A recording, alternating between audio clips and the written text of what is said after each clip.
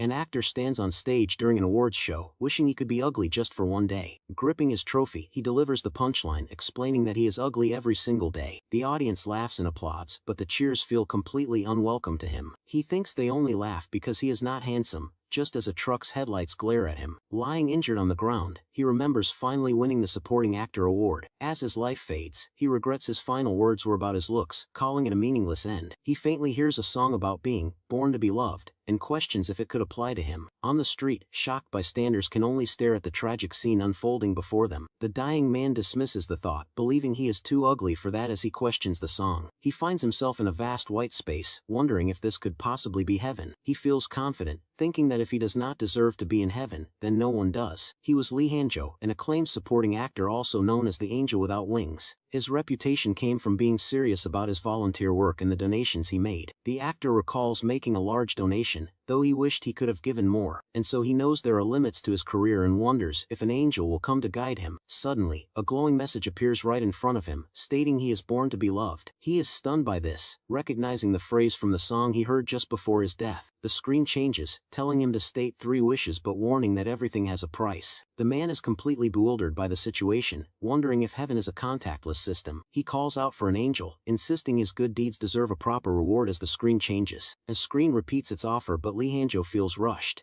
He knows a chance to be reborn is rare, but the system's warning about a price still lingers. He considers the consequences, accepting that nothing in life is free. Undeterred, he decides it is worth the risk to make his wishes anyway. A confident smile spreads across his face as he contemplates the 3 wishes he is about to make. For his first wish, he audaciously asks for a quintillion wishes, questioning why he should settle for only 3 when anything can be granted. And so the system responds, explaining that in exchange, the law of causality will be adjusted as the price for his good deeds. The message is clear. He becomes worried, feeling like he just stepped on a landmine. He decides he needs to be cautious with his remaining wishes to protect himself, and his second wish is for good health. He holds up 2 fingers, understanding that physical well-being is the foundation for everything else in life. He then turns his attention to his third and final request, the one that he desires more than anything else. With a slight blush, he makes his most heartfelt wish to be reborn as a conventionally handsome man. He dreams of playing lead roles and giving back to those in need.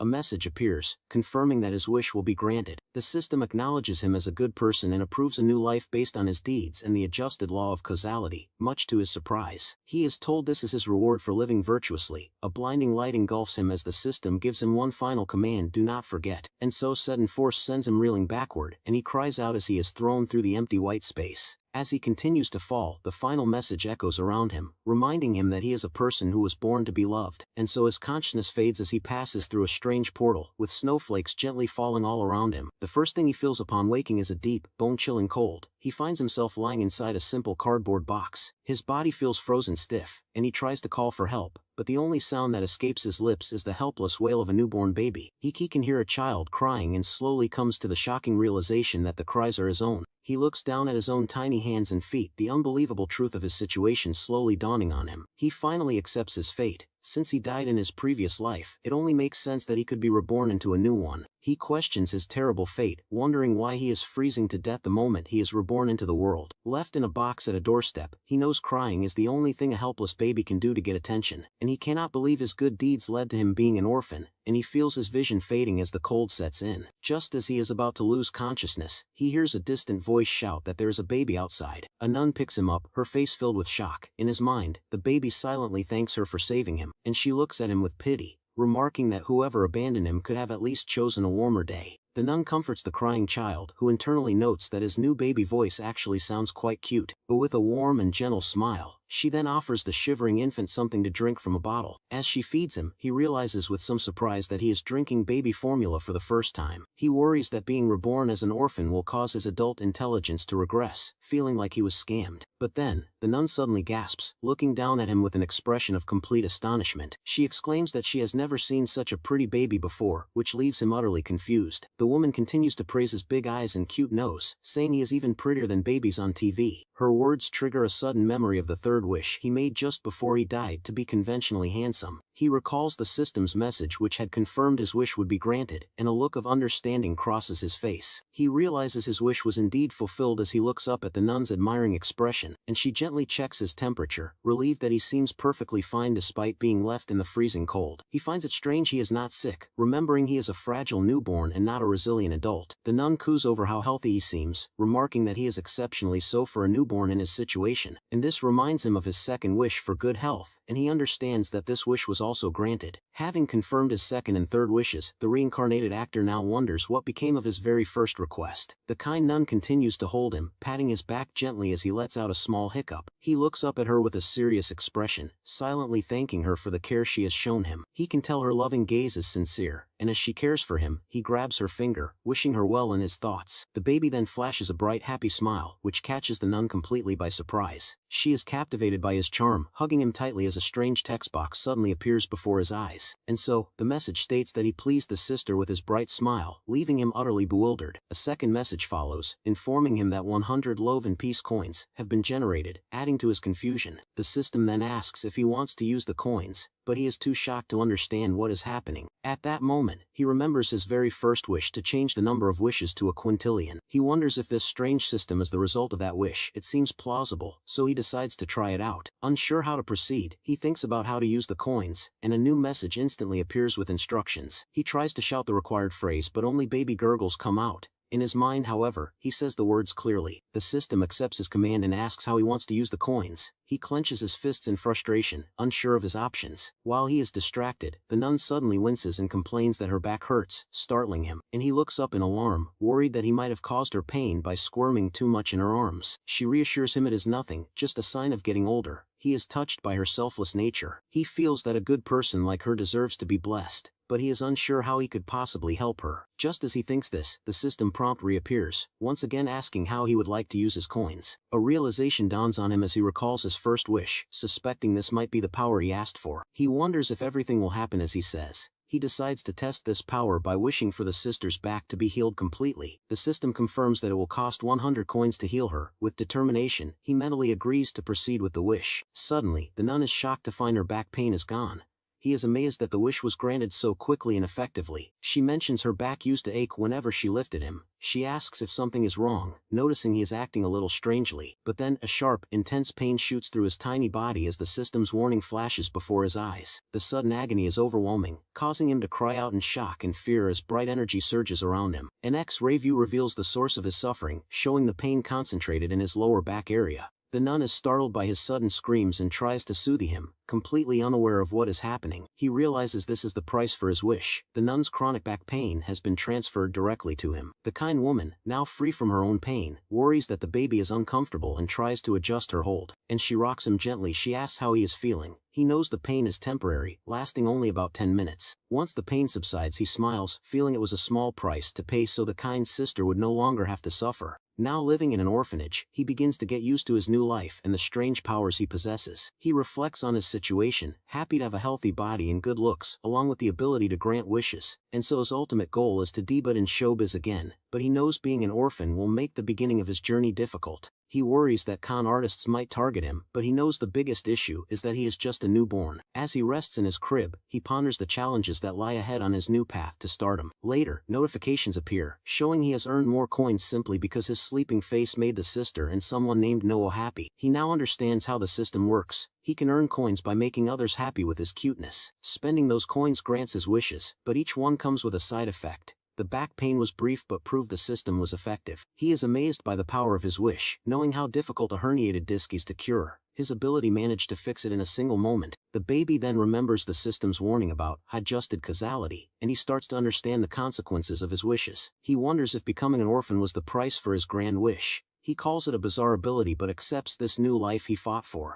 Despite the strange circumstances, he reminds himself that he is at least handsome and healthy, which is a good starting point. The child is filled with determination, vowing to become a lead actor in this life and star in every single blockbuster movie. As he kicks his legs with excitement, a nun walks by and assumes the little one is just waking up from his nap. She lifts him from the crib, and he is surprised that she seemed to understand his movements so easily. The sister then shows him a small metal tag, explaining that his name Gangja was written on it when he was found. He stares at the tag where the name Gangja is clearly engraved, questioning if this is truly his new identity. The baby silently processes this new information, trying to accept that this is now his name in this new life. A shocking realization suddenly hits him. His name is the same Unja, from the famous ancient saying by Confucius. A comical image of the philosopher flashes in his mind as he processes the old-fashioned name he has been given. The nun says the family name is rusted, suggesting they can give him a new one. The baby, however, looks very unamused. She then looks at him with a gentle expression, saying she is sure he will be adopted by wonderful parents soon. He immediately understands she is talking about adoption and begins to seriously consider what his future might hold. And so the timing is important, but he knows that the kind of parents he ends up with will be the most critical factor. He thinks about people who adopt for selfish reasons and decides staying at the orphanage is a much safer option for now. The baby babbles and holds the nun's finger, thinking to himself that she is a truly good person who deserves happiness. He decides to use his coins to help her. A notification appears, stating the sister is happy hearing his cute babbling. As she holds him close, the system awards him one more love and peace coin for making the kind woman happy. He notices the coin reward has shrunk significantly and considers saving his coins for a bigger purpose. The nun affectionately calls him cute, but he pushes aside his hesitation, determined to help her. He points his finger, activating the system, which asks how he would like to use his coins. The baby babbles with a determined look, mentally wishing to make the kind sister completely healthy. However, a red notification immediately appears, informing him that he does not have enough coins for the wish. The system then explains that it costs 1,000 coins, a huge jump from the 100 it took to heal her back. This makes him wonder if her health is truly in bad shape, and he realizes he needs a new strategy to save coins. He decides the only way to earn more is to be overwhelmingly cute to generate more love and peace.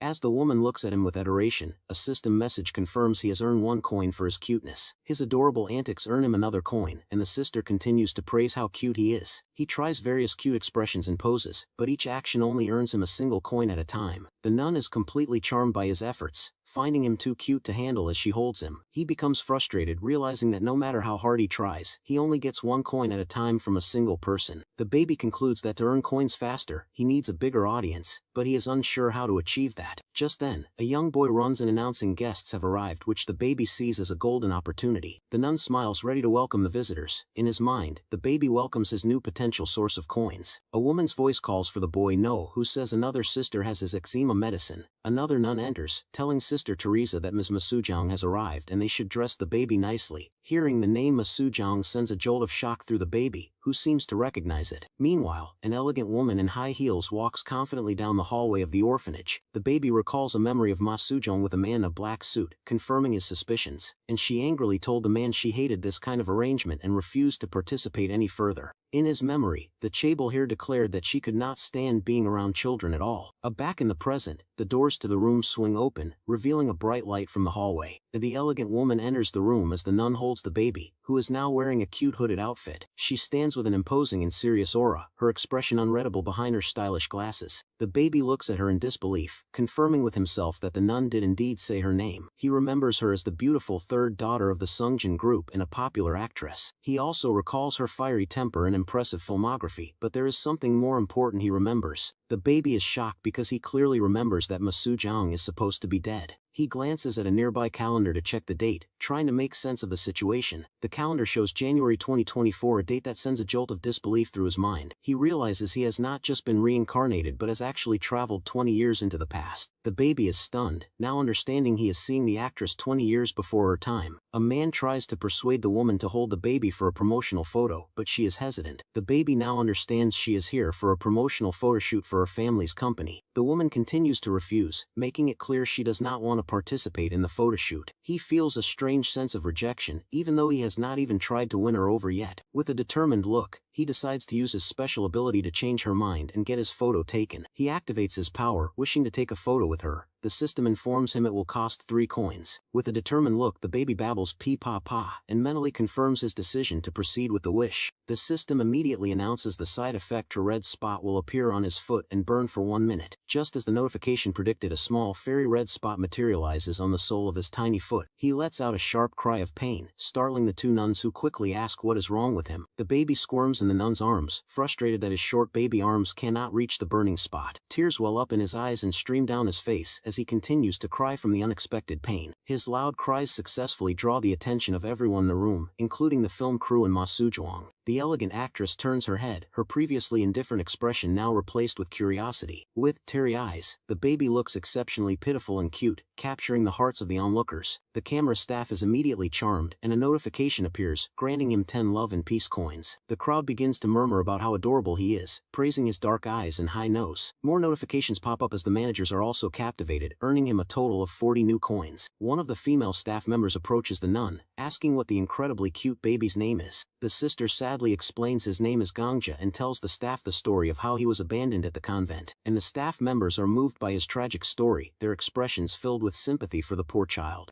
The baby knows that to make the tragedy more impactful, he needs to act bright and cheerful. He starts babbling and waving happily at the audience, his cheerful demeanor contrasting with his sad past. The staff is deeply touched by his resilience, and he earns a massive 50 coins from each of them. The baby's plan works perfectly, as he successfully manipulates the emotions of the entire room. Masujang, who has been quietly observing the scene, thoughtfully repeats his name to herself, and he is confident that his good looks have even managed to captivate the usually aloof Ma Sujuang. The actress hesitates, worried the baby will cry if he sees her, but the nun assures her that he is a gentle child. The baby reaches out and grabs her dress, thinking to himself that this is all for the convent's promotion. He flashes a bright, winning smile, mentally urging the actress to give him the coins he has been working for. The nun happily points out that the baby seems to like her, but the actress is still skeptical. She says that all babies hate her, recalling how her own daughter would cry whenever she held her. The sister points out that this baby is smiling and reaching for her, encouraging her to give it a try. The woman slowly and nervously extends her hands, unsure of what to do with the small child, and so, her movements are stiff and awkward as she prepares to hold a baby for the first time in a long while. She fumbles with him for a moment, clearly uncomfortable and out of her element with the small child. He gives her a reassuring smile and a cute babble, letting her know that he will not cry. A strange feeling washes over the actress as she looks down at the happy baby in her arms. Her expression softens and a light blush appears on her cheeks as she is unexpectedly charmed by him. She quickly asks for hand sanitizer, much to the confusion of the nun, but she insists. After cleaning her hands, she gently lets the baby hold her finger, a small smile playing on her lips. She is completely captivated, exclaiming how cute he is. She asks his name, which the baby finds a bit strange. The woman is even charmed by his name, cuddling him close and calling it pretty as well. The baby is a bit bewildered by her sudden change of heart, wondering if this is what people call baby therapy. He then remembers his main goal and subtly tries to remind the actress about the coins he is expecting.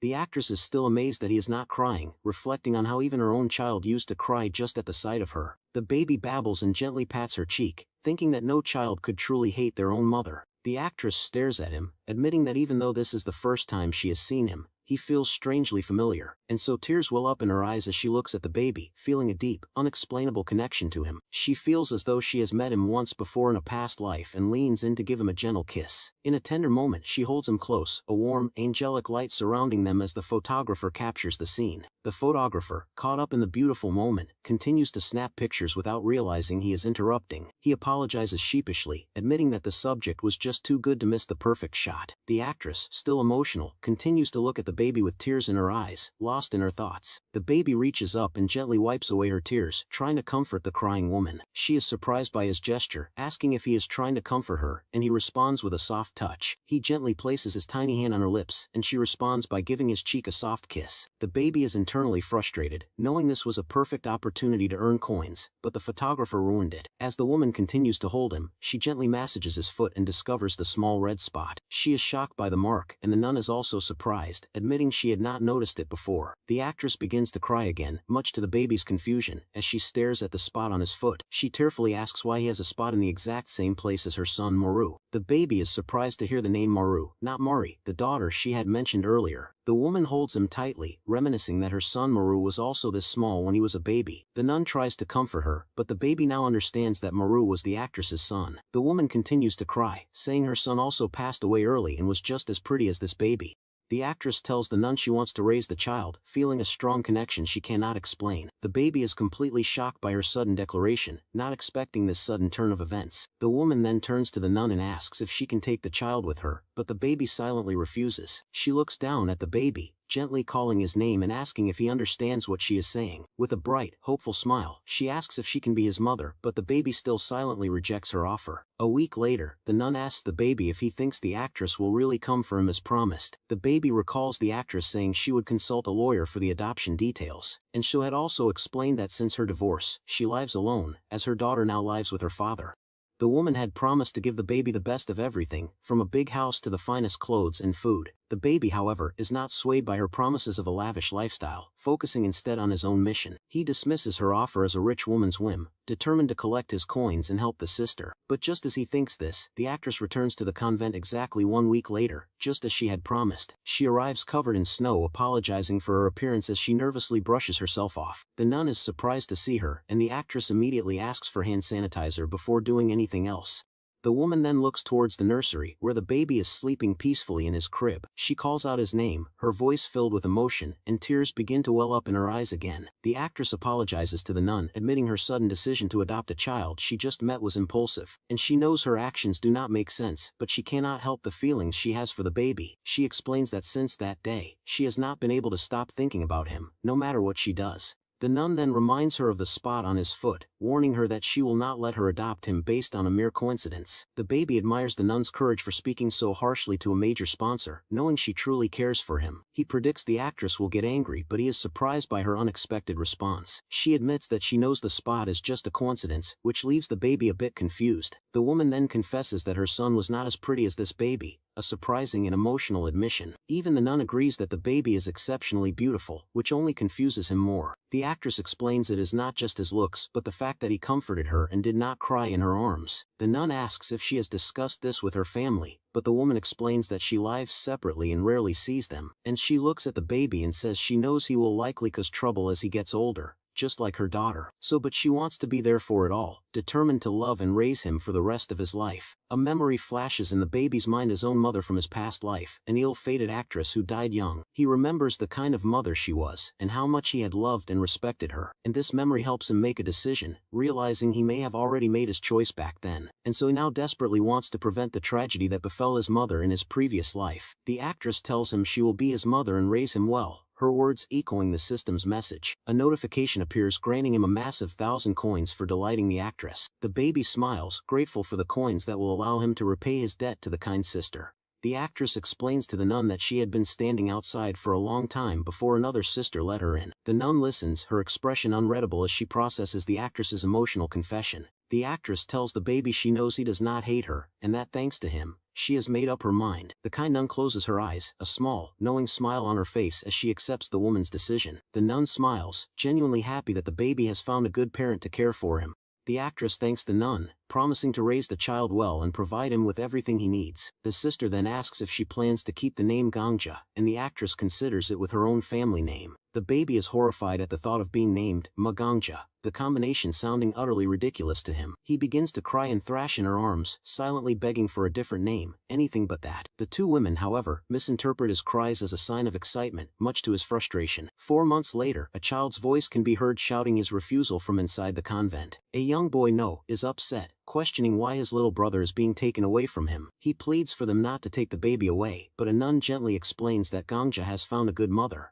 The boy is heartbroken, crying that he will never be able to see his little brother again. The baby remembers that it was this boy who had found him and saved his life that cold winter day. He decides to use his coins to help the boy, wishing for him to be healthy for his entire life. The system confirms the wish will cost 30 coins, and the baby mentally agrees to proceed. As a side effect, tears will stream down his face for the next 3 minutes, making him look even more pitiful. The actress and the nun are surprised by his sudden tears, as he rarely cries. The boy approaches, telling the baby to remember him as his older brother, and promises they will always be family. The baby notices the boy's eczema has not fully healed, but he is glad the child is at least well fed. He silently promises to never forget the boy who saved him and vows to find him again once he becomes a top star. He then turns his thoughts to the nun, wishing her a long and healthy life so she can continue to help other children. He uses his remaining coins to make the sister healthy, but the side effect is that he will fall down every 10 steps for the next year. He accepts that everything comes with a price, but he is still frustrated by the constant side effects. The baby waves a small goodbye to the convent, and the actress asks if he is saying farewell. The nuns and No wave back, wishing him happiness as he leaves for his new life with his new mother. The actress holds him close as they walk away, a silhouette against the bright sky, ready to start their new life together. He is impressed by the super expensive foreign car waiting for them, a clear sign of his new family's wealth. He is even more amazed by the high-quality car seat, a level of luxury he has never experienced before. The actress smiles, promising that her new son will always have the very best of everything from now on. The baby is determined to earn more coins and decides it is time to use his charms to show his filial piety. He babbles and reaches for her, activating his power to make a wish for his new mother's health. A red notification appears informing him that it will cost a staggering 30,000 coins to make her healthy, and he is shocked by the astronomical number, wondering if his new mother neglects her health because of her wealth. He is filled with worry, realizing he cannot live without his mother now that they are a family, and so he hopes there will be a large audience at her house that he can charm to earn the coins he needs. Upon arriving, they are greeted by an older woman, the matriarch of the Sungjin group, and his new grandmother. The baby is dressed in an adorable bear costume, but his new grandmother coldly refers to him as that thing. He is shocked and offended by her callous words, a fiery anger building up inside him.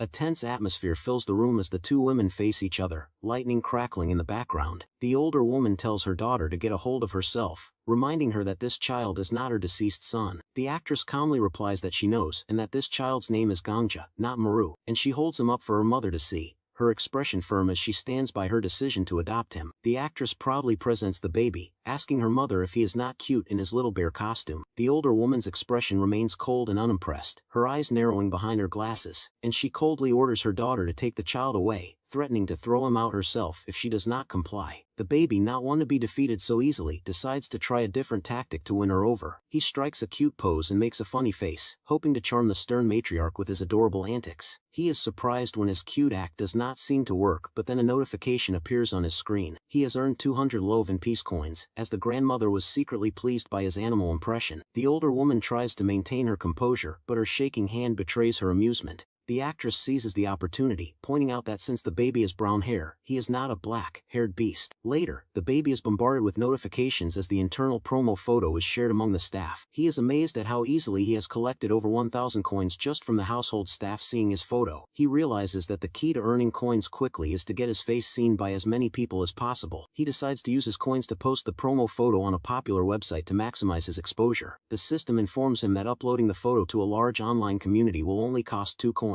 He eagerly agrees, striking a pose as he confirms his decision to proceed with the wish. The side effect is that for 1 month, his mother's personality will become more bold and brazen. The news of the adoption has spread, and rumors are flying about the actress and her new son. A maid tries to comfort the actress, telling her not to worry about the malicious gossip. Another maid reminds her that she is used to being criticized, but the actress is more concerned about her son, and she declares that she will not let her son be dragged down by her reputation and insulted because of her. The maid nervously asks the ass what she plans to do about the rumors, but the actress is unfazed. With a confident smirk, she declares that she will fight back against the malicious gossip. The baby is inspired by her fighting spirit and decides to help her by using his special ability. He wishes for paparazzi photo of his mother, and the system confirms it will cost 200 coins, and the side effect is that for the next 3 minutes, he will throw anything he touches, which he thinks is an easy price to pay. And so his mother then hands him a small toy, unaware of the side effect that is about to take place. He immediately throws the toy across the room, much to his mother's and the maid's surprise.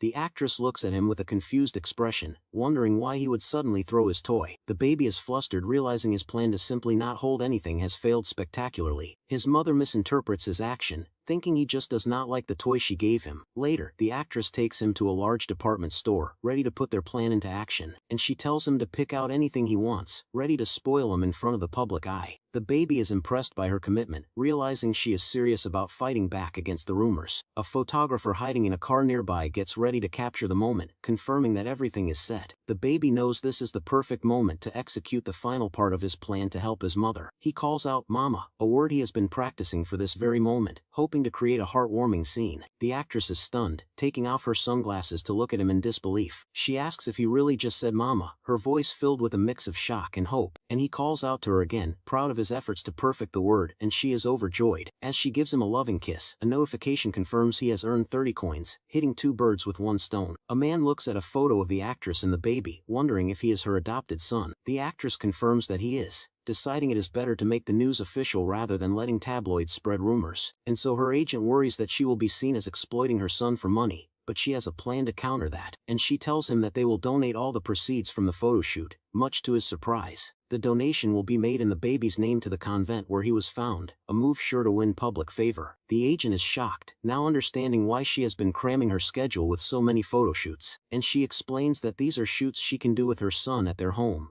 keeping him comfortable. The concept for the main photoshoot is the daily life of an actress mom, a wholesome and relatable theme. A nanny plays with the baby on set as the photographer complains that they were forced to go along with the actress's idea. He admits that she is overwhelmingly beautiful in person, but her perfection feels almost unnatural. He worries that shooting with a baby will be difficult, fearing he might cry and ruin the photos, and so he knows that even the actress's patience will be tested, and he sees the shoot as a celebrity selling out her adopted kid. His assistant agrees, and the photographer complains about his job, feeling uninspired by the setup. Just as he is complaining, the baby calls out "Mama," and the actress's expression immediately softens. She greets him with a bright, loving smile, her entire demeanor changing as she interacts with her son. The photographer and his crew are completely stunned by her genuine and heartwarming expression, and they are amazed at how natural and loving she is with the baby, looking like a real mother and son. The photographer is instantly inspired, realizing this is a shot he absolutely has to take. He yells for the shooting to start immediately, ready to capture the beautiful, authentic moment.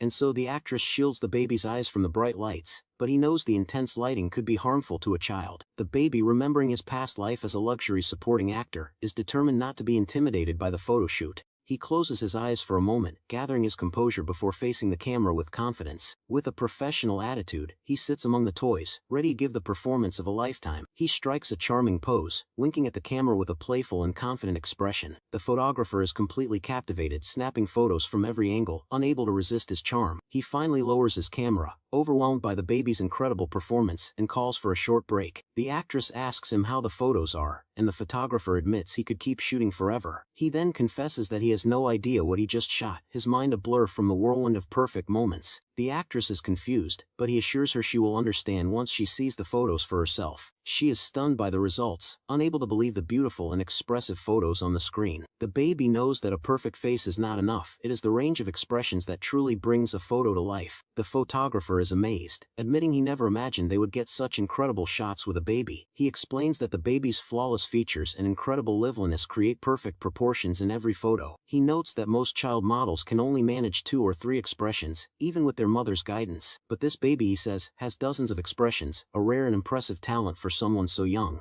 And the photographer declares he would bet his career on the baby's talent, calling him a genius. And the actress knows the photographer rarely gives compliments, so his high praise carries a lot of weight. He confidently states that once the magazine is released, the whole world will agree that the baby is a face genius. The magazine sells out completely, requiring an emergency reprint to meet the overwhelming demand. News of the photo shoot and the actress's generous donation spreads like wildfire, leading to a revaluation of her public image. The actress's manager, Lee Mi-jin, bursts in, reminding her that they have to seize the opportunity while the tide is high, and she pulls the exhausted actress along, telling her they have to move quickly as their schedule is piling up. The actress complains that she is dying from exhaustion, but her manager reminds her that this is a golden opportunity. She cries that she is too busy and does not even have time to see her son, showing her manager a video of him. In the video, the baby is asked if he has anything to say to his mommy, and he sweetly calls out for her. The actress is heartbroken, pleading with her manager to let her see her son, who is growing up so fast. She shows the manager another video of the baby, asking how anyone could resist such a cute child. This finally breaks the manager's resolve, and the actress runs off to see her son, leaving her manager behind. She explains that her son has called for her 4 times, and she cannot ignore his pleas any longer. And she runs into a man on the street and begs him to let her go home, but he tells her it is not possible.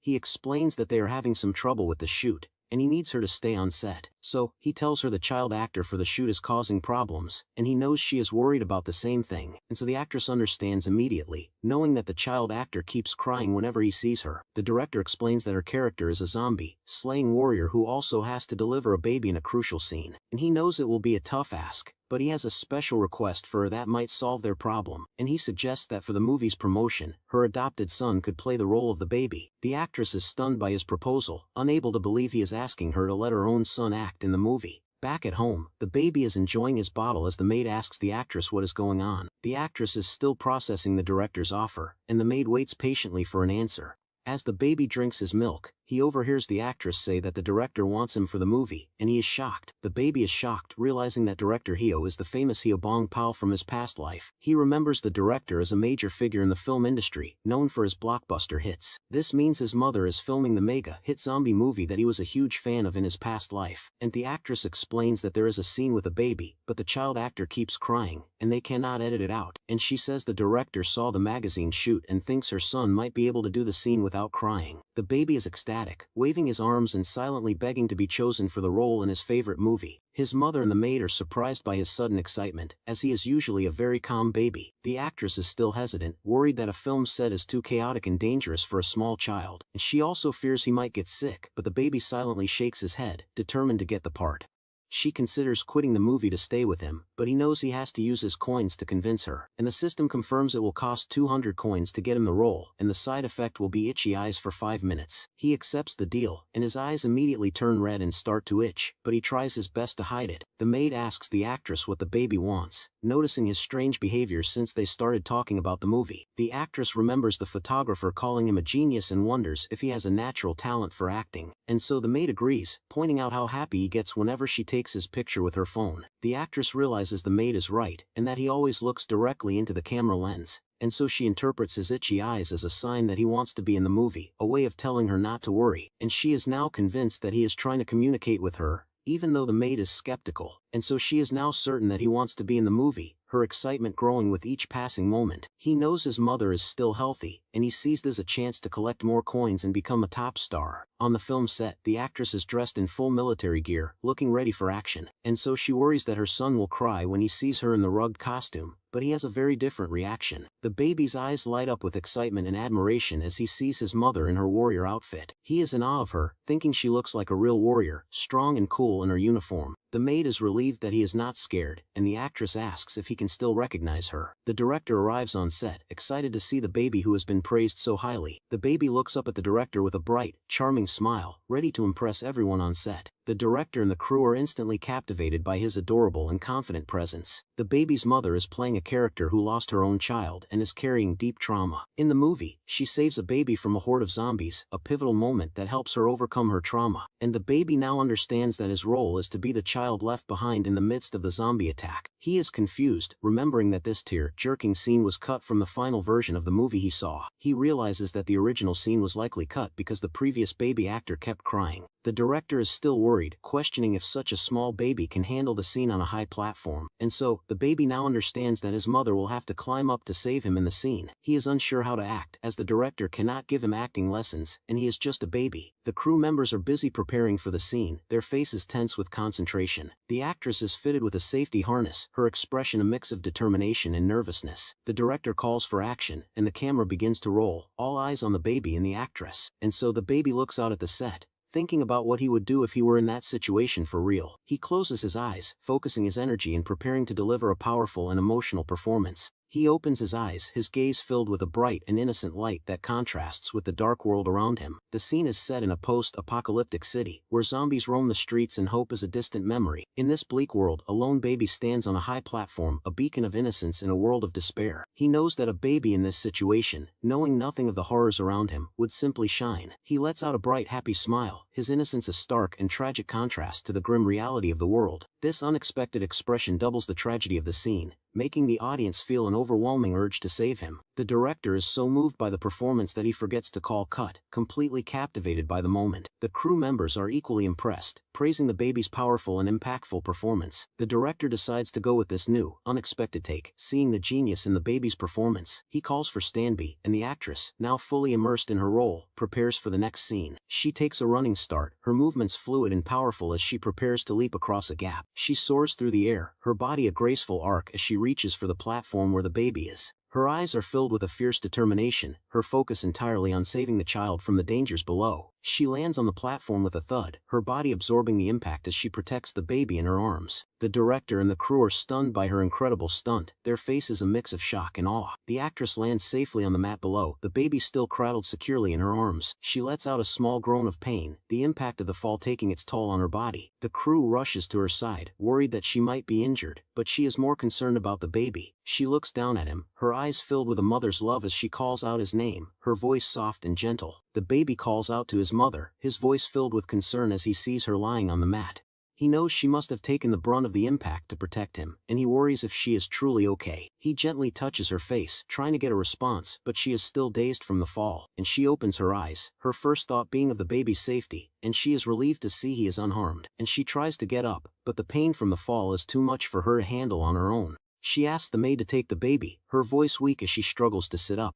He feels a pang of guilt, knowing that she was injured because she was protecting him during the stunt. He decides to use his coins to help her, determined to heal her injuries and ease her pain. He wishes for his mother's injuries to be healed, and the system confirms it will cost 5,000 coins. The side effect is that he will cry for 10 minutes, and the system warns him to be cautious of dehydration. The actress suddenly feels a surge of energy, her pain and injuries miraculously disappearing. She is confused by the sudden recovery, unsure of what just happened to her body. She sits up, her body feeling completely fine, as if the fall had never even happened. The baby watches her, relieved that his wish worked and she is no longer in pain. The crew members ask if she can move her arm, and her manager rushes to her side, full of concern. She smiles, assuring everyone that she is fine, but they still urge her not to push herself too hard. Her first thought is of the baby, and she quickly looks around to make sure he is still safe. The crew parts like the Red Sea, revealing the maid holding the baby, who is now crying from the side effect. He is wrapped in a warm blanket, his face streaked with tears as he endures the 10-minute crying spell. His eyes are filled with a mix of sadness and relief, grateful that his mother is safe, even if it cost him a few tears. The actress and the director are surprised by the baby's sudden outburst of tears. He cries loudly, his small body trembling as he endures the side effect of his wish. The maid explains that he is not the type to cry like this, and the actress worries she has scared him, and she apologizes to him, feeling guilty that she might have startled him with her sudden fall. He feels powerless, realizing that if it were not for his coins, his mother would have been badly hurt because of him, and she comforts him, assuring him that she is right there with him,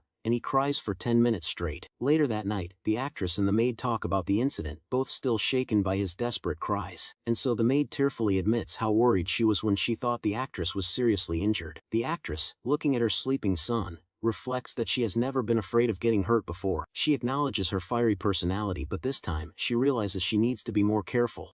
The thought of getting hurt and making her baby cry is a new and powerful deterrent for her. She knows that her son only has her, and she feels a deep sense of responsibility to protect him, and she watches him sleep, admitting that her back was in a lot of pain after the fall. But she says that when she saw him crying, her own pain seemed to disappear, as if by magic, and she wonders if her maternal instincts are kicking in, a new and unfamiliar feeling for her. And she reflects on her past, regretting that she did not try to understand her own daughter better. The maid asks what she means, and the actress begins to open up about her daughter Mori. She admits it is still a painful memory, but she knows that no matter what, she is still her mother, and she recalls how she was more worried about her daughter getting a fever from crying than her own feelings. The actress tells the maid that a mother's love is unconditional, a lesson she is only now beginning to understand. The maid comments on the daughter's hot temper, and the actress wryly admits she does not know who she takes after, and she then admits to herself that her daughter takes after her, and she resolves to try and contact her again. A memory of her young daughter Mari flashes in her mind, a sad reminder of their strained relationship. The grandmother, meanwhile, tells the maid that the baby is no help to her daughter and that she needs to throw him away. She warns the baby not to think he can stay just because of his cute face, but he is unfazed by her threats. She threatens to kick him out herself when the time comes, her words a stark contrast to her gentle hold, and she says she needs to get rid of him before she gets too attached, but her actions betray her words.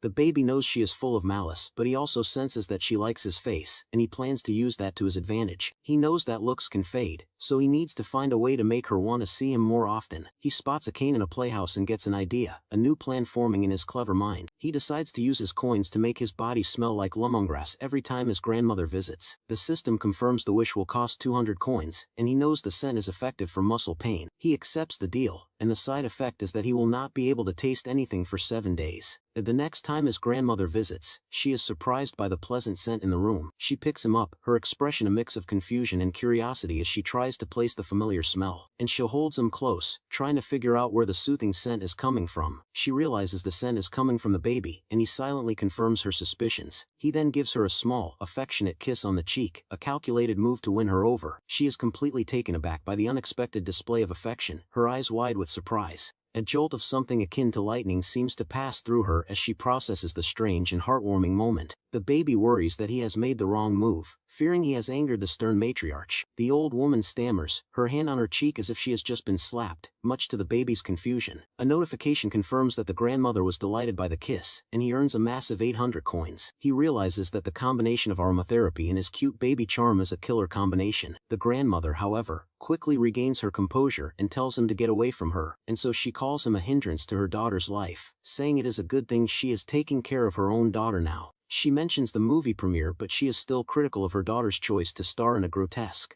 zombie film. The baby is surprised to hear that the premiere is so soon, a sign that time is moving quickly. Just then, a maid announces that the actress has arrived, and the grandmother's demeanor instantly changes. She gently places the baby on the sofa, a move that he knows is a sign of her trying to hide him, and she orders the maid not to tell her daughter she was there, her voice firm and commanding. That the baby thinks she is being dishonest, wondering why she would not want to see her own daughter. Just as the grandmother leaves, the actress bursts in her face alight with a bright, happy smile. She scoops him up in a big hug, telling him how much she has missed her little angel. She holds him close, her voice soft and loving as she asks if he was a good boy while she was away. The maid reports that the baby is healthy and has been eating and playing well, much to the actress's relief, and she is so happy that he is healthy that she decides to bring him to her movie premiere the next day. 3 hours before the premiere, the baby arrives, dressed in an adorable polar bear hoodie. The director and the actress are both charmed by his cute outfit, calling him a hot celebrity, and the director tells the actress that another director asked him how the baby managed to smile so brightly during the bleak scene. He admits that the baby's performance is a hot topic of conversation, and the actress agrees that his scenes are the funniest. So, the director notes that while the scenes were not originally important, the baby's smiling made them more substantial. He praises the baby's bold and innocent performance, saying it seemed almost like intentional acting. The baby is a bit flustered by the director's sharp observation, realizing he might have been too obvious. The director says that if the baby really was acting, he would be a genius, but he dismisses the thought. He calls the baby a scene stealer and gives him a high five, praising his well-done performance. In the waiting room, the staff goes over the plan for the premiere with the maid and the actress.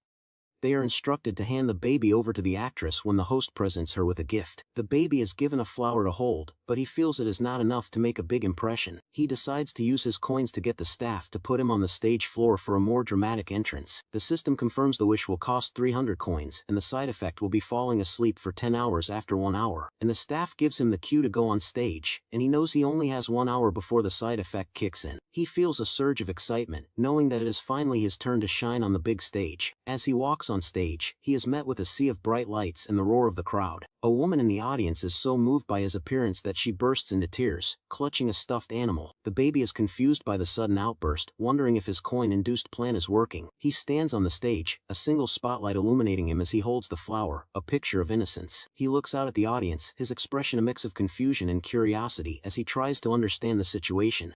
The actress and the director are both surprised to see him on stage, calling out his name in a mix of shock and worry, and so he silently tells his mother to stop, determined to walk to her and create a heartwarming moment. He takes a deep breath, encouraging himself as he prepares to take his first steps in front of the large crowd. He takes one wobbly step, his small body trembling with the effort of balancing on his own 2 feet. He takes another step, his determination pushing him forward as he makes his way across the stage. With extreme baby steps he walks towards his mother, his small face a mask of concentration. The photographers are in a frenzy, snapping pictures of the incredible moment as the audience gasps in amazement. And he has already taken more than 10 steps, but the stage seems to stretch on forever, a daunting challenge for his small legs. He knows this is the first time his mother is seeing him walk, and he hopes she is proud of his efforts. He remembers the side effect of his wish to heal the nun, the curse of falling every 10 steps. He finally reaches his limit and falls to the ground, his small body a heap on the stage floor. The audience gasps, worried that he is about to cry, their faces a mix of concern and anticipation. He pushes himself up, his small legs trembling as he gets back on his feet, determined to continue, and the audience is amazed by his resilience, cheering him on as he stands up and continues his journey. And he smiles, knowing that everything is going according to his plan, and he calls out to his mother.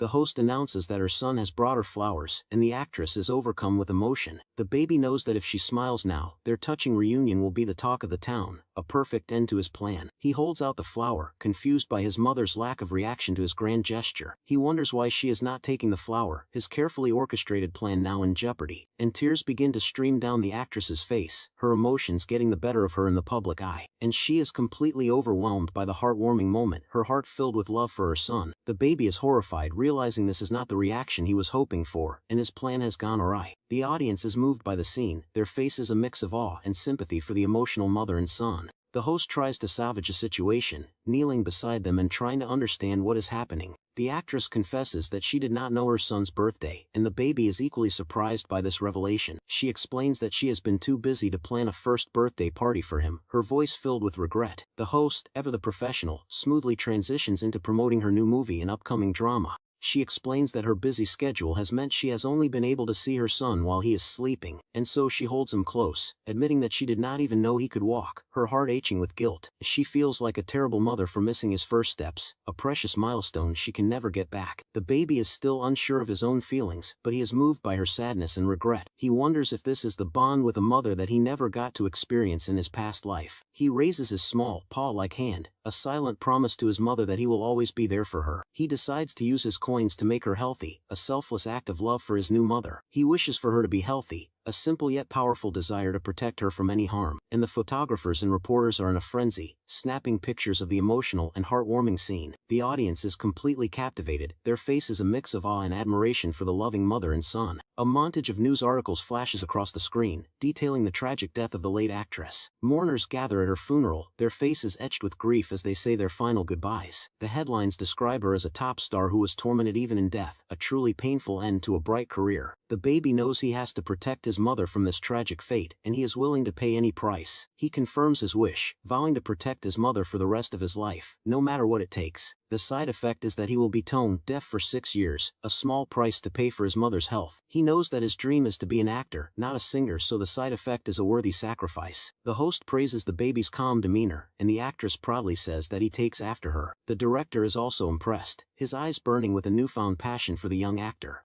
He admits that he has been wanting to work with the baby since the last shoot, seeing his immense potential, and he tells the actress that they might meet again in the next project, a clear sign of his interest. The actress, however, gives a noncommittal response, her expression making it clear she is not interested. She knows the director will continue to produce hit after hit, and she is not about to let her son be overworked. The baby, however, would be grateful for the opportunity to work with such a renowned director. The actress notices her son looks sleepy, and he knows it is the side effect of his wish finally kicking in. The world goes black as he falls into a deep sleep, the price for his grand plan finally paid. A reporter announces the sensational preview screening of the new zombie movie, a huge success. Back at home, the baby is watching the news, monitoring the public's reaction to the movie. The movie is a spectacular hit, with positive reviews pouring in even before its official release. The baby points at the screen, excited to see the results of his hard work and clever planning. An interviewer explains that the movie is about ordinary people trying to maintain their humanity in a zombie-infested world. He then asks the cast if there were any unforgettable episodes during the shoot, looking for a good story. An actor reveals that the actress almost got hurt during a wire action scene, a moment that had everyone on edge. News headlines flash across the screen, detailing the near accident and the actress's bravery.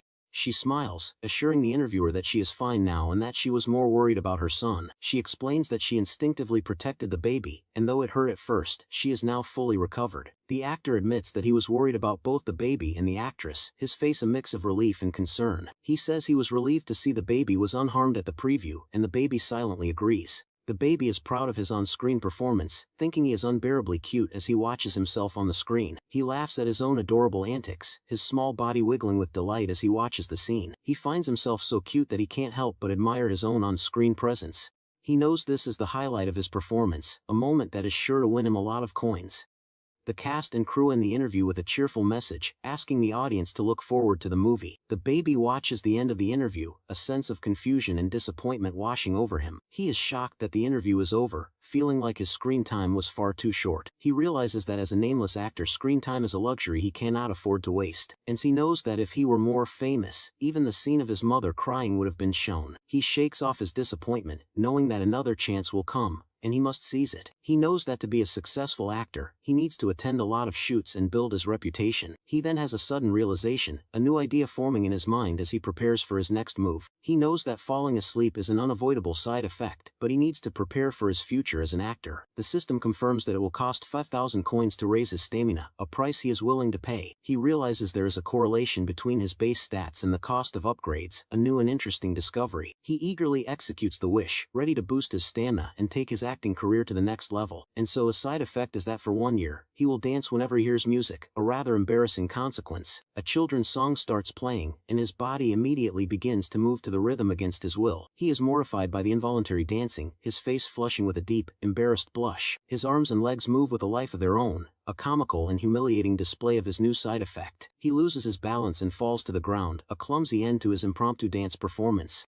The song ends, and he is relieved that it was just a short commercial, but his ordeal is not over yet. He quickly changes the channel, hoping to find something without music, but his luck runs out. A music show appears on the screen, and his body once again begins to dance to the beat of a pop song. He struggles to keep his balance, his small body a whirlwind of awkward and involuntary movements, and so his mother and the maid are amused by his strange bouncing, completely unaware of his inner turmoil. He silently pleads for a savior to break the spell, and the maid comes to his rescue, turning off the TV. She is confused about how the TV even got turned on, but she is more concerned about the baby. She notices he is sweating and decides to change his clothes, or maybe even give him a bath, and he is exhausted from the dancing, his small body shaking with the effort of fighting his own movements. He calls out for water, his throat dry and his body dehydrated from the unexpected workout. The maid is surprised by his sudden request, but she quickly gets him a drink, a look of concern on her face. He tries to speak but only desperate gasps come out, his throat too dry to form words. He cries out, his small hands reaching for a drink, his body screaming for hydration. He is shocked that he has spoken out loud, a feat he did not think was possible for a baby. The maid is equally stunned, her eyes wide with disbelief as she hears him speak for the first time, and so she rushes to his side, asking him what he said, her voice a mix of shock and excitement. He raises his small hands, his baby instincts taking over as he reaches for what he wants. He speaks again, his voice clear and articulate as he asks for water, a simple yet powerful request. The maid is overjoyed, scooping him up in a big hug, her heart filled with a mix of shock and delight.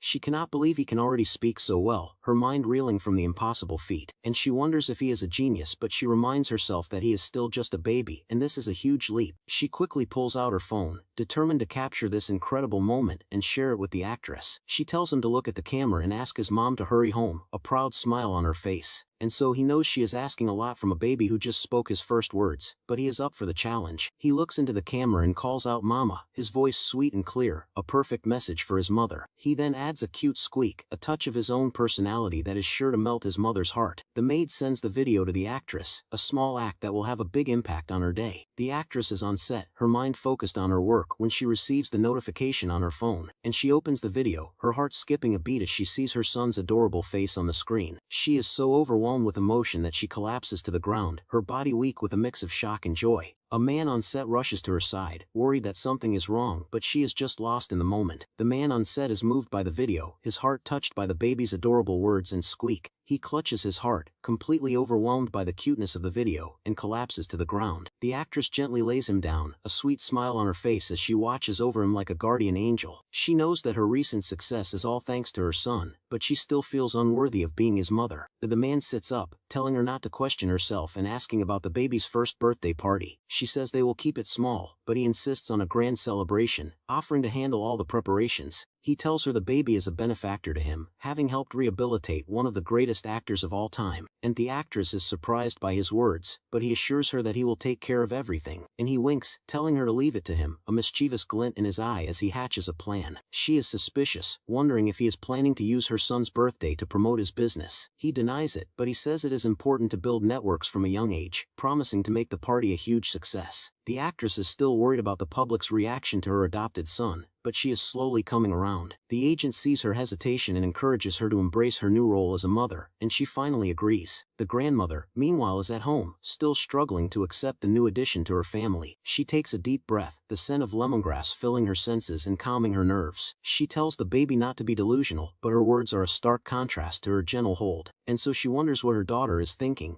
And she is still critical of the grand birthday party plans, and she knows her daughter has invited everyone from the entertainment industry, but she has not said a word to her own family. She looks down at the baby, a small smile playing on her lips as she senses his desire to be at the party. The baby knows that she secretly wants to come, and he is determined to make it happen, no matter what. He knows that his first birthday party is a huge opportunity to make connections and become more famous. The baby is excited, knowing he has been building up his stamina for this very day, and he is ready to shine. He calls out to his grandmother, his voice filled with a mix of excitement and affection as he wraps her in a hug. The old woman is completely stunned by his words, her mind struggling to process what she has just heard. He repeats himself, his voice sweet and clear, a calculated move to win her over and cheer her up. He is lifted into the air, his small body a bundle of excitement as he is held by his surprised grandmother. She looks down at him, a mix of shock and confusion on her face as she asks if he is calling her grandmother. She then asks the logical follow-up question, wondering who his grandfather is if she is his grandmother.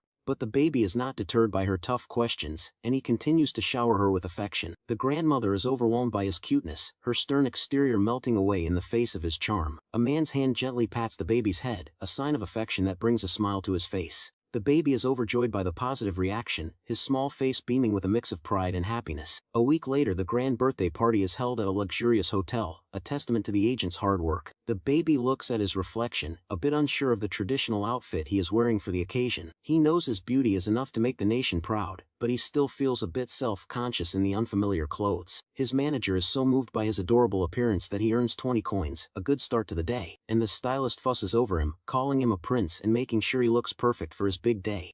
He knows that today is the day he will surrender to the pouring coins, ready to charm everyone in attendance. His mother arrives, her face alight with a bright, happy smile as she sees her handsome son. She declares that today, he is the main character, and he is ready to take center stage and steal the show. He notices that his mother is not wearing a traditional hanbok, a deliberate choice to make him stand out even more. The maid rushes in, a look of urgency on her face as she calls out to the actress. The baby is confused by her sudden entrance, wondering why she is in such a hurry on his special day. She shows them a small, expensive-looking ring that she found in the baby's cradle, and the actress is surprised, wondering if someone from her mother's side of the family could have sent it. The maid reminds her that she cannot afford such a luxurious gift, and the actress agrees. The actress knows there is only one person who would do something so extravagant and secretive, and she is still hesitant to believe it, but she knows the gift was not meant for her, but for her son. She smiles, realizing that her mother's cold exterior is just a facade, and she truly cares for her grandson. She is a bit disappointed that her mother stole the thunder of being the first to congratulate him, but she is still happy, and she looks at the photos of her and her son, her heart filled with a deep and profound sense of gratitude. A man and a woman arrive at the party, their faces alight with excitement as they call out to the actress. She greets them, and the baby recognizes the man as the president of his mother's agency. The baby is surprised to see the famous President CEO in person, a man he has only heard stories about. The president is charmed by the famous baby, his eyes filled with a mix of awe and admiration. The baby, however, is not impressed by the man's overly friendly demeanor and hides his face. The president's wife is also there, her expression a mix of amusement and exasperation at her husband's antics. The actress greets a few more guests, her smile warm and welcoming as she enjoys her son's special day. Two young girls in matching yellow dresses stare at her, their eyes wide with a mix of awe and curiosity. The girls are captivated by the famous actress, their small faces a mask of wonder as they see her up close. The actress greets the twin girls, her voice soft and friendly as she tries to make them feel comfortable. The girls are amazed that he can talk, and they are charmed by his tiny size, calling him a doll. And so, they beg their mother to let them take him home, their faces a mix of excitement and adoration. Their father is embarrassed by their outburst, but the actress finds their enthusiasm amusing, so the president jokes that his daughters should have taken after their father, a playful jab at his wife.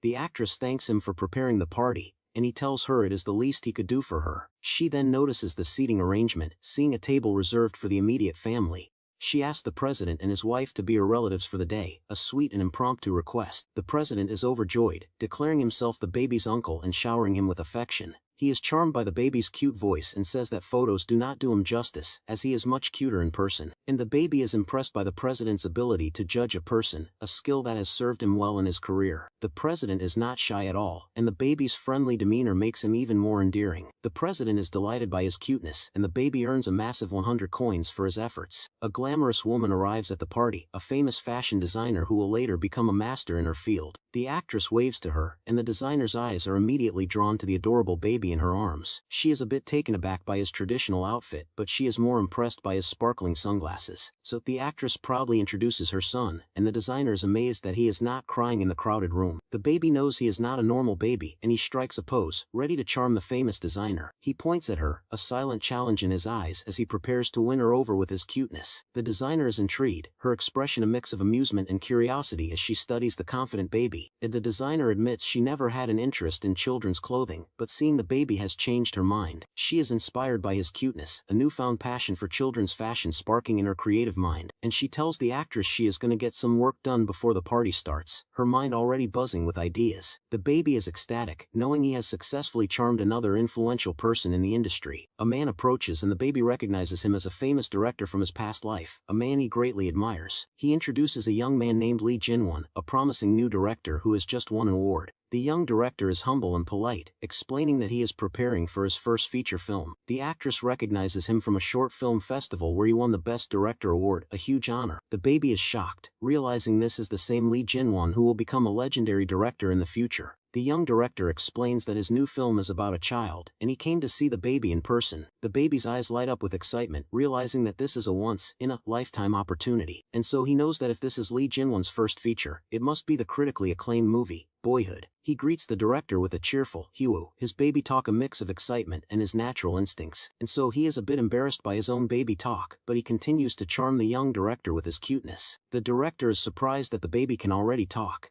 and the actress proudly says he is an early talker, and so he mentions that he has heard about the baby, and he is impressed by his advanced development. The baby looks up at the director, his heart filled with a mix of awe and admiration for the future legend. The director's gaze is intense, his eyes filled with a mix of curiosity and a deep, creative passion. The baby can feel the director's artistic energy, a powerful and inspiring force that fills the room. The two of them lock eyes, a silent understanding passing between them as they recognize a conjured spirit. The young director is a bit flustered, his shyness a stark contrast to his confident creative vision, and he is surprised by the actress's request, but he quickly regains his composure and agrees to give her his card. He quickly jots down his number on a piece of paper, his hand a blur of motion as he writes, and so he hands her the paper, telling her that he would like her son to be the star of his first film. The actress and the baby are both stunned by his offer, their minds reeling from the unexpected proposal. She is hesitant, knowing that her son is still so young, but the director is persistent. He tells her that he feels it has to be this child, and he is even willing to change the script to make it work. The baby is overjoyed, realizing that he has just been offered the lead role in a future masterpiece. He declares that his old birthday is meaningless, and from now on, this day will be his new birthday. The host announces that it is time for the main event, the baby's first birthday celebration. The baby claps his hands with excitement, his face alight with a bright, happy smile. A woman in a cute bear mask watches him, her heart filled with a mix of awe and adoration. The audience cheers, their faces a mix of excitement and anticipation for the main event. The host announces that it is time for the jabi, a traditional first birthday fortune-telling ritual. The baby looks at the selection of objects, a mix of confusion and disappointment on his face. He knows he is an actor, and he is unsure of what he is supposed to grab from the random assortment of items, and his mother asks what he will choose, but he is at a loss, his mind a blank as he stares at the objects. He silently tells his mother that there is nothing for him to grab, a sense of panic rising in his chest. He knows he has to grab something, but he is unsure of what to choose, his mind racing with possibilities. He scans the table, his eyes darting from object to object as he tries to make a decision. He has a sudden realization, a brilliant idea forming in his mind as he looks at the table of objects. He knows that in times like these, there is always a way out, a clever solution to any problem. He points his finger, his eyes fixed on a target that is not on the table, but in the audience. He points to the woman in the bear mask, his voice clear and determined as he makes his choice. The woman is surprised, pointing to herself as she asks if he is really choosing her. The actress gently tells him that he cannot pick a person, but he is not to be deterred. He insists that he is not picking a person, his eyes still fixed on the woman in the mask. She takes off her mask a bit confused, and asks if he is talking about the mask she is wearing. She places the mask on the table, and he immediately reaches for it, his small hands grabbing it with a sense of purpose. He hugs the mask tightly, his small face a mask of determination as he makes his choice clear to everyone.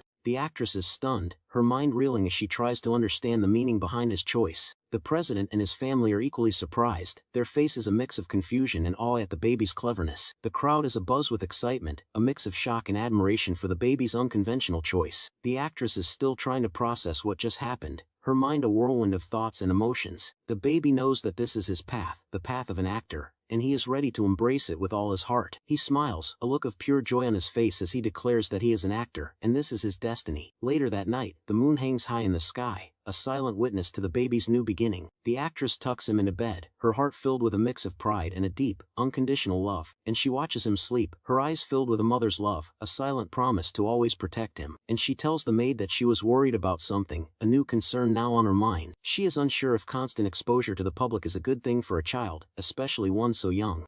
She knows that if he were to live a normal life, this would not be the right path for him. The maid reminds her that he has already been exposed to the public, and he seems to love the camera. So, the actress says that his first birthday party made her certain of his passion, and she will support his dream. She knows she cannot ignore the clear sign he gave when he grabbed the mask, a symbol of his desire to be an actor. The maid is excited, telling her that he has already received so many business cards and requests for the party DVD. The actress is amazed by his popularity, joking that he is already better at networking than the CEO of her agency, and so, she is still still worried about him getting hurt, but she knows she will be there to protect him. She has spent her whole life in the brutal world of showbiz, and she knows the challenges that lie ahead. 1 month later, 2 men are in her living room, a new opportunity already on the horizon. One of the men introduces himself as the main writer of a popular weekend variety show, Bybee and Me. He explains that they are planning a one-off special and are aiming for a calm, healing atmosphere. The baby is excited, knowing that a variety show is a great way to boost his name recognition. The writer explains that they focus on casting, as it is not feasible to give a baby a script to follow, and he says that he strongly recommended the actress's son for the show, knowing he will generate a lot of buzz.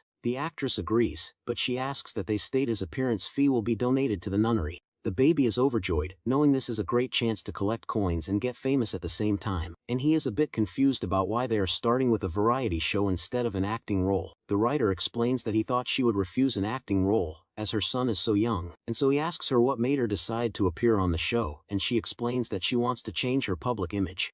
The baby looks up at his mother, his heart filled with a deep and profound love for the woman who saved him. She explains that she does not want her own weakness to be passed down to her son, a fear that haunts her, and he remembers his past life, a time when he had no support and had to fight for every role he got. He recalls the untrustworthy managers who were constantly being replaced, a stark contrast to his new life. He knows that being reborn and meeting his mother, who had died in his past life, is a salvation for them both. He is grateful for this second chance, a chance to have a loving mother and a supportive family. A camera flash goes off, and he is momentarily startled, but he quickly regains his composure. He pretends to be asleep, aware of the camera and ready to give the performance of a lifetime. The crew is amazed by the perfect shot, but he can hear everything, his mind already planning his next move. And his mother tells him that she is busy today, and that some big brothers will be playing with him. And she asks if he wants to greet them at the door, and he eagerly agrees, his face alight with a bright smile. He waves his hand, a mix of excitement and anticipation as he prepares to meet his new playmates, and he gets into a crawling position, ready to race to the door and make a grand entrance. With a determined look, he crawls towards the door, his small body a blur of motion as he races to meet the guests. He peeks around the corner, his eyes wide with a mix of curiosity and a hint of shyness. A group of handsome young men greet him, their voices a cheerful chorus as they introduce themselves as the idol group, Hello. He is stunned by their sudden appearance, his mind reeling as he tries to process what is happening. He recognizes them as the first K-pop idols to ever win at the prestigious awards show, a huge honor. And so his mother introduces him to the group, asking them to take good care of her son for the day. The members of Yahello are completely charmed by him, their faces a mix of awe and adoration as they see him up close. He is in awe of the famous idols, a group he has only ever seen from afar at awards ceremonies. Seeing them up close, he notices a distinct difference in their aura compared to actors, a unique and captivating energy. The leader of the group, Hanjin, introduces himself with a warm and friendly smile, his hand outstretched in greeting. The baby waves back a cheerful hello, escaping his lips as he is charmed by the tall and handsome idol. The members of Yahello are stunned, their faces a mix of shock and disbelief as they hear him speak so clearly. They are amazed that someone so young can speak so well, and they praise him as a clever and talented genius. And so Hanjin then asks if he can hold the baby, his eyes filled with a gentle and affectionate light. The actress agrees, and Hanjin carefully takes the baby in his arms, his movements slow and gentle. He holds him a bit awkwardly, his face a mix of nervousness and delight as he cradles the small child. The other members of the group gather around, their faces a mix of awe and adoration as they see him up close. The baby is a bit shy, but he is also secretly pleased by all the attention, his small heart fluttering with excitement. He knows that these admirable young men will one day become a K-pop group that feeds the entire nation. The members of Yahello are all charmed by him, their faces a mix of awe and adoration as they see him up close, and so the actress tells him to have fun with his new friends, promising that she will be right back. He clings to her, his small hands grabbing her shirt as he looks up at her with big, pleading eyes. He is on the verge of tears, his small face a mask of sadness as he realizes she is about to leave. The members of Yahello are worried, their faces a mix of concern and confusion as they see him about to cry. He clutches her shirt, his small hands a silent plea for her to stay, his heart aching with a sense of abandonment. He waves a small goodbye, his voice a soft and sad whisper as he watches his mother leave. The actress is heartbroken, her eyes filled with tears as she says her goodbyes, promising to see him soon. And the members of Yahello are a bit flustered, unsure of what to do now that they are alone with the baby. They start to play with him, giving him a piggyback ride that he seems to enjoy immensely, and so he laughs and pulls at the idol's hair, a mischievous glint in his eye as he has the time of his life. They then play the airplane game, lifting him high into the air as he squeals with delight. He soars through the air, his arms outstretched like wings as the members of Yahello catch him safely. They then play a game of tag, and he runs around the room, his small legs a blur of motion. The idols are having a great time, their faces a mix of laughter and a hint of exhaustion from chasing him. He eventually tires them out, and they all collapse on the floor, their bodies a heap of playful exhaustion. They are all a bit overwhelmed, but they are also charmed by his energy and playful spirit. The baby, however, is feeling a bit anxious, the constant attention a bit much for his small heart. One of the members suggests they play ball, a new idea to keep the baby entertained and happy. He places a small red ball on the floor, telling the baby to kick it as hard as he can. And so, the baby is impressed by their endless ideas, a sign that they have done their research on how to play with a child. He knows it is his first time playing ball, and he is a bit nervous, but he is determined to give it a try. He takes a deep breath, his small body tensing as he prepares to kick the ball with all his might. He swings his leg, but his aim is a bit off, and he ends up kicking himself in the face. He falls to the ground a bit dazed and confused by his own clumsy attempt at playing ball, and so he wonders if he was at least a little bit cute, a small glimmer of hope in his embarrassed heart. One of the members tries to stifle a laugh, his hand covering his mouth as he tries to maintain his composure, but he cannot hold it in, and he bursts out laughing, his voice a mix of amusement and a hint of pity. One of the members scolds the other for laughing, worried that the baby's feelings might be hurt. The idol apologizes, explain that he could not help it because the baby was just too cute. He continues to apologize, his voice soft and gentle as he tries to soothe the baby's hurt feelings. And so, the baby knows that the idols are still new to the industry and do not know how to mind the cameras yet. He gently touches the idol's face, a silent gesture of forgiveness that melts the young man's heart. He then flashes a bright winning smile, his eyes sparkling with a mix of mischief and charm. A notification appears confirming that his smile has earned him a massive 1,000 coins. He is surprised by the huge amount, but he is also pleased that his charm is working so well. The idol is so moved by his gesture that he starts to cry, and the other members tease him for being so emotional. He tells the baby that they should try kicking the ball again, his voice filled with a newfound determination. He helps the baby balance, his hands gentle and supportive as he guides him through the motions. The baby takes a deep breath, his small body tensing as he prepares to kick the ball with all his might. He kicks the ball with surprising force, sending it flying across the room with a powerful whoosh. The idols are amazed by his strength, calling him a little striker as they cheer him on. He is a bit overwhelmed by all the praise, his small body a bit too short for all the excitement. He falls to the ground a bit clumsy but still full of a playful and energetic spirit. One of the idols catches the ball, his face alight with a bright, happy smile as he prepares to pass it back. He kicks the ball with a powerful and precise motion, sending it soaring through the air. The baby watches the ball fly towards him, his eyes wide with a mix of excitement and a hint of fear. He knows that for an idol, their face is their fortune, and he is determined to protect his own at all costs. The idol sees the ball flying towards the baby, his eyes wide with a mix of shock and concern. He dives in front of the baby, shielding him from the impact with his own body. The baby reaches out his hand, a silent thank you to the idol who has just saved him from a potential injury. The ball hits the idol squarely in the face, and he falls to the ground with a loud thud. The baby is a bit shaken, but he is unharmed, thanks to the idol's quick thinking and selfless act. The other members of the group rush to their side, scolding the one who kicked the ball so high. They ask if the baby is hurt, their faces a mix of concern and relief as they see he is safe. The baby is relieved, his small hand covering his face as he lets out a sigh of relief. The other members are confused by the idol's dramatic fall, and they ask him why he fainted. The idol is overjoyed, his face a mix of pride and adoration as he tells everyone that the baby protected him, and so the leader is not impressed, telling him that it was a dangerous situation and he should have been more careful. He then teases him for being protected by a 1-year-old, asking if he is a princess in disguise. The idol is determined to get his revenge, his eyes filled with a playful and mischievous glint. The baby is intrigued by his words, a small whoo escaping his lips as he wonders what will happen next. The other members join in on the fun, playfully punishing the idol for his careless mistake. They tie him up with a jump rope, his hands bound behind his back as he awaits his fate, and his feet are also tied, a comical and humiliating punishment for his reckless behavior, and he is now completely at their mercy, his body a prisoner of their playful revenge. The other members stand over him, their faces a mix of amusement and a hint of pity.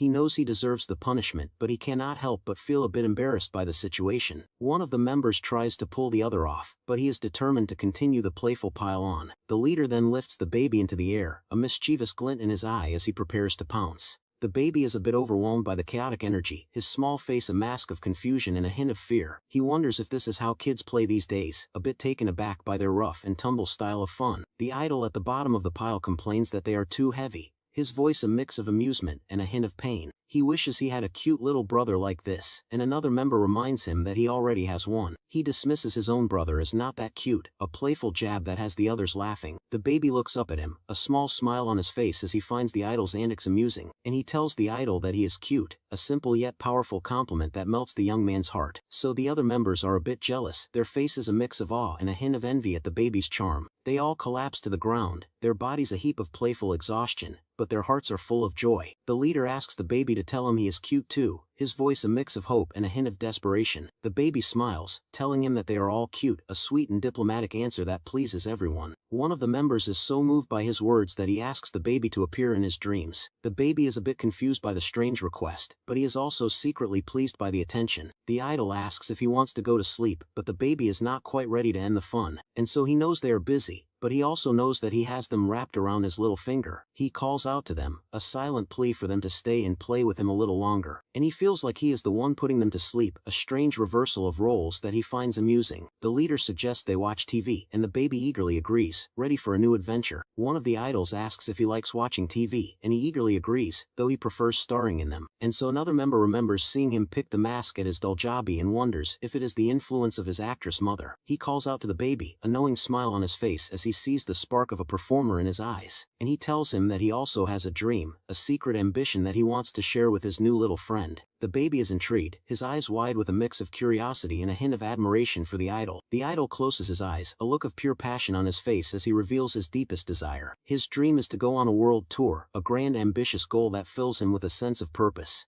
The baby is confident in their abilities, telling them that they will not just do it, but they will become global superstars. One of the members is a bit discouraged, admitting that English is hard and not everyone sees their efforts. He then collapses onto the table, his voice a mix of exhaustion and a hint of self-pity. The baby gently pats his back, a silent gesture of comfort and encouragement for the disheartened idol. The idol is surprised by his touch, his eyes wide with a mix of shock and a hint of gratitude. The baby clenches his small fists, his voice a mix of determination and a hint of a battle cry. And so the idol is confused by his words, but the baby is determined to cheer him up and boost his confidence. He tells the idol that he is fighting, a simple yet powerful message of support that touches the young man's heart. A notification appears confirming that his encouragement has earned him a massive 3,000 coins. He is amazed by the huge amount, realizing that with 5 members, the coins are rolling in. He is so excited that he throws up a rainbow, a comical and unexpected display of his overwhelming joy. A group of young men stands together, one explaining he learned to make baby food so the child would never go hungry. The 2 men smile proudly as the baby Gangja eats well, seemingly spitting out a rainbow in delight. The variety show becomes a hit, with fans sharing clips online of the group playfully piling on top of each other. More comments pop up, with viewers joking about how the baby is being protected by the group's weakest member, and fans praise the combination of a handsome idol and adorable baby, questioning if a child can really be so cute. The baby is shocked, realizing the variety show is airing in just 3 months and is his only scheduled activity. Meanwhile, a maid informs the actress that her phone has been ringing nonstop, but she admits she is ignoring the calls, and she holds her son, explaining that his appearance on the show is the reason she is suddenly getting casting offers. The maid notes that the actress predicted this, while the woman wonders if her contact information was sold somewhere. With a determined look, she resolves to be selective with her projects, glad that she knows the industry so well. The baby thinks about how thoughtful his mother is, remembering her excellent skill in choosing the right projects. As her phone rings again, she considers how she has to interact with all sorts of people in her profession.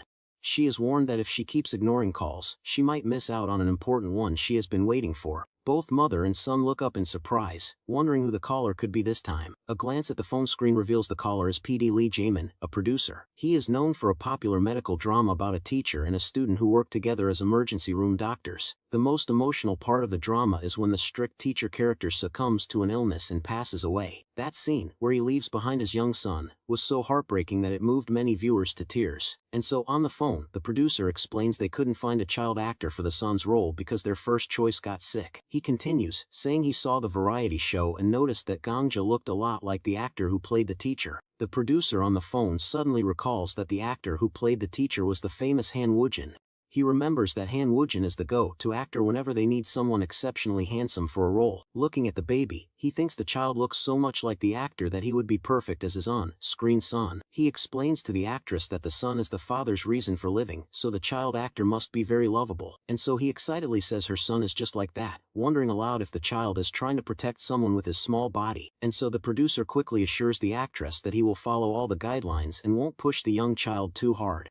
She tells him she cannot go to the set but warns him with a menacing look that she is always watching, which startles him. So meanwhile, the baby remembers that he actually worked with this producer in a supporting role during his past life. He knows the producer is a passionate man, but even he backs down in front of his mother, showing her influence. The child smiles, thankful how easy his life is now, unlike his past when he had to run errands just for a cameo. He recalls the drama scene and realizes the child actor's role was only a few seconds long and lacked much impact. The bond between the father and son felt weak because the original child actor got sick and they found no good replacement, and his mother holds him, apologizing for not being able to go, while he wonders how he will guide the acting on set. A few days later, they arrive at a modern, luxurious house for the filming, and so a woman holds the baby at the entrance, but she looks pale and unwell, which makes the child feel concerned. He asks her if she is okay, and she quickly reassures him that she is fine, trying to hide her discomfort, and she points towards an arriving car and says his uncle is here, but the baby can clearly see that she is not well. A man in a flashy green sports car pulls up and enthusiastically calls out the baby's name as he gets out. The child waves hello, realizing that instead of his usual caretaker, it is Seo taking him to the set. Seo takes the baby from the woman's arms, telling her not to worry, and she thanks him for his help, and so woman waves goodbye, and the baby worries about her, thinking she looked like she was in pain earlier, and so he waves back, determined to collect more coins from the filming crew to help her with her health. At the filming set, Seo holds the baby and greets the producer PD Lee Jamin. The producer is startled, asking why the CEO came all the way to the set himself. The CEO jokes that he has to make an effort because he is all that is left at his company, making the baby admire his work ethic. He then proudly lifts the child, presenting him to the waiting producer. The baby gives a bright and cheerful hello, waving at the man in front of him. The producer is momentarily speechless, staring at the adorable child being held up to him. He is completely stunned, repeating how amazing the baby's face is, at a loss for words. CEO holds the child. The producer confirms that what he saw on TV was true. He adds that the baby's bright personality is a plus, and would create great chemistry for the role. The producer turns and excitedly calls out to the main actor, Han Woojin, announcing that his on-screen son has arrived. The baby's eyes sparkle with excitement as he hears the famous actor's name, eagerly looking around for him. A glimpse of a handsome man's profile appears, surrounded by a gentle, glowing light. The actor Han Woojin turns, revealing his striking features and captivating presence. In the drama, his character is a mentor who starts off cold but eventually opens his heart. Woojin walks over and looks at the child in the CEO's arms, asking if this is his son for the drama. He comments on how tragic it is for his character to die leaving behind such a beautiful child. The actor then pats the baby's head, saying he is so pretty he could be a girl, much to the child's annoyance. The baby stays silent, pouting slightly at the actor's comment, clearly not pleased with the comparison. Despite his annoyance, the baby puts on a charming smile and greets the actor brightly. The actor Han Woojin is completely taken aback, looking flustered by the child's advanced behavior, so he asks the producer in disbelief if the baby can really eat and talk, while the child thinks it is only natural. Woojin calls the baby cute, and the producer explains that the child is the son of the famous actress, Ma Soo-jung. At the mention of her name, the actor's expression darkens, a reaction the baby does not fail to notice. The producer pinches the baby's cheek, joking that with such a cute child a 3% viewership rating is guaranteed. And so Woojin then leans in, gently touching the baby's cheek and asking him to take care of the scene. The child grabs the actor's finger to get his attention, trying to introduce himself. He clearly says his name is Gongja, pointing to himself to make sure the actor understands. The actor smiles warmly, repeating the name as he processes the introduction. He then puts the last name and first name together, saying Gongja, finding the combination amusing. The actor suddenly bursts into laughter, unable to contain himself. He continues to laugh, covering his mouth and saying the name is surprisingly fitting. The baby gives the actor a sharp glare, annoyed that a grown man is laughing at a baby's name. The producer tells a director to ensure the child is sent back quickly after the shoot is finished. He then quietly asks Seo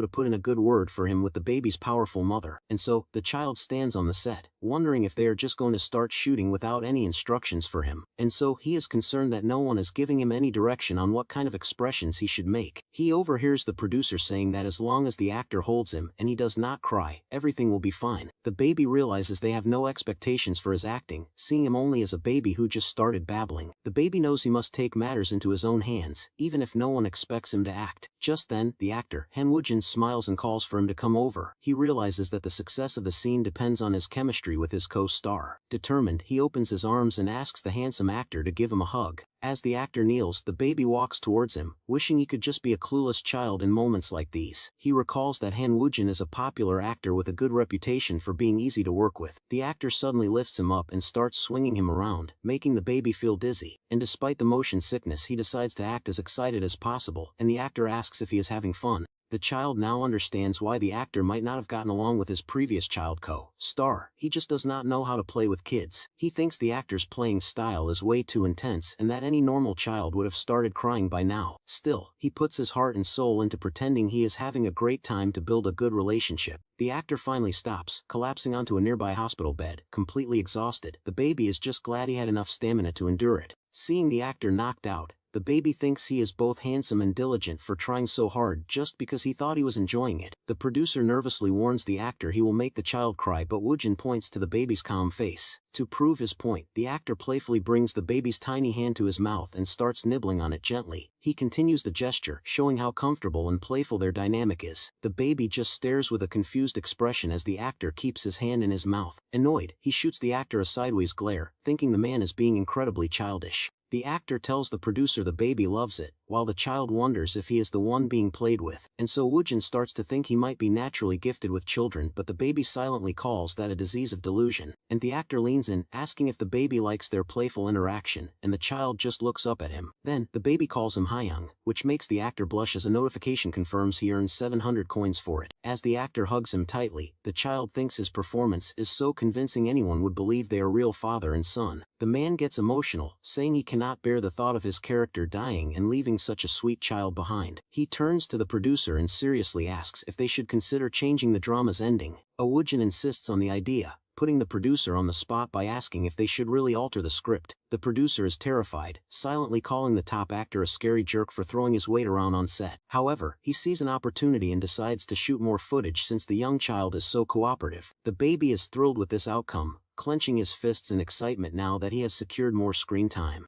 But more screen time means he needs to prepare a better performance for the scene where he sees his dying father. He knows the key to a good performance is empathy, which is most effective when the situation is relatable to the audience. And since he has no father, he decides to draw on his experience of waiting for his mother to come home from work, and the child resolves to think about his mom during the scene to channel the right emotions for his character. As he has this thought, the actor suddenly feels a strange chill and looks around, sensing an odd presence. Instinctively, the baby grabs the actor's shirt, about to call out for his mama out of pure habit. He quickly corrects himself, looking up at his on-screen father and calling him Papa, silently apologizing to his real mom. The actor thinks back on his character, a mentor who wasn't warm at first but grows into a beloved, heartfelt figure. He remembers first seeing the child, asking the CEO if this was the one who would be playing his son. The memory of his character's tragic fate and leaving behind such an innocent-looking child comes flooding back. He also recalls his first interaction, patting the boy's head and teasing him for being as pretty as a girl. The baby remains silent, looking thoughtful after being teased by the actor, but he quickly replaces his pout with a bright smile, greeting the actor cheerfully. His advanced greeting completely stuns the actor, who looks on in disbelief, and he asks the producer if the baby can actually talk, while the child finds the question silly. Woojin is charmed by the cute child, and the producer explains he is the son of actress Ma Soo-jung. The actor's expression suddenly darkens at her name, a change the baby quickly notices. The producer pinches his cheek, confident that his cuteness will guarantee high ratings for the show. Woojin then leans in, gently touching the child's cheek and asking him to do well in the scene. A moment later, the baby grabs the actor's finger, determined to properly introduce himself. He clearly states that his name is Gongja, pointing to himself to make sure the actor understands. The actor smiles warmly, repeating the child's name with a gentle expression. He then combines the last and first name, Sayama Gongja, as the sound of it sinks in. A moment later, the actor bursts into laughter, unable to hold it back any longer. He laughs uncontrollably, covering his mouth while saying the name is surprisingly fitting. The baby glares at him, clearly annoyed that a grown man is laughing at his name, and the producer instructs a director to prepare for the shoot and send the child home right after. And so, he then quietly asks for someone to put in a good word for him with the baby's influential mother. Meanwhile, the child stands on set, wondering if they will film without giving any directions, and he is concerned, realizing he has not even seen the script for the scene yet. The baby closes his eyes in frustration,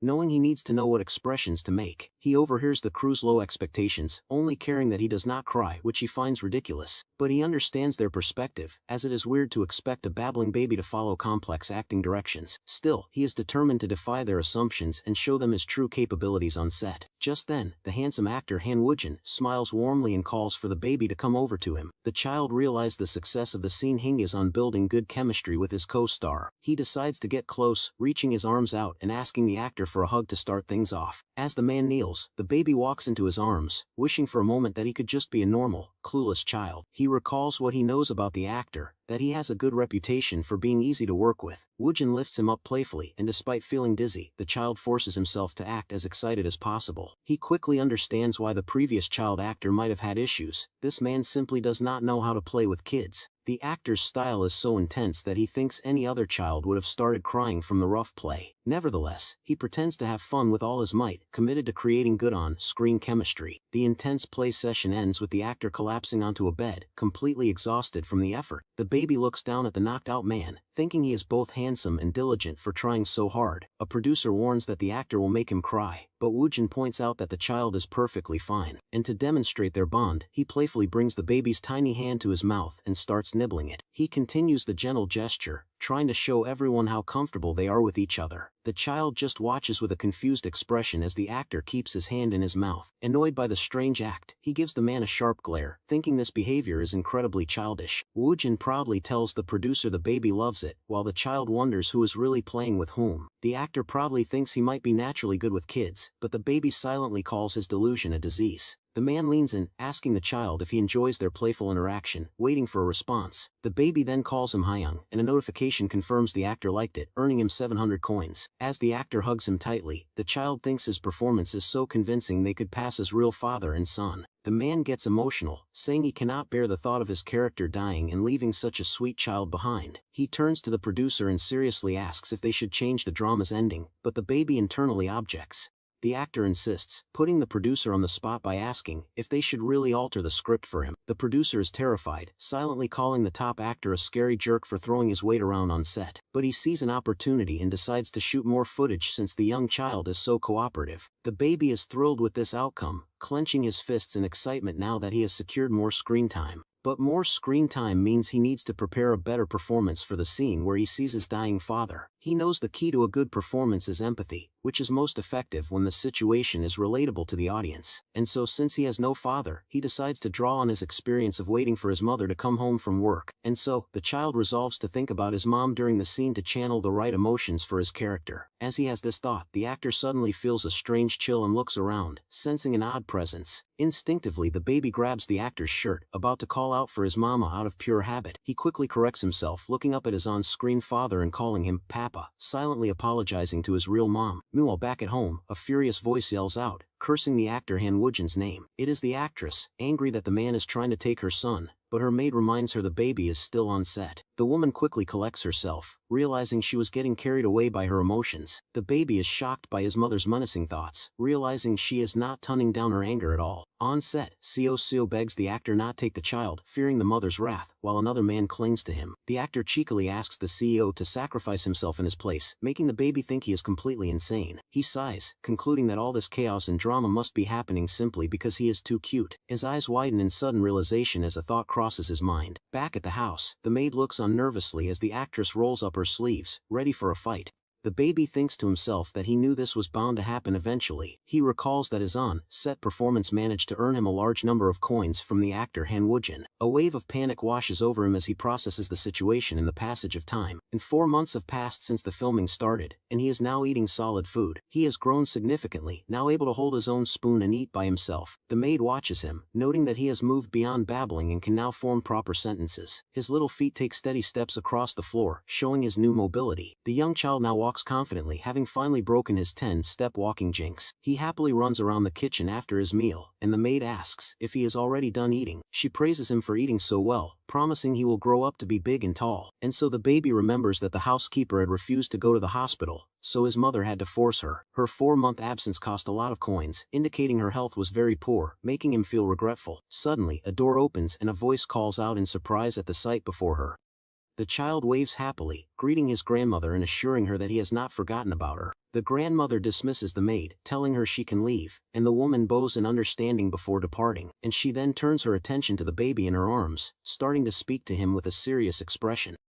The older woman holds him close, informing him that his name was brought up during her breakfast meeting that morning. He looks up at her, suspecting that any discussion about an adopted child at such a formal meeting was likely not positive, and she confirms his fears, telling him they dared to ask how long she planned on keeping him, which has clearly soured her mood. The woman holds him even tighter, and he senses that despite her anger, she is not going to abandon him just yet. She then complains about her daughter's recent actions, calling them useless and criticizing her for spending money on a servant.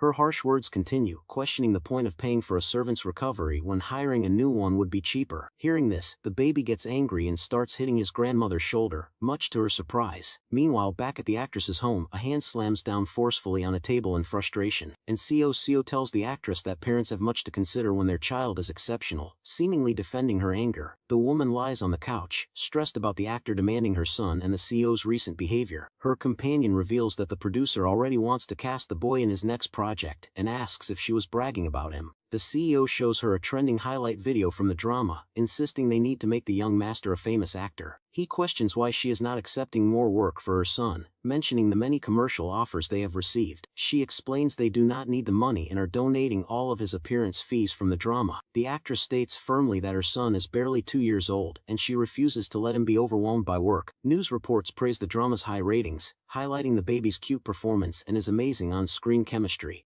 The woman still cannot believe the producer changed the drama's ending just for her son, something she never would have imagined, and so the new ending shows a grown-up version of his character walking through the hospital, greeting everyone as a doctor. And this new final scene mirrors the first episode, where the main character also made his entrance by greeting people. The man introduces himself as Kang Jua, creating a book and narrative structure that the CEO and actress find very effective. The young man looks down with a gentle and slightly melancholic expression on his face. The new ending implies that the original main character will now become a mentor to the grown-up son of his late teacher, and the CEO gets emotional, saying the thought of the baby growing up like that makes him tear up, while the actress agrees. He then asks if her son will need a manager, adding that he would not mind taking him around himself forever. The woman explains that more than a manager, he needs a nanny, especially since their regular housekeeper is still in the hospital, and she asks the CEO if he happens to know anyone diligent who could take on the role. The man pauses for a moment, a thoughtful expression on his face as he considers her request. He then smiles, confirming that there is actually one person who comes to mind for the job. The actress looks up, surprised and curious, asking him who this person is, and so he tells her he will introduce them later, but for now, she should answer her constantly ringing phone. Suddenly, she lets out a piercing scream, throwing her phone across the room in a state of panic. The CEO rushes to her side, asking what happened, but she just looks terrified and asks him to pray for her soul. A look at the cracked phone screen reveals a call from a glamorous blonde woman, the source of her fear. Sometime later, a man on a video call cheerfully greets the baby, telling him he is cute again today. The child notes that the man has been getting a lot of screen time himself, as his voice is hoarse from taking so many calls. He gratefully explains that the baby's fame has helped his company's rookie get work, which impresses the child.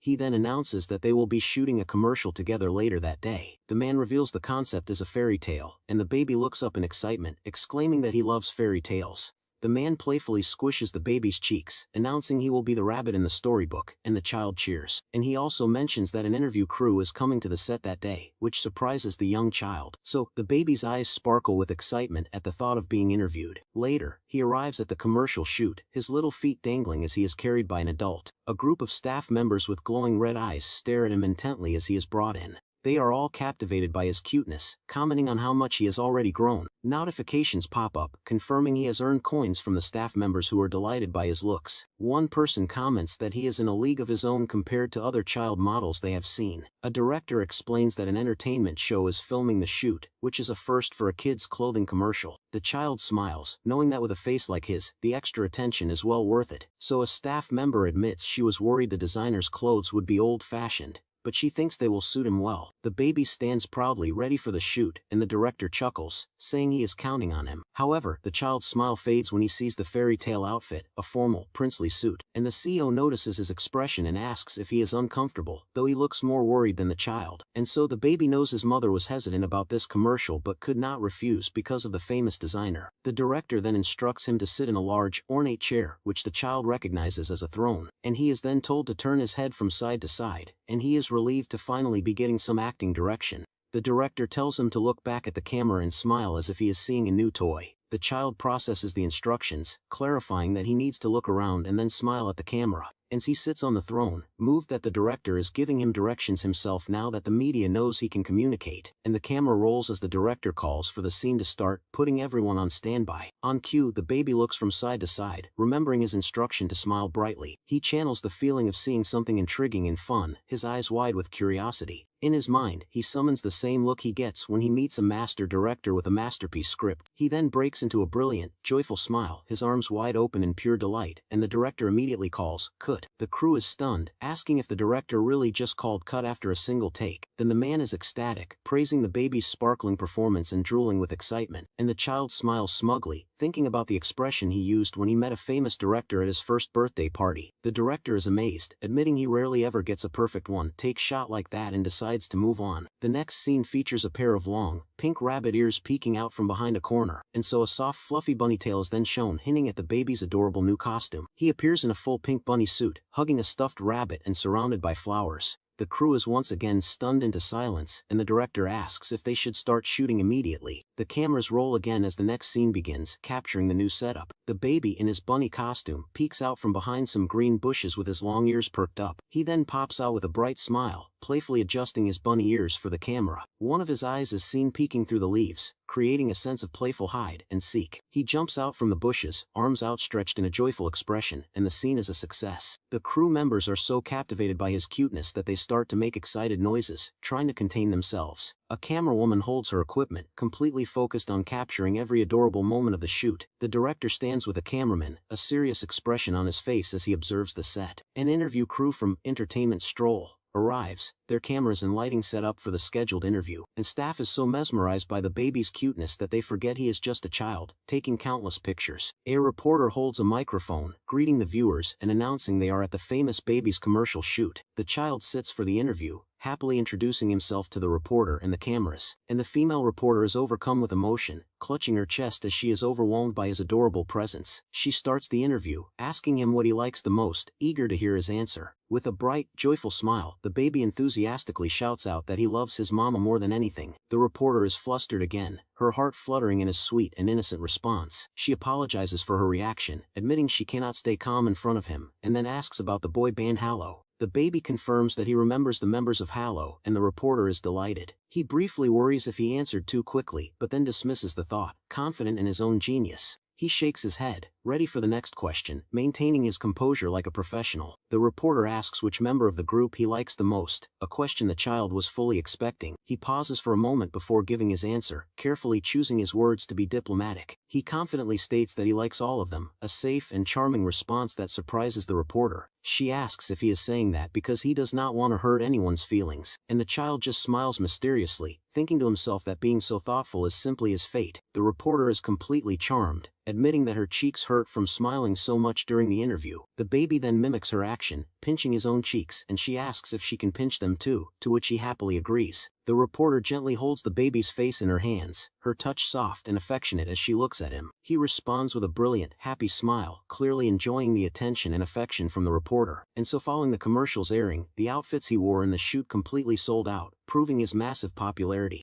The young child sits on the floor and asks the man standing over him if he is scared. Flustered, the man known as Duck Sue quickly denies it, looking away with a nervous expression. He then admits it's the first time he has ever seen a baby who doesn't cry after looking at him, and the child's mother is shocked by his confession, feeling an immediate sense of kinship with the man, and she grabs his hands firmly, expressing that they are fellow sufferers who can sympathize with each other. Dex, who seems taken aback by her sudden gesture and awkwardly reminds her about the interview. Later, the woman sits on the sofa with her son, thanking Mr. Duck Sue because the child wasn't hurt, and so, he humbly replies that it was nothing, and that he was honored to have helped them out, and so the man adds that it was a privilege to hold the young boy, who seems unimpressed by the compliment. His mother then changes the subject, asking how he knows Sio. He explains that he met him by chance while working at a snack bar that the CEO's family often visited, and she is surprised to hear that he used to work at a snack bar, holding her son close. A flashback shows him serving food at the snack bar, as the child looks on with a skeptical expression, and the man proudly states that the business has been run for 3 generations, with his older brother in charge now. And so impressed, the woman comments on its history and tradition while hugging her son tightly. She then asks about his early childhood education degree, and he confirms he dreamed of being a kindergarten teacher, and so, He explains that he couldn't get a job in the field because nobody would hire him with his intimidating face. But he didn't give up on his dream and instead focused on saving money however he could, and his goal was to run a kindergarten himself, thinking that being a principal was a good alternative. As he speaks, the baby suddenly thinks of someone else who has a similar appearance. The woman wonders if it would be okay for him to be just one child's helper, as her son looks on with a stressed expression. The man looks down with a blush, saying this is about ganja specifically. He clutches his chest, overcome with emotion as he repeats that her son is the first child who doesn't cry when seeing him. The mother looks on with a wide-eyed, surprised expression, listening to his heartfelt confession. With a knowing smile she addresses Mr. Deck-Soo, having made a decision, and so she tells him that he's hired and warmly asks him to please come with them. The man looks up, completely overwhelmed with joy and relief by her offer. She then adds that she is in the same situation, as her son is the only child she gets along with. He is surprised to hear this, admitting he thought children just didn't like strangers in general. The woman explains that since her son is a child actor, he would need to accompany him to filming sets. He confidently replies that he heard she was looking for a live-in nanny. The man adds that his house is in Bong X-Dong, so living in would be better than commuting, and the child suddenly shouts in protest, completely against the idea of the man selling his house. Mr. X looks over, confused by the baby's sudden and strong outburst. The mother is also surprised by her son's reaction to the mention of Bong X-Dong. The boy frantically shakes his head, thinking that property values there will skyrocket soon, and she explains to the man that her son seems to be talking about the house, asking if he wants him to commute. Seeing the child's reaction, the man agrees that he won't sell his house and will commute instead. The mother asks if that would be okay, while her son thinks the man will have to bow to him later. She then turns to her son with a gentle smile and asks him if he likes the uncle. The child looks on with a serious expression, considering his mother's question about the man. He observes the nervous man, thinking he must have been hurt by children before but has found the right place now. With a bright, cheerful smile, the boy thinks to himself that he is not an ordinary kid. Sue stares back, completely surprised by the child's warm and accepting expression. Overcome with emotion, the man suddenly starts to cry, tears streaming down his face. The mother watches the scene unfold, her own eyes widening with surprise and emotion. In a brief flashback, she recalls seeing a child for the first time. Tears well up in her eyes as she remembers that even then, he didn't feel like a stranger. Back in the present, she bites her lip, trying to contain her own overwhelming feelings. The child becomes flustered seeing both adults crying, finding the situation increasingly difficult. He grips his shirt tightly and calls out to Deck-Soo to get his attention. While sitting on his mother's lap, he turns to the man and encourages him to smile. The man sniffles, trying his best to compose himself after the child's kind gesture, and his mother smiles warmly, thinking it is an honor that Mr. Deck-Soo will be working with her son. Deck-Soo announces he can start working immediately, putting aside his plans to organize his house. The baby gives him a skeptical side eye, still concerned about the man's housing plans. But when the man adds that he'll look into renting, the child breaks into a satisfied smile. The mother asks if he can help her right away, and he eagerly agrees to start. Getting ready to work, he picks up a large gray cloth to use as a makeshift apron. He then ties the cloth neatly around his waist, prepared to begin his new job. He carefully wipes a kitchen knife with a cloth, showing his precision and focus on his task. The child watches in amazement as the man moves with surprising skill, cooking with flair and energy. With a proud look, he presents a beautifully arranged bento box, announcing that the food is ready. A small fork reaches for a piece of the perfectly cooked rolled omelette inside the lunchbox. The boy takes a big bite, his cheeks puffed out as he happily enjoys the delicious meal. Suddenly, he is struck with awe, his eyes wide with shock and delight at the incredible taste. He feels like he's floating in the air, completely blown away by how delicious the food is. Sometime later, an elderly woman sits with the child, mentioning she already filmed something again. The boy notes this is his grandma. She says she hears talk about him everywhere, feeling embarrassed. The child observes that she seems stiffer than usual, but the talk is good this time. The woman turns her gaze to the young boy, her expression softening slightly as she evaluates his appearance. He looks up at her, realizing it is rare for her to comment on his looks like this. The child crawls toward her, excited for a compliment, but she tells him not to think she has accepted him. The older woman sternly reminds him that he is just something attached to her daughter. He watches her, noticing she is struggling to finish her sentence, trying to call him a name. She eventually gives up and says to forget it. The child realizes she stopped herself from calling him a mongrel, and he then hugs her leg, getting her attention by calling out the word son. When she asks what he means, he happily declares that he is his mommy's son. Annoyed, she asks why he is her daughter's son, muttering that she found him on the street. Lying on his back, he smiles brightly and explains it is because his mommy loves him very much. Just then, an elderly man with a cane walks in, surprised to find the woman there. The older woman turns away, her expression unreadable as she leaves the room. A man comments on her frequent visits to the annex lately, his tone thoughtful. And elsewhere, a woman named Li Gyong confirms her identity over the phone, mentioning a favor she asked a reporter about. Back in an office, the child's mother asks a man about the paparazzi swarming their house. He nervously replies that he's overstepping his authority by even addressing it. She explains her son's fame grew after the commercial, making it unsafe to go out, but she adds that home isn't safe either. And confused, the man asks about their tight security, wondering how there could be a threat at home. She reveals her suspicion that someone bought a reporter, but she hasn't dealt with it yet. The woman decides they need a live-in person to look after her son, and her companion thinks this is the perfect solution, and so reminds her about the person he offered to introduce, revealing he already contacted them and they were happy to accept. She looks intrigued and asks him what kind of person they are. With a confident smile and a thumbs up, he personally guarantees their sincere and trustworthy character. He tells her she'll see how genuine they are once she gets to know them, which she finds a bit vague. He continues praising the person, describing them as someone who is like a monk and always helps others. Growing a bit desperate, he puts a hand to his chest and asks if she doesn't trust him, urging her to just meet them first. The woman gives him a suspicious look, clearly not convinced by his enthusiastic recommendation, and he crosses his arms with a pout, pleading for her to have a little more faith in him. 1 week later, the young child is seen lying alone on a large bed next to a smartphone. He gets up and looks down at the phone, a determined expression on his face. He thinks about the coins he has accumulated but wants to see for himself just how famous he has become. He lies on the bed, thinking about all the gushing comments and feedback he wants to see online. Rolling around, he decides he must find out the price he'll have to pay to get a smartphone. A notification pops up stating it will cost 100 coins just to view the price, which leaves him in shock. And despite the high cost for just a look, he steels his resolve and decides to find out anyway. And so the system reveals the price for him to get a smartphone is for his mother to give up 3 movies. And he is completely baffled by this condition, his mind filled with nothing but question marks. The boy closes his eyes, wondering if she is adjusting her schedule because she thinks he feels lonely. Just then, his mother's cheerful voice calls out to him, and he realizes it is exactly something she would do, and she picks him up and gives him an affectionate kiss, asking if he had a good dream. He happily says yes, thinking about his smartphone dream, but ultimately decides to give up on it for her sake. His mother then tells him a new uncle is coming today and asks if he wants to say hello with her. A woman peeks in to announce that the interview preparations are complete, which surprises the child. A man in a red suit and dark sunglasses sits imposingly on the living room sofa. He has a stern expression, his sunglasses hiding his eyes, and a visible scar on his cheek. The boy's mother stares at the visitor, completely shocked by his intimidating appearance. The child thinks the man looks like he is here to pressure someone, wondering if a company went bankrupt. With a serious tone, the man looks up and announces that he is here for the nanny interview. The boy is in utter disbelief, questioning if this is seriously the person who is supposed to take care of him. He observes the man's muscular build, thinking he looks reliable, perhaps a little too reliable. And so, a faint blush appears on his cheek as a sudden thought occurs to him, wondering if this could be the person from before.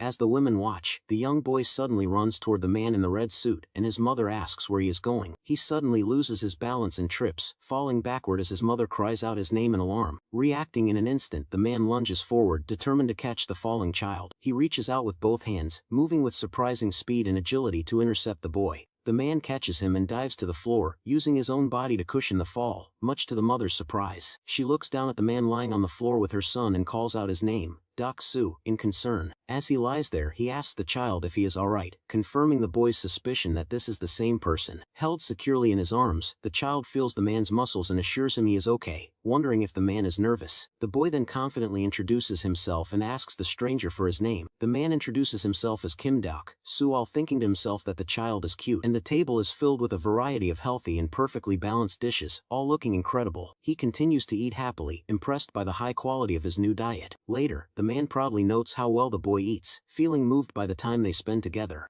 The narrator explains his mother hired the nanny because she saw her own struggles reflected in him. The nanny mentions that someone from the movie industry is visiting, so they should prepare after eating. The news comes as a shock to the young boy, who immediately drops his fork onto the floor. He looks up in a panic, his mouth open as he asks who is coming to visit them. Without waiting for an answer, he starts rapidly shoveling the rest of his food into his mouth. He even lifts the entire plate to his face to make sure he finishes every last bite. After a moment, he slams the now empty plate down on the table, finished with his meal. He then calls out to his nanny, gesturing that it is time to brush his teeth. A young man with brown hair arrives, thinking the boy has grown a lot but is still just as beautiful. The visitor kneels down, asking if the child remembers him, and the boy runs to him happily. He gives the man a big hug, calling him Director Lee Jin-hwan, much to the nanny's displeasure. The director holds up a script, officially announcing that he wants to cast the young boy in his first work. He explains that it is his debut film, which he has been preparing for a long time but got delayed. The nanny looks at the director's business card, philosophically stating that life is about direction, not speed. The director is confused by the seemingly random comment, not understanding what he means. Holding the child protectively, the nanny asks why he wants to cast their boy specifically, and so the director passionately explains that he felt an instant connection and that the movie must have him. He then reveals that a famous actor, Han Woo-jin, has agreed to join the project if the boy is cast.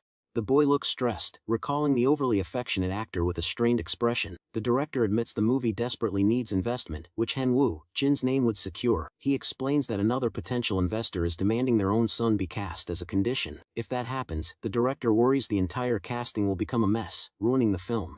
The boy remembers this movie was criticized for its acting and thinks he could solve that problem. The nanny turns to the young child, gently asking for his opinion on the movie offer. The director leans in close, pleading with the boy, who thinks this is too much pressure for a 2-year-old. The child recalls that while this film failed, the director later became a huge success. The nanny mentions he glanced at the script and is concerned about some potentially scary scenes. The director reassures them that they have arranged for psychological care, surprising the nanny. The boy thinks about setting a new, better standard for how child actors are treated in the industry. So filled with determination, he tugs on his nanny's shirt and declares that he wants to do it. With a bright, happy smile, he confirms his decision to take the role, ready for the challenge. The nanny and the director stare at each other, both looking equally surprised by the boy's decision. Their surprised expressions continue, both men clearly processing the unexpected turn of events. With a serious look, the nanny adds one final condition, demanding that the boy's nap time is guaranteed. On the day of the filming, the nanny arrives carrying the young child, both looking professional and ready. The film crew, including the director, excitedly announces that the child actor has finally arrived on set. The director and his assistant are overjoyed, welcoming the boy as their savior sent from heaven. He puts the child down, who understands that the enthusiastic welcome is thanks to the top actor joining the cast. The director kneels, asking the boy to take care of them and do what he says, ensuring a smooth filming process. And so he then explains the first scene, telling the child that he will be acting with his grandmother. The director reassures him that even if the actress seems scary, she is only pretending to be angry for the scene. The boy wonders who will play the grandmother, speculating that the casting has changed with the new star power. The director turns and calls out to an older woman, introducing her to the young child actor. The boy looks up, his eyes widening slightly as he sees his co-star for the very first time. A woman with light purple hair and a stern expression asks if this is the child actor for the protagonist. A faint blush appears on the boy's cheeks as he continues to look up at the veteran actress, and she studies him for a moment, her expression thoughtful as she comments that he seems too young for the part. Later, during a meal break, the cast and crew line up to get food from a buffet. The actress calls out to a young man named Joe, telling him to come and eat with them, and he smiles politely and rubs the back of his neck, explaining that he is an extra without a meal ticket. She looks at him sternly, reminding him that he acted in the scene too and deserves to eat, and she tells the young extra not to discriminate based on roles. The veteran actress adds that all actors appearing in one project are the same. After that, her expression softens as she turns to the young boy. With a kind smile, she asks if he is Sujong's son, Gangja. The child looks up in complete surprise, a blush on his cheeks. He recognizes her as the famous actress, teacher Yoon Jong-hyun. The narrator introduces teacher Yoon Jong-hyun, a veteran actress who has worked consistently in the industry for decades. And so, the young boy thinks about how well she took care of him.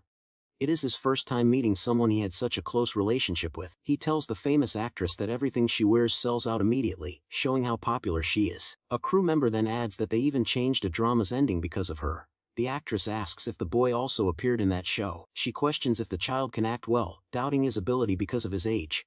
The boy remembers she is always fair about acting. The actress accuses the director of casting the boy based only on his looks. The director looks nervous, knowing it was because of an investor, and she admits that she does not get along well with child actors. The director says he will give good directions and that the boy is used to cameras. She then asks if the child can even communicate. He overhears her complaining about insomnia and headaches, which surprises him. A system window then appears, offering to cure insomnia for 77 coins. As a price, he will smell like lavender for a month. The boy closes his eyes, annoyed by the thought of smelling like lavender for a whole month, but he remembers she was like a mentor to him and accepts the cost.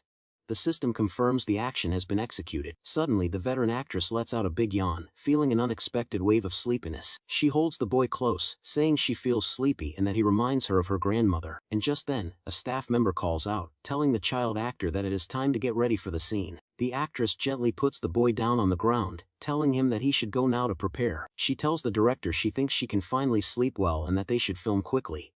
The boy runs towards the staff. As the young actor walks away with the crew member, the actress yawns again, still feeling drowsy. The staff member explains that she is usually too on edge to even close her eyes on set, and the boy agrees. And so he then points to a large fan nearby, telling the boy that he will feel the wind from it during the scene. The director then asks him to give a small, subtle smile for the camera.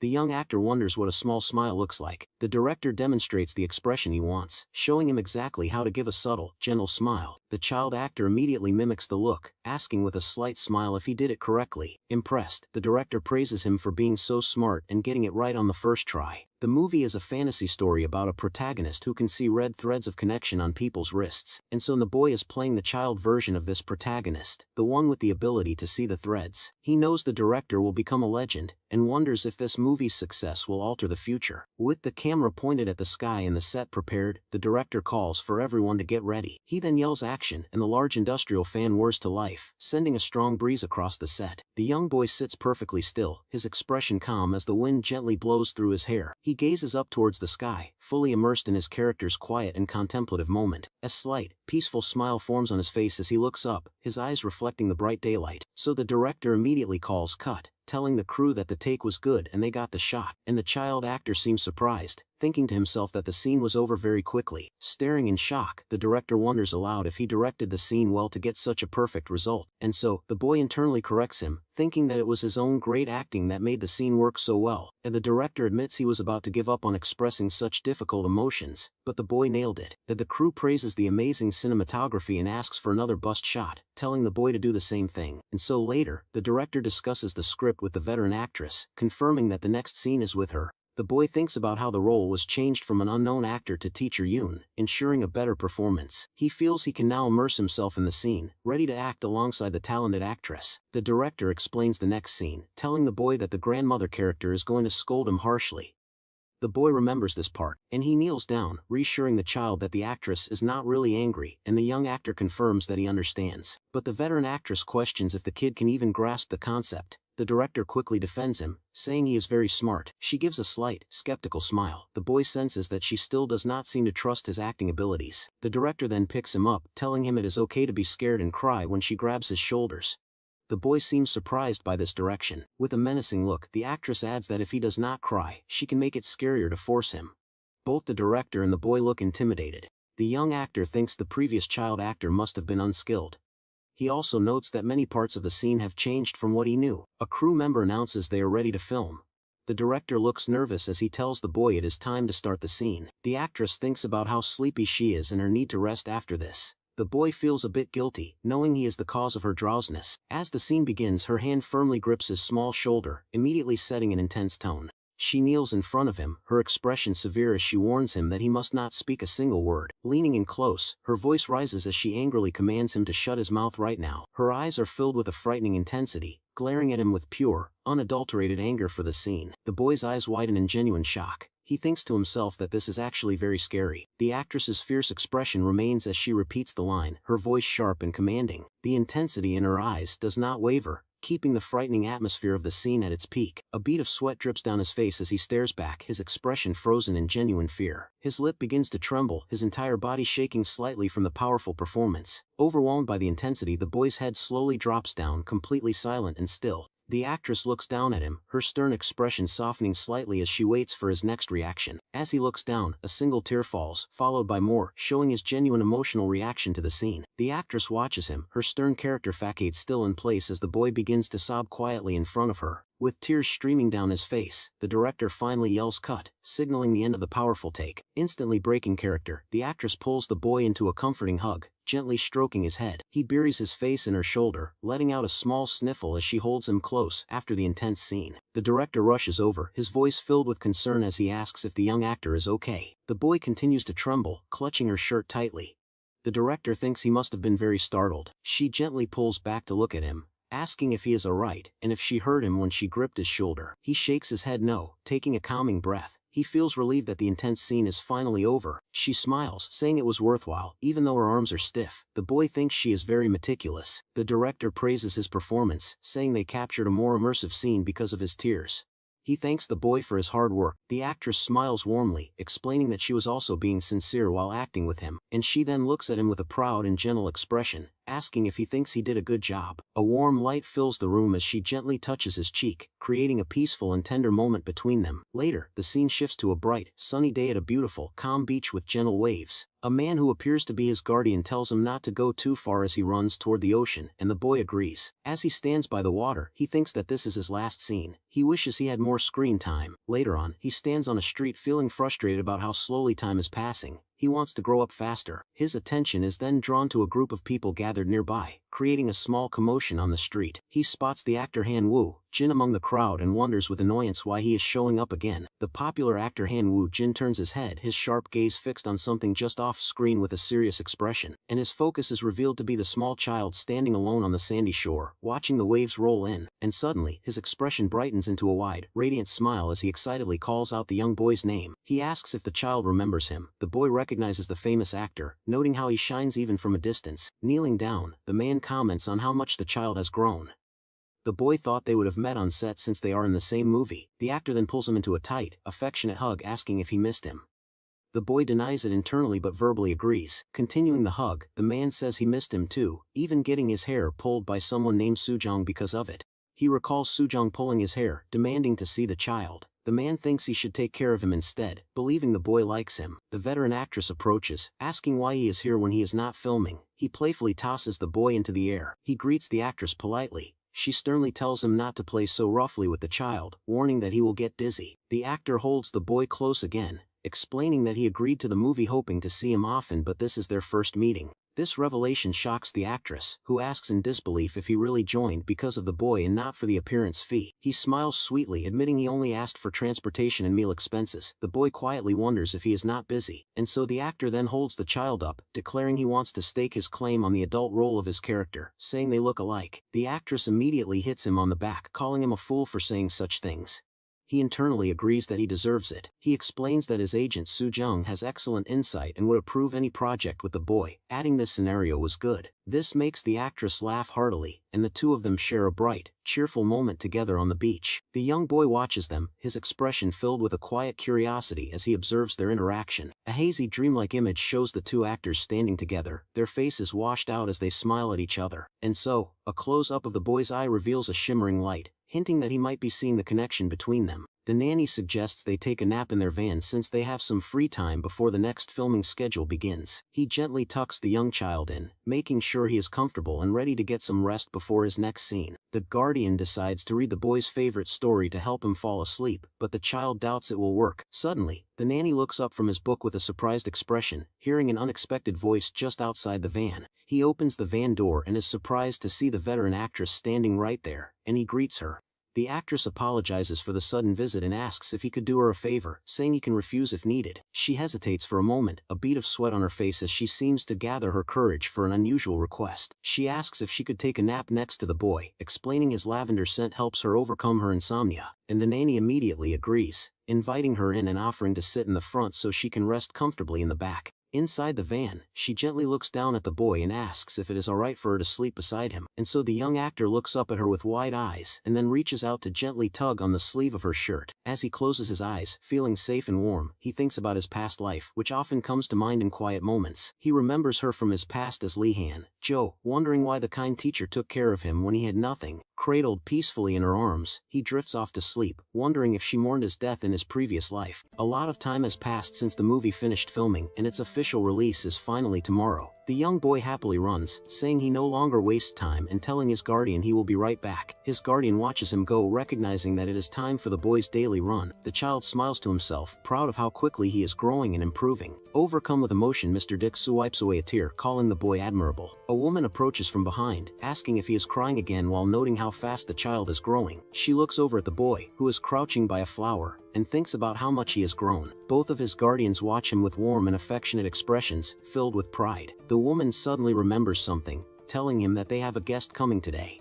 She elaborates that several drama directors are scheduled to visit them in the afternoon. The boy overhears their conversation and looks up, excited by the news of directors visiting. At that moment, another woman is seen walking across the lawn towards them. The visitor greets the boy's female guardian, respectfully calling her Miss. The guardian asks Mr. Dick Soo to take the child inside first, leaving the boy to wonder who the guest is. Holding the boy, Mr. Dick Soo glares at the guest, wondering why the second daughter-in-law is here. And suddenly the guardian's expression turns cold as she grabs the visitor's hair. She accuses the other woman of hiring the paparazzi to follow the boy, but the visitor denies it. Leaning in close, she whispers intensely, letting the visitor know that she is aware of the truth. She then shoves the woman to the ground, warning her to behave and that she will not let it slide. The visitor trembles on the ground, looking up with a furious expression. Meanwhile, an older woman sits in a lavish room, shouting a name into her phone with an annoyed expression. Due to rumors that the boy attracted investors, many casting offers for his movie came flooding in. However, his guardian seemed to have carefully reviewed and rejected all the initial scenarios.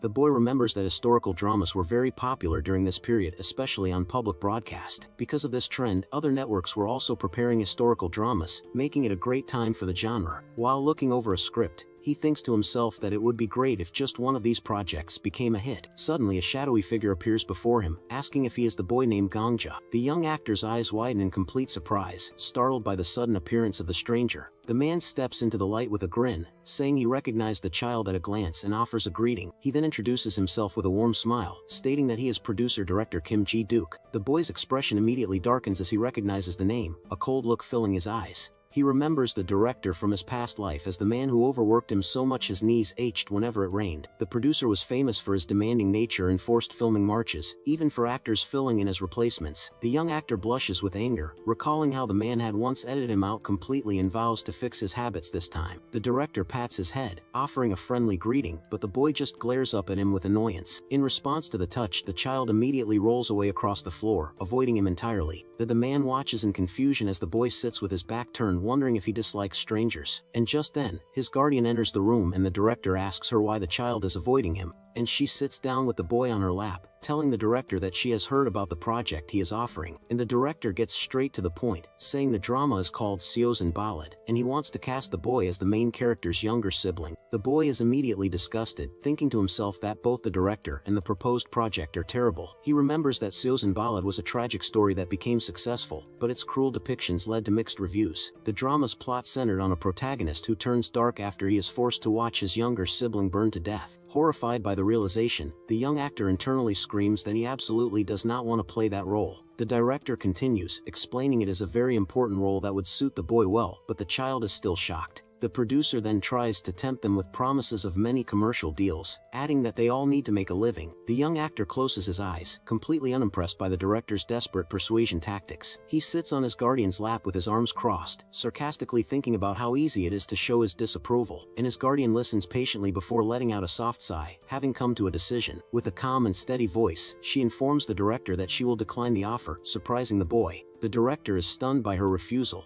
but she firmly explains that she does not believe the role is a good fit for the child. Her expression then turns cold and her eyes glow with intensity as she firmly tells him to leave now. He stands up in protest, arguing that her decision is different from what they had discussed earlier. She calmly replies that her previous interest was before receiving the scenario, and his words today convinced her to refuse. The director's face contorts with anger as he shouts her name, unable to believe he is being dismissed. At that moment, Mr. Dick Soo appears behind him, his expression cold and imposing. The other guardian steps forward, standing protectively before the director, and once again tells him to leave. Intimidated, the producer backs away while shouting a vague threat, telling her to just wait and see. 59 She responds with a confident smirk, agreeing that they should indeed wait and see. Mr. Dick Soo offers to escort the man out, who complains about the crazy family as he is led away. The boy waves a dismissive goodbye to the director, thinking he hopes they never meet again. So Mr. D asks if he should go after the man, but the guardian tells him to let it go, certain his threats are empty. And she then smiles with amusement, thinking it would be entertaining if he runs into the next visitor on his way out. The young actor looks up at his guardian with a soft, admiring expression on his face. He feels a wave of gratitude, thinking he is glad she is the one looking after him as she gently pats his head. And the child then recalls another visitor as expected and tries to remember which projects were made around the same time. His eyes widen in sudden realization as a thought crosses his mind, hoping he is wrong. Just then, a gentle voice calls out as a hand comes into view, resting on a person's head, and a friendly young man with glasses appears, playfully asking if he will be kicked out like the previous director. The boy immediately recognizes the new arrival as San Woo-young Jae, a production director from the broadcasting station. His guardian greets the new director with a warm smile, telling him she was waiting for him. The child notices her friendly tone, realizing the atmosphere is completely different than before. The man smiles and reintroduces himself as San Woo-young Jae, reminding her they spoke previously. He looks around with a friendly expression, commenting on how spacious and nice their house is, and the director maintains a cheerful and approachable demeanor as he speaks with the boy's guardian. Internally, the young actor is ecstatic,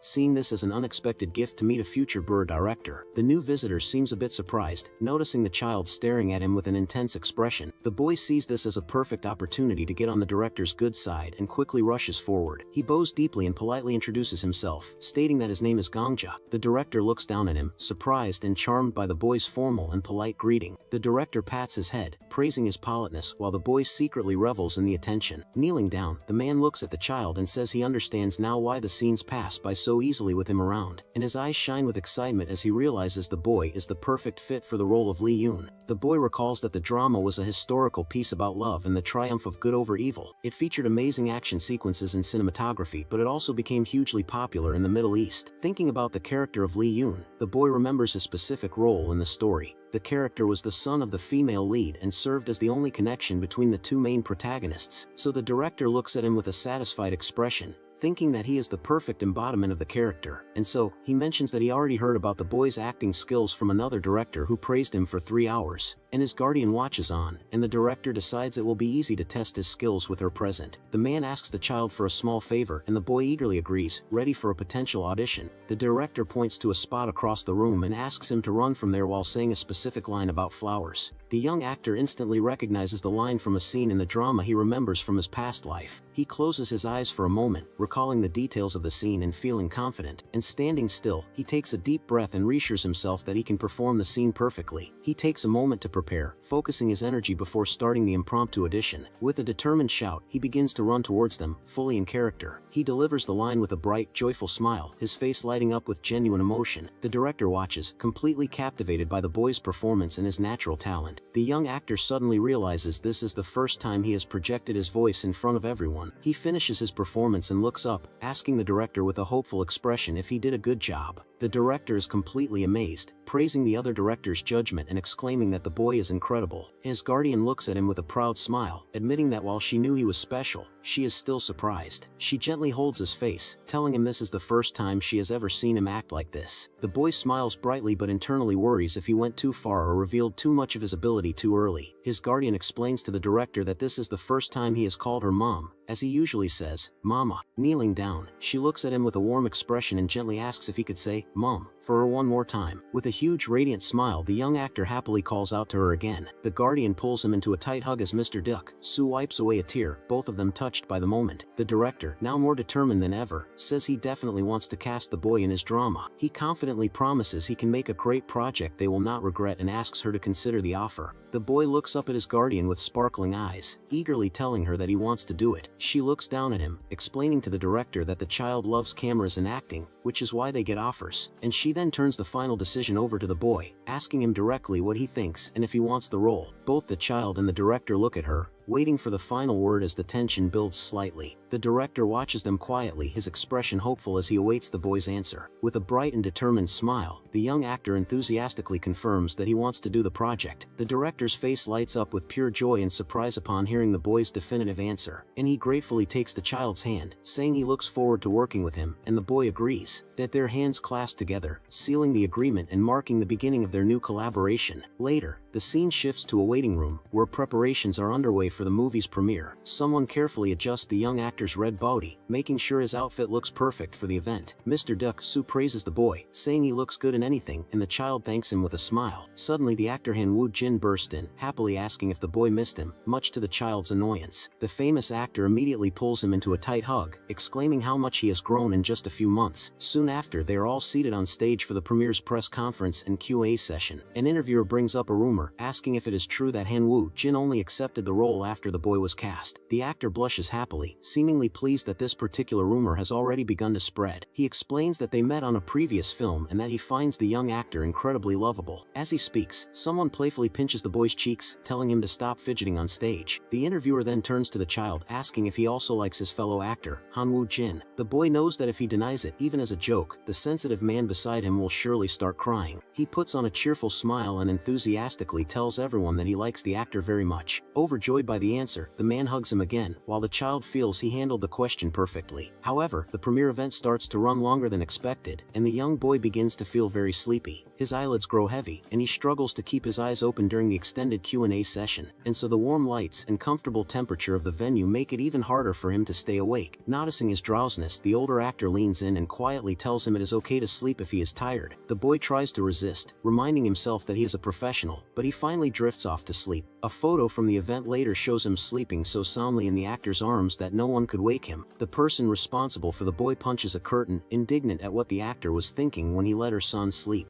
The young actor sits on his playmat, reflecting on the fact that his previous movie was a massive success. He mentally counts his earnings, calculating that even after setting aside coins for his mother, he has saved quite a lot. His eyes narrow slightly as he plans ahead, deciding it is wise to keep accumulating funds for any future needs. To maintain this financial security, he knows that the upcoming historical drama, titled Tease, must also be a hit. With determination, his small hand reaches out and grabs the script lying on the floor to begin his preparation. He opens the document, telling himself he needs to study the lines and practice thoroughly while his guardian works in the background. Suddenly, the man turns around with a curious look, asking if the child is actually reading the text. The boy freezes, eyes widening in panic as he remembers that, at his age, he is not supposed to know how to read yet. Thinking quickly, he drops to the floor and clumsily rolls over, pretending to be just playing with the object. He looks up with big, innocent eyes and softly calls out to his uncle, using his charm to deflect suspicion. The man stares down, completely caught off guard and captivated by the sudden display of cuteness. Moved to tears by the adorable sight, the uncle enthusiastically volunteers to read the script out loud for him. The man immediately gets into character, deepening his voice to portray a serious figure meeting a scholar at the marketplace. And so the young actor stares blankly, watching the performance with a mixture of confusion and disbelief. Ignoring the lack of reaction, the uncle continues with an intense expression, reciting lines about a mother's warning. The boy's face pales, and he stammers nervously, overwhelmed by the man's unexpectedly terrifying delivery. Oblivious to the child's distress, the man asks if that helped him immerse in the story, while the boy trembles in silence. Unable to hold it in, the child bursts into loud tears, pretending to be scared by the terrible acting to make him stop. The uncle scratches his head in defeat, apologizing for the trouble, while the boy acts heartbroken. However, looking back at the script, the young actor realizes this is a problem, as the filming day is approaching fast. A sudden idea strikes the boy as he realizes there is only one solution to his problem. He holds up the box containing the script and looks at his guardian with big eyes, asking the man to teach him how to read the letters. And so the uncle looks troubled, rubbing his head as he argues that learning to read is too difficult for a child his age and that he should just help instead. However, the boy recalls the man's terrifying performance earlier and shudders, thinking that relying on that acting would be a disaster. And so, the man continues to protest, insisting that it is better to follow the natural pace of development rather than rushing into education. But the young actor knows he needs to see the script with his own eyes to perform properly, so he maintains his bright and demanding expression. Seeing the man hesitate, the child grabs his arm and shakes it vigorously, loudly refusing to accept no for an answer, and he shouts with fiery determination that he can do it, making it clear that his desire to learn is stronger than any obstacle. Overwhelmed by such intensity, the uncle finally sighs in defeat and agrees to grant the request. And so the man's expression shifts to one of mystery as he reveals that he actually prepared a secret weapon for a moment just like this. He walks towards a storage area while the boy watches his back, suddenly feeling a cold shiver of ominous anticipation. The uncle rummages through his things, muttering that he didn't expect to use this so soon but is glad he found it. With a flourish, he reveals a bright pink apron covered in alphabet stickers, proudly presenting his handmade educational tool. He puts it on with a dramatic flair, telling the boy that since they are serious, he should now address him as teacher instead of uncle. The child stares at him with dead eyes, completely unimpressed, but the man ignores the look and points to a character on his chest. He strikes a pose like a model, highlighting the first letter of the alphabet and announcing its name with great enthusiasm. Leaning in with a hopeful grin, the self-proclaimed teacher asks his student to repeat the sound after him.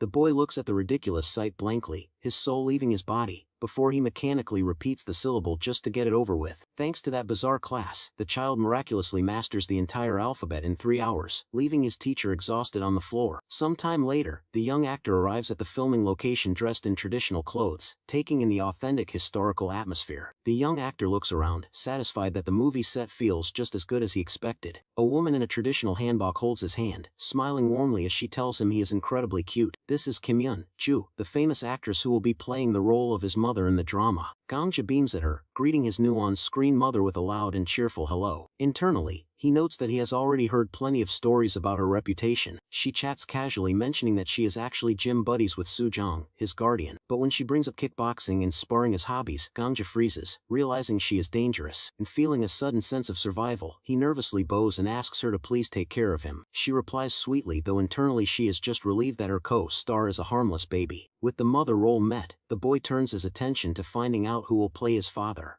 A tall figure dressed in purple robes steps into view, catching the child's attention immediately. The boy's eyes widen in recognition as he mentally screams the name Gi Cho-un. It is indeed Ji Cho-un, the male lead who has been cast to play the father in this production. Gangja recalls that in his past life, this man was a junior actor who followed him loyally. Even after Cho-un became a top star, he remained friendly and never let fame go to his head. He was known for his good character, a rare gem who didn't discriminate in such a dirty industry. Delighted to see an old friend, the boy waves his hand high and greets him with pure joy. However, the man does not smile back, instead staring down at the child with a critical hum. He coldly remarks that the boy looks more mediocre than expected, shattering Gangja's expectations. The actor openly questions if it was a nepotism hire, leaving Gangja stunned by this rude stranger. The actress leans in closer to her co-star, whispering something that immediately wipes the arrogant smirk off his face. She casually reveals that the guardian, managing the child, is none other than Sujong, a name that clearly rings a bell for him. The haughty actor freezes in place, his eyes widening in genuine surprise as he processes this unexpected connection. However, he quickly shakes off the shock, regaining his composure as he looks down at the small boy with a skeptical gaze. He scoffs at the child, warning him that just because he has powerful backing, he shouldn't expect to run tattling to his mom when things get tough. The actress laughs at his pettiness, lightly hitting his arm and telling him to apologize for picking a fight with a toddler. But the man refuses to back down, insisting that it is unfair for a child to get a role so easily when others work hard. He openly accuses the boy of relying on connections, convinced that Gangja is the son of some famous star getting a free pass. Gangja stares up at him in disbelief, amazed that an adult could be so blatantly rude to a 5-year-old on their first meeting. He realizes that this man has completely misunderstood the situation, assuming his casting is a result of nepotism rather than talent. Internally, the boy wonders if this is really the same person he knew in his past life, questioning where that kind and respectful junior went. Deciding to play along with the man's low expectations, Gangja sticks his tongue out and makes a mocking face to provoke him further. The actor's face turns red with irritation, and he mutters a curse, while Gangja secretly vows to crush him with his acting skills later. And the scene transitions to the film set, where the crew is preparing for a tense sequence involving a physical confrontation. The director scratches his head anxiously, looking at the tiny boy and worrying about the logistics of the upcoming stunt. He expresses deep concern, asking if it is really acceptable for a grown man to push something as small and fragile as a crumb. Gangja sits on the safety mat, looking completely unbothered, while the director guilts the actor by saying pushing a child feels like abandoning human decency. The director starts to panic, suggesting they either fake the push very lightly or remove the scene entirely to protect the baby. And so, suddenly, the arrogant actor covers his mouth and shouts that he doesn't want to do it, revealing that despite his earlier rudeness, he can't bring himself to hurt a child. And seeing the adults hesitate, Gangja clasps his hands together with pleading eyes, insisting that he practiced and begging them to let him try the stunt just once.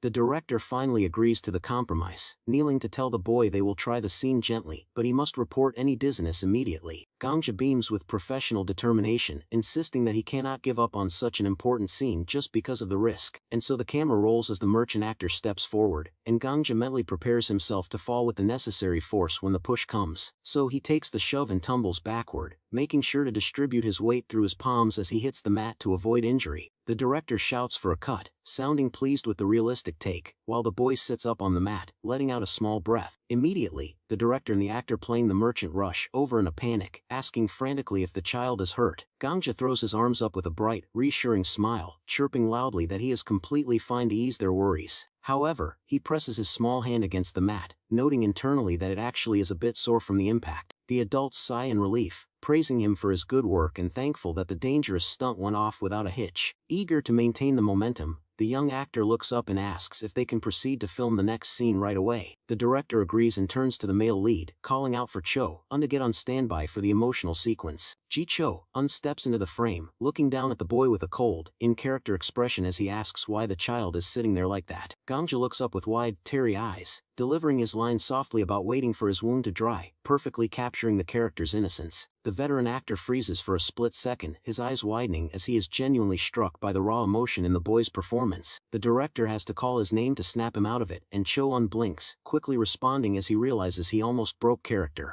He kneels down to interact with the boy, unaware that the scene depicts a first meeting between a father and the son he doesn't know exists. The narration highlights the dramatic irony, noting that the viewers know their true relationship, making the interaction feel even more heartbreaking. As the man takes his hand, Gangja stares at him intensely, his innocent facade hiding a calculating mind that is analyzing every move. Internally, the boy critiques the actor's technique, noting with annoyance that the man used too much force when grabbing his hand. A competitive spark lights up Gangja's eyes as he mentally tells the famous star to just wait, ready to show him what real acting looks like. He clutches his chest, his small hand pressing against his robes as he delivers the line about simply being there. The tall man in the hat gazes down with a serious expression, asking deeply if that specific feeling is his sorrow. Lowering his gaze, the child admits with a heavy heart that his father is not there with him anymore. He curls up on the ground, sobbing as he explains that his mother promised they would meet again, but it still hurts. A large warm hand gently lands on his head, offering silent comfort to the grieving child in the scene, and tears stream down his face as the man tells him softly that he does not need to speak any further. And so the boy looks up through his tears, acting surprised by the sudden warmth and understanding from the stranger. Suddenly, the man grabs his hand and the boy internally complains that the actor is using way too much force. The actor pulls him up effortlessly, dismissing the boy's sadness by saying it is nothing so great to worry about. Now on the man's back, the child whispers that he cannot carry sadness, or his mother will start to worry. The veteran actor listens silently, his expression softening as he absorbs the emotional weight of the line. He replies that it is not good to endure so much, asking if the boy should ask his father for comfort instead. The child blinks innocently, resting his chin on the man's shoulder as he asks the stranger who he actually is. The man pauses for a moment, looking back as he wonders aloud what he should call himself in this situation. With a gentle smile, he proposes calling himself the wind that can dry a child's sorrow, delivering the line perfectly. As soon as the emotional moment peaks, the director shouts for the scene to be cut, ending the illusion. The atmosphere on set instantly lightens, and the staff murmurs in admiration as the director praises the work. Gangja immediately drops the sad act, beaming brightly and thanking everyone with a cheerful, professional attitude. However, the male lead does not let him walk away, his face turning serious as he tells the boy to wait a moment. He looks down at the child's hand with concern, pointing out that the boy is bleeding from the earlier fall. The boy looks down at his open palm where a red scrape marks the skin from the impact of the fall. Suddenly the male lead grabs his wrist gently but firmly, demanding that he look at the injury. Gangja stares up with a blank and confused expression, wondering what the big deal is about a small scratch. The man seems baffled by the lack of reaction, pointing out that the child is not shedding any tears, and he scolds the boy gently, telling him that if he gets hurt he needs to speak up immediately. Gangja stares at his own hand, thinking that the injury is barely visible and hardly worth mentioning. But the actor stares with intense concern, insisting that the hand is definitely bleeding, and so, he suddenly starts panicking and rambling about how painful it must be and that it needs treatment. Gangja looks at the grown man in disbelief, wondering why the adult is making such a huge fuss. The actor holds the small hand delicately as if it were made of fragile glass to avoid causing pain. He blushes slightly while murmuring that the child's hand is incredibly small and soft. Then he frowns and asks why the boy is so short for a 5-year-old, wondering if he is eating enough, and so he pats the boy's head vigorously, telling him he needs to eat a lot more to grow taller. The man eagerly offers to buy him anything he wants to eat right now, asking for his preference. Getting annoyed by the attention, the boy turns and shouts for his manager to bring a first aid kit. The actor continues to make a huge scene, shouting about the injury to everyone on set. Staff members rush over in a panic, asking if the child is okay while the man continues to fret. Gangja puts on his brightest smile and assures them loudly that he is perfectly fine, and so his hand is quickly bandaged, and although the wound is minor, he admits internally that it stings a little bit. The actor stares at him with a complex expression, asking why he acts so tough instead of complaining. The actor blushes deeply, insisting that he is not apologizing but simply explaining his earlier behavior, and so he awkwardly admits that he just thought he might have been a little too harsh with a 5-year-old. Gangja stares at him with a deadpan expression, thinking that despite the excuses, the man is clearly sorry, and Cho-un places a hand on the child's head, saying that since they must keep filming, It would be a problem if the boy were scared of him, and he tells Gongja to just act comfortably while the boy looks up with a skeptical gaze, finding the man's clumsiness ridiculous. Internally, the young genius admits that while it sounds arrogant, his acting is actually quite picky about his co-stars. He acknowledges Ji-cho, unskilled, but analyzes that the man has a fatal weakness of being heavily influenced by his partner. Gongja reminds himself not to get discouraged if the veteran actor starts making mistakes because of the pressure. A memory of a crying junior actor from his past life surfaces, reminding him how easily others can crumble under his influence. Trying to smooth things over, Cho kneels and asks the boy what he wants to eat, offering to buy him anything. Gongja ignores the bribe and looks him straight in the eye, asking directly if the man is sorry to him. The actor flinches and looks away, stubbornly denying it and asking why he would need to be sorry. With a bright and innocent smile, Gongja holds up 2 fingers, ominously telling him to just wait 2 days. Cho looks confused by the specific time frame, asking uncertainly what is supposed to happen after that. The boy turns his head casually, dropping the threat that he will tell his mama about the mistreatment, and Cho grabs his head in sheer panic, screaming as he remembers that he is scheduled to film an action movie with Soo-jong soon. He looks down at the boy in terror, realizing that having Soo-jong's charge as a co-star might actually lead to his death. Meanwhile, Soo-jong is seen on the phone with a serious expression, unaware that her name alone is striking fear into the actor. Cho imagines a horrific scenario where Soo-jong stops acting and starts throwing sincere, bone-crushing punches at him. Terrified for his life, the man immediately breaks down, hugging the child and sobbing as he begs for forgiveness. A voice speaks through the earpiece, confirming that the filming has concluded perfectly and the job is done. Completely exhausted from pouring his energy into the role, Gongja is fast asleep in his car seat, snoring softly. Meanwhile, the internet lights up with reactions to the movie, with comments praising Han Woo Jin's incredible acting skills. And so netizens admit that while the famous actor drew them in, it was the child's performance that made them watch the movie again. Back at the office, Gongja's uncle browses the fan caf, looking puzzled as he stumbles upon a section called the Gongja Collection, and he leans back with a sentimental look, thinking about how the child's first birthday party feels like it happened just yesterday. But his eyes widen in shock when he sees the voting options for birthday gifts, which include building forests and schools in Gongja's name. Sweat beads on his face as he asks himself if this is a fan club or a major international volunteer organization. He clicks through the pages nervously, realizing that the scale of the fandom's dedication has escalated far beyond his imagination. A call comes in through his earpiece, and he answers promptly, asking the person on the other end to bring him the update. His expression turns serious as he listens, asking with dread if the call is related to the intense fan group known as Beer Jazz. He sighs deeply, lamenting that his nephew seems to resemble him in the unfortunate ability to attract chaotic situations, and so his hand clicks the mouse again, refreshing the news page to check the latest box office statistics for the movie. A headline pops up announcing that the low-budget film Boyhood has miraculously surpassed 5 million viewers. The uncle stares at the screen in a daze, processing the fact that his nephew is now the star of a record-breaking hit. He looks at a profile image of Gongja from his baby days, reminded of how young the superstar really is despite the fame, and the screen displays the voting notice again, confirming that thousands of fans are mobilizing to donate in the child's honor. Rubbing his chin, he mutters in disbelief about the gift voting, struggling to comprehend the sheer influence of a 5-year-old. He scrolls through the comment section once more, seeing endless praise for the cast that reaffirms the movie's quality. The public verdict is unanimous. Gongja isn't just a cute mascot, but a genuine actor who has captured the nation's heart. The CEO stands by the office window, talking on the phone with a bright smile as he mentions that he happens to be looking at something exciting right now. He listens intently as the caller explains that a package has been sent directly from the Ministry of Culture, Sports, and Tourism. His eyes widen in genuine surprise as he asks for clarification, unable to believe that such a prestigious delivery is intended for his young nephew. After finishing the call, he turns to his assistant, instructing her that if any storyboards come in, she should handle the process directly. The woman observes him with a knowing look, teasing that he looks so happy he might soon be overtaken in popularity by his own son. He simply smiles at the remark, accepting the comparison with pride as he confirms that he truly considers the boy his family.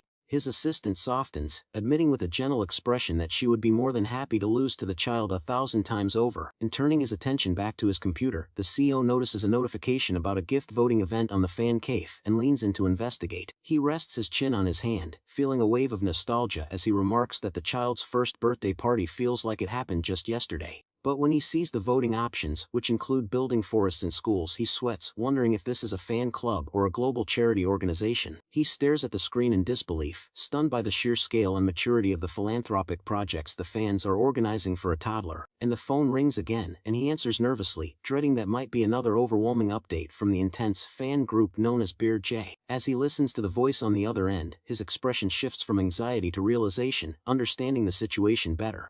He quickly gives permission to the caller, asking them to bring the item in immediately so he can take a look at it. And so while waiting, his hand moves to the mouse, clicking to refresh the news page to check the latest performance statistics for the movie. A headline flashes across the monitor, announcing that the low-budget film has miraculously broken through the 5 million viewer mark. The CEO reads the article silently, his face turning serious as he processes the magnitude of this achievement for a movie that started with nothing. Standing behind him, his assistant gasps in amazement, asking if it is really true that they have already hit such a massive number. And so she explains the phenomenon, quoting the popular saying that people watch once for the famous lead actor, but return a second time for the child. And chuckling softly, she closes her eyes with a satisfied smile, happy that the entire world is finally discovering the boy's undeniable charm. And so, a voice confirms through the phone that the filming is wrapped up perfectly, marking the end of the shoot. Meanwhile, a production staff member calls Soo-jang, his expression filled with nervous hesitation as he brings up a new issue.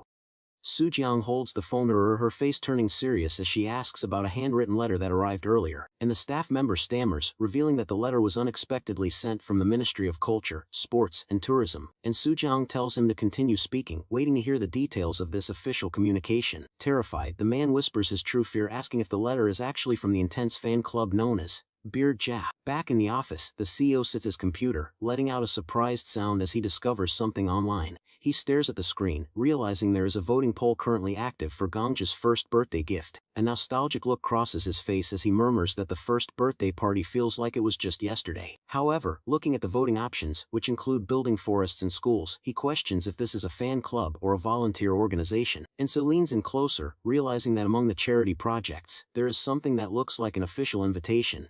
His assistant stands nearby, bringing up the topic of the handwritten letter that was mentioned by the production team, and she looks down at a pink box containing a teddy bear, noting that the letter inside appears to be very carefully written. Her hand reaches out to untee the ribbon, explaining that she was just about to open it to check the contents. The CEO interrupts, speaking into his phone with a serious tone as he asks for the item to be brought to him immediately. While waiting, his hand grips the mouse, scrolling through the latest entertainment news updates. A headline pops up on the monitor announcing that the movie, Boyhood, has officially broken through 5 million viewers. The CEO stares at the number in disbelief, amazed that they have already reached such a massive milestone. Sitting on the sofa, Soo-jang teases him with a smile, noting that he looks happy even though his fame might be overtaken by his son, and she closes her eyes with a satisfied expression, declaring that she is happy to lose to Gangja 1,000 times if it means the world seizes calm. And Soo-jang admits that she was extremely worried after hearing a shaman's prediction that a young person on set would get hurt. She sighs with relief, telling her companion that fortunately, Gangja has remained completely safe throughout the filming process. And so, unaware of the superstitious concern, the boy stares at the stunt team with envy, wishing he could grow up faster to do action scenes. Cho-un rests his prop sword on his shoulder, smirking as he asks the child if he looks cool, clearly enjoying the attention.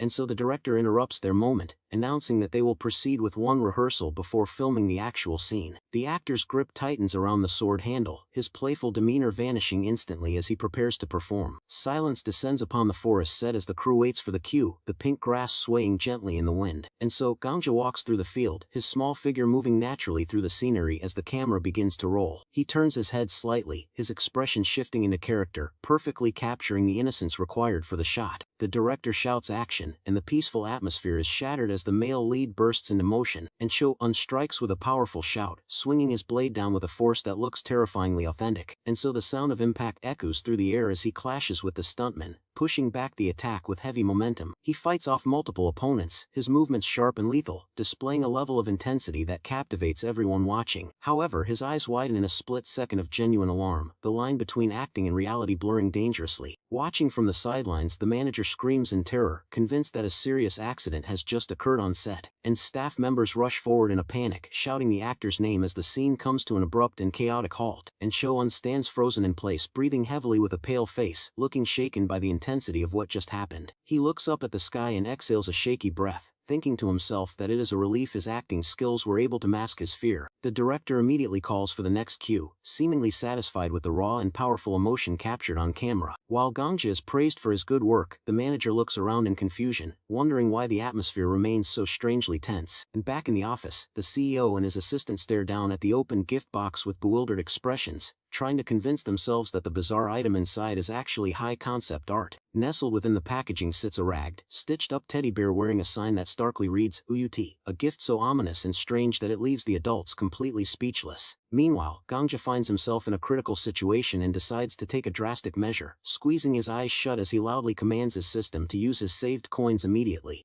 It all starts on what looks like a historical filming set with several traditional houses. Suddenly an actor named Gicho unclutches his arm in a lot of pain. Because of this, a man with glasses starts to get desperate and screams. Our protagonist Gangja stands frozen in place, completely shocked by the whole situation. He then thinks about using his coins to heal Gicho's injury, but he is startled because the cost is 100,577 coins. Besides, he was saving up for Ansan and thinks about using rapid recovery instead. While he hesitates, the staff helps the injured actor sit down. Seeing that he couldn't help, our boy screams no in desperation. Then an overwhelming sleepiness takes over his small body, and he ends up fainting right into the arms of a big guy who shouts his name. Our hero's vision blurs completely as he passes out from the stress. Shortly after, Gangja wakes up in a hospital bed with two men looking at him worriedly. The man with glasses smiles relieved and says they were really startled when he collapsed. The bigger guy then hugs him tightly, saying he was very worried. Our boy just looks confused because they think he fainted just from being sleepy. Meanwhile, the big guy gets emotional, tearing up with relief. Gangja then peeks over his shoulder and asks if his hying is okay. The man with glasses reassures him, saying Cho-un is fine and resting. However, he then reveals a monk predicted the youngest person would get hurt, so they were watching Gangja. Our boy thinks the monk's prediction was quite accurate, and then one of the men pats his head, saying he must have been startled too. The man with glasses then says they'll have to adjust the schedule to give Cho-un time to recover. He seems very worried, saying that even though Cho-un says he's okay, he must be upset. And then he starts to blame himself for the whole situation, but our little hero pats his shoulder to comfort him. Gangja even gets up on the bed and says it's not the PD's fault at all.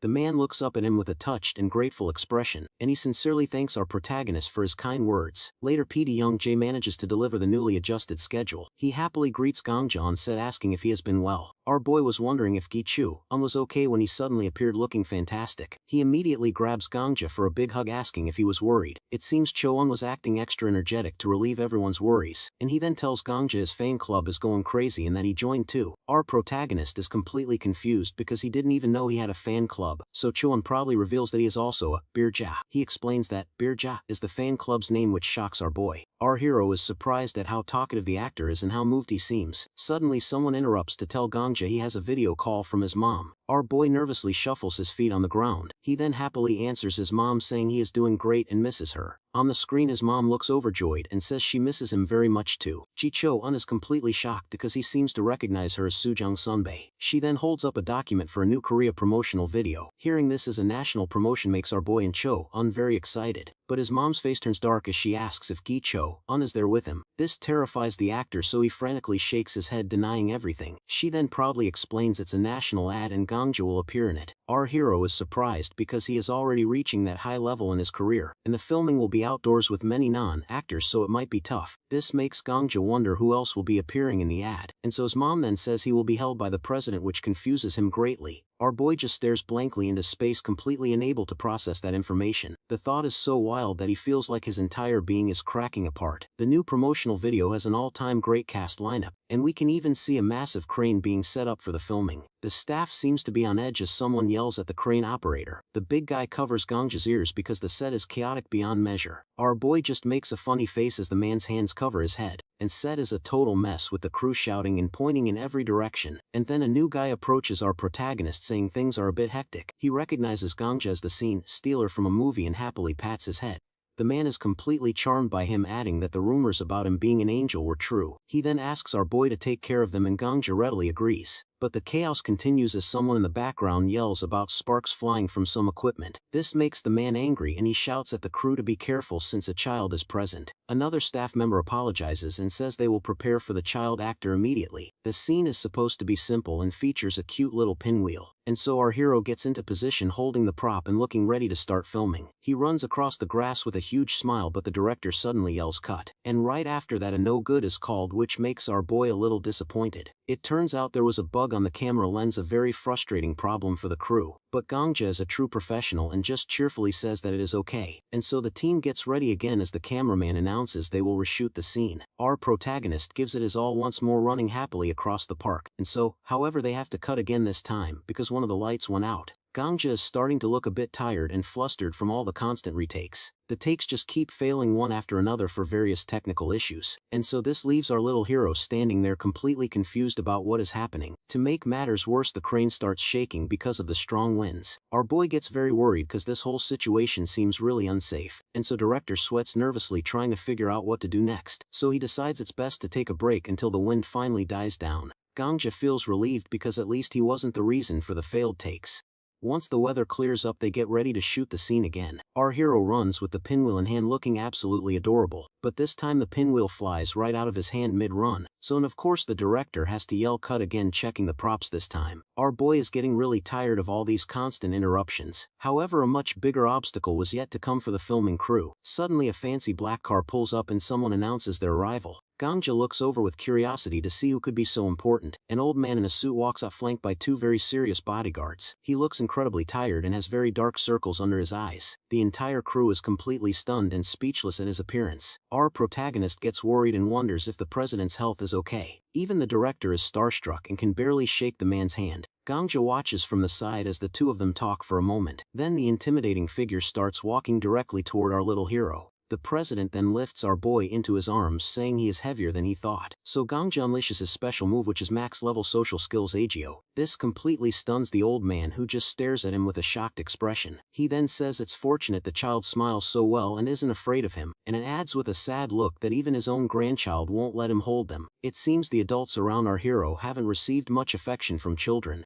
Our protagonist thinks everyone has their reasons for being the way they are. He then gently pokes the man's dark circles and asks if they hurt. The president says it's just from being tired, so Gangja asks if he takes naps. He is surprised the kid knew, and our boy insists naps are very important. The man laughs, agreeing with him, and promises to definitely take naps. And seeing this, our hero decides to do one good deed for the nation and its people, and so he activates his power, making a very funny and strained face. Suddenly the president's face looks much healthier and more refreshed. The crew knew that the dark circles would still show even with multiple lights, so besides they couldn't cover them with lighting without blowing out his facial features. So seeing how difficult the touch-ups would be, our protagonist decides to act.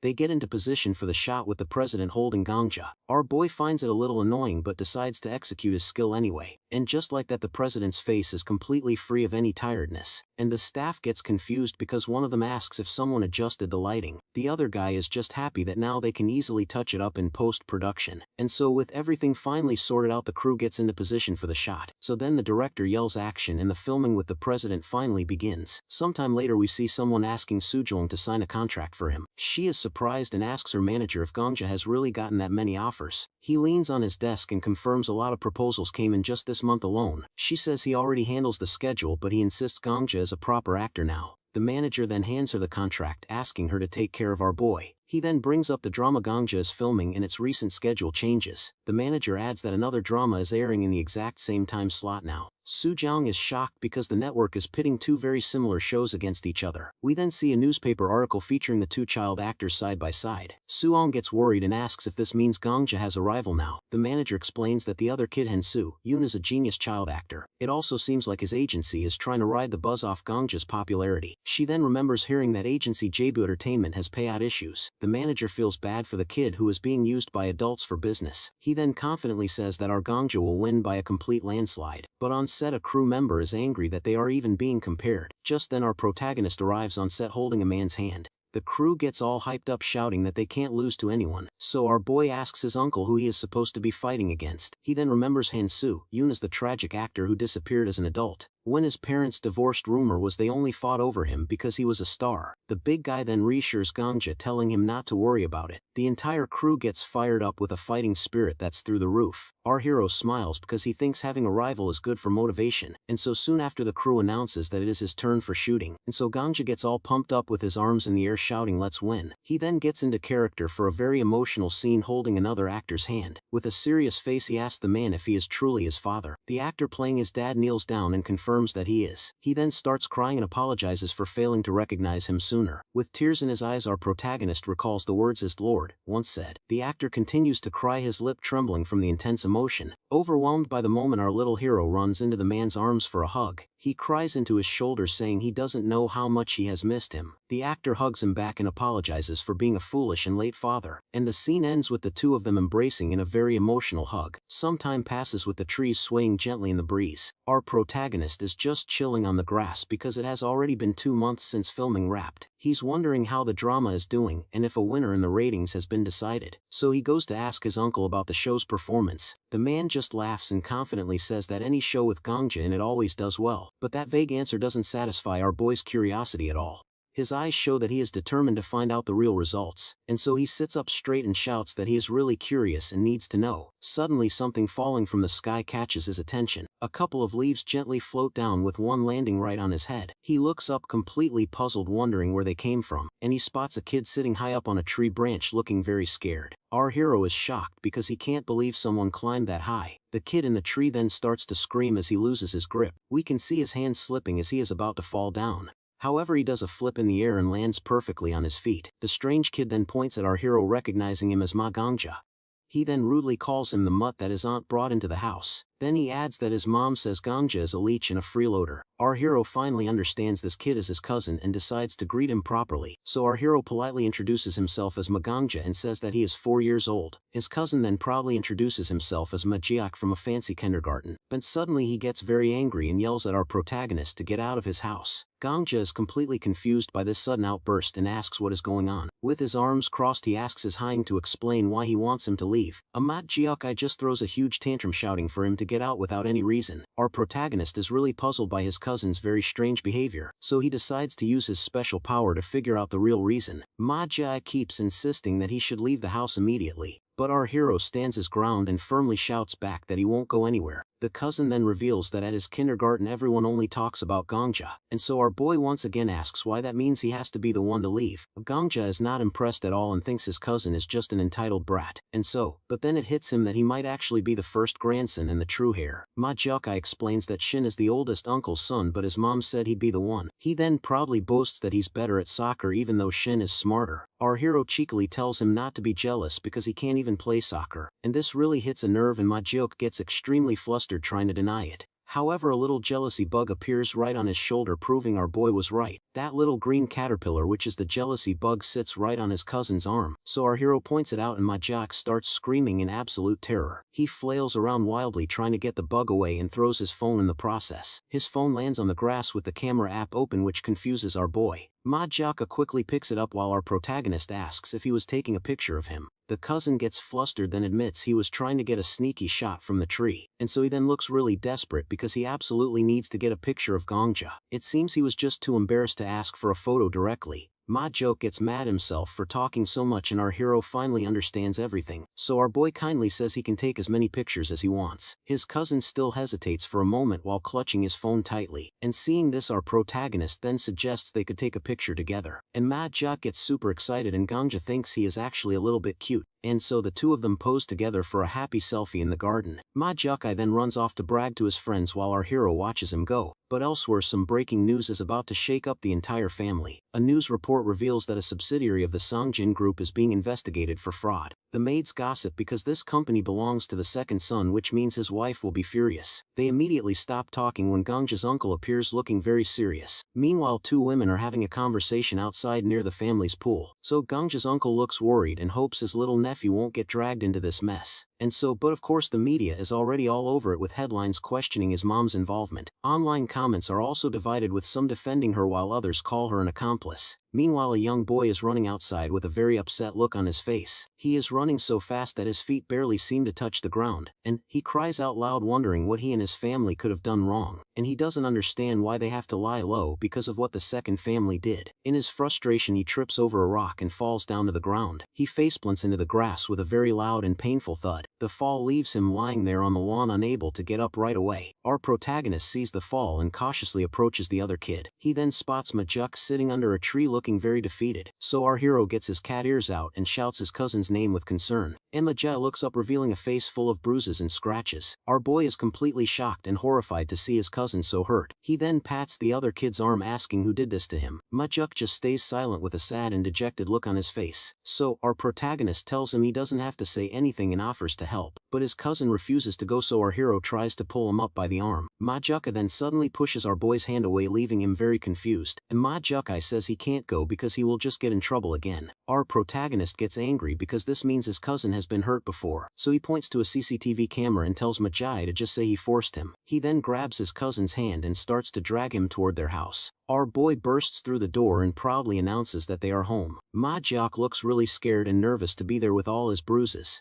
His uncle, who is sitting in the living room, asks who the other kid is. Mka gets scared and can barely manage to say a shy hello. The uncle's eyes turn sharp and intimidating as he stares at the kid. He notices the bruise on his cheek and gets up to take a closer look. He then gently touches Maokai's shoulder, asking for a pardon for the intrusion. The man then lifts up his shirt, revealing even more bruises on his body. This makes his uncle's blood boil and he looks absolutely furious. Majuk trembles in fear, but his uncle just gently holds his arms. Our boy's uncle seems to be trying his best to control his anger. Majuka starts to sweat and avoids making eye contact with the man, and so our protagonist takes his hand and reassures him that their house is safe. His uncle smiles at this display of kindness and support between the two boys. Just then Gangja's mom walks in and is completely shocked by the scene. Majukai gets shy and hides behind his uncle as he greets his auntie. Sujiang greets him with a warm smile, saying it has been a long time. Our hero finds this strange because they live on the same compound after all. Majuk then nervously says that he didn't really mean to come here. So our protagonist hugs him and proudly says that he was the one who brought him over. His mom praises him for the good job and tells Majuk not to worry. She then gently holds his face to get a better look at all the bruises. With a very worried look, she says his injuries look really painful. His uncle then adds that the kid also has bruises all over his body. Hearing this, Sujong gets furious at his mother for taking her anger out on a child. She then asks about his grandmother, but Majuk begs her not to tell her anything.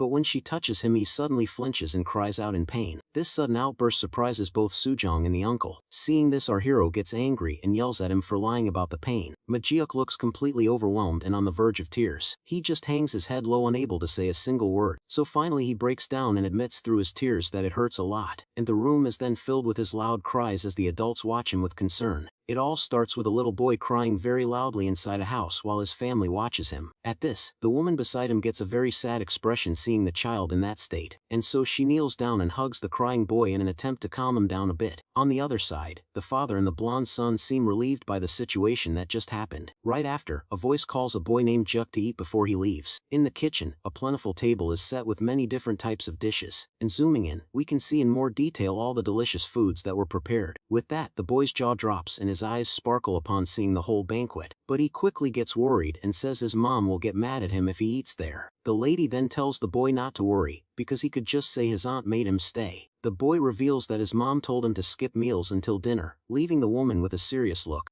Her son is outraged to hear this and wonders what kind of family does something like that, and then he takes a spoon and feeds his friend, telling him to come over whenever he's hungry. With a big smile, the little blonde boy says he will give all the food he has to his friend. Seeing all this kindness, a tear starts to run down the bruised boy's eye. Soon he starts to cry with emotion, but his friend asks him to stop. Meanwhile, the couple watches the two interact with a warm smile on their faces. After eating, the boy finally leaves and waves goodbye to that family. Outside, he looks at the neighboring building and sees his mother on the balcony, looking happy. Seeing this, the blonde boy asks his mother if Juk's mom hates him. The woman replies that she doesn't think so, with a sad expression on her face.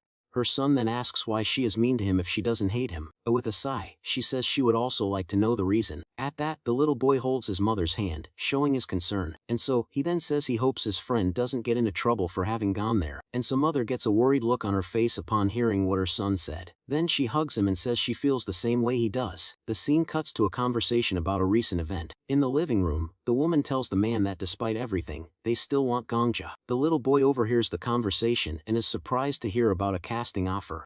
His mother smiles and comments that even she thinks it's a role he would do very well, and so, the boy is surprised they want him even with the controversy and thinks they are looking for the right actor. He sits there processing the information while his parents watch him. At that moment, the door to their house opens and a visitor arrives. A man with gray hair enters, complaining about the number of reporters outside. The woman greets him as director and thanks him for coming in person. The man then greets Gongja and says he has grown up a lot. The little boy stands shyly in front of the newcomer. The director introduces himself with a big smile and says his name is Lilac. The boy is shocked because, in the film industry, there is only one person with that name, and he remembers that the director is the famous Lilac who made hit films with 10 million viewers. At this, the boy thinks about the movie the director filmed back then, called The Basement. Images from the movie begin to flash through the boy's mind. With that film, an actor named Han Soo-yoon became famous, and now the boy will have that chance in his place. With a determined look, he finds this whole situation very strange. The director says he was moved by his performance and asks for a favor. The boy accepts right away. The man thanks him but thinks he needs to explain the role well since the boy is very young. He then says that the boy has never seen an airplane but will have to pretend to be one. Next, the man asks him to act as if he were playing alone on the couch. The little boy then climbs onto the furniture to begin his performance, and he stands on top of the couch ready to play the character. With his eyes closed, the boy concentrates to get into character. He imagines the movie's setting, which is a dark and gloomy basement. In his mind, he also visualizes an old television in the middle of the place. Within his eyes, the reflection of an airplane flying in the sky appears. When he opens his eyes, he is no longer the same as before. Then he opens his arms like wings, and his parents and the director watch him in surprise. The boy's bare feet touch the couch as he prepares to fly. He starts to jump and run across the couch, shouting that he is going up. With a big smile, he continues his act, saying he's going up, and away. In his mind, the scene transforms, and we see him acting in the gloomy basement set. But back in reality, the little boy continues his game, running happily across the couch. In a moment of distraction, however, his foot ends up slipping on the edge of the furniture. With that, the boy loses his balance and starts to fall backward with a startled look on his face. Seeing the scene, the boy's father is terrified, not knowing what to do, so he runs desperately to try to catch his son before he hits the floor. But the man ends up slamming right into the wall, going straight past the little actor. The boy, however, manages to land perfectly on the floor without a scratch. Lying on the floor, the father looks confusedly at his son, who is standing on the arm of the sofa, and suddenly, the director yells "cut," leaving the boy's mother completely stunned. He has a super serious expression on his face, analyzing everything that happened. The little boy closes his eyes tightly, thinking he messed everything up with that mistake. To everyone's surprise, the man starts to clap slowly, and then he puts his hands on his head and shouts with joy, thanking the heavens. And so, the director says the part where he slipped was perfect, and that he will include it in the movie. And so with a huge smile he says the boy is the protagonist he has been searching for. The man asks Gangja to film this and the next project because he was born for this. He then hugs him tightly and calls him his muse, asking where he's been. In the background, the boy's parents look on with jealousy and suspicion at the interaction, and they ask if the set is prepared for child actors and if Gangja will read the script. The little boy excitedly asks about the script reading, while the director looks a bit sheepish. With a smile, the man confirms that as soon as Gangja is cast, they will schedule it. And so, the director thanks the mother for letting her son participate, but she says she hasn't answered yet. At this, the boy begs his mother, saying he really wants to do the part, and seeing her son's excitement, the woman gets all giddy and happy with the situation. The director assures them that protections for child actors are mandatory, and the mother pats her son's head. And so then the man promises with absolute certainty that not a single hair on the boy's head will be harmed, and the scene cuts to a large modern building, indicating that the day of the reading has arrived. The father and son are standing in front of a door with a "script reading" sign. The older man wishes Gangja good luck, and the little one confidently replies that he will. Next, a hand reaches for the doorknob to open the room's door. Inside, a voice complains that they are exaggerating by calling the little boy a genius. The boy hears the man saying that his mother is so shameless. The one responsible for the comments is an actor who says she went crazy after adopting a child. Hearing this, the boy becomes furious and grinds his teeth in anger. The camera shows the man bad-mouthing them as the door to the room opens, and so the little actor is completely shocked by the words he has just heard. At that moment, an image of a funeral altar appears on the screen. In the memory, several people dressed in black are crying during the ceremony. A man with a sad expression is seen in the middle of that funeral. The little boy gets an expression of pure rage upon hearing those mean words. An actress reprimands him and warns him to be careful what he says because Gangja is arriving. The actor accuses her of trying to get close to a rich family, but she says they are just colleagues.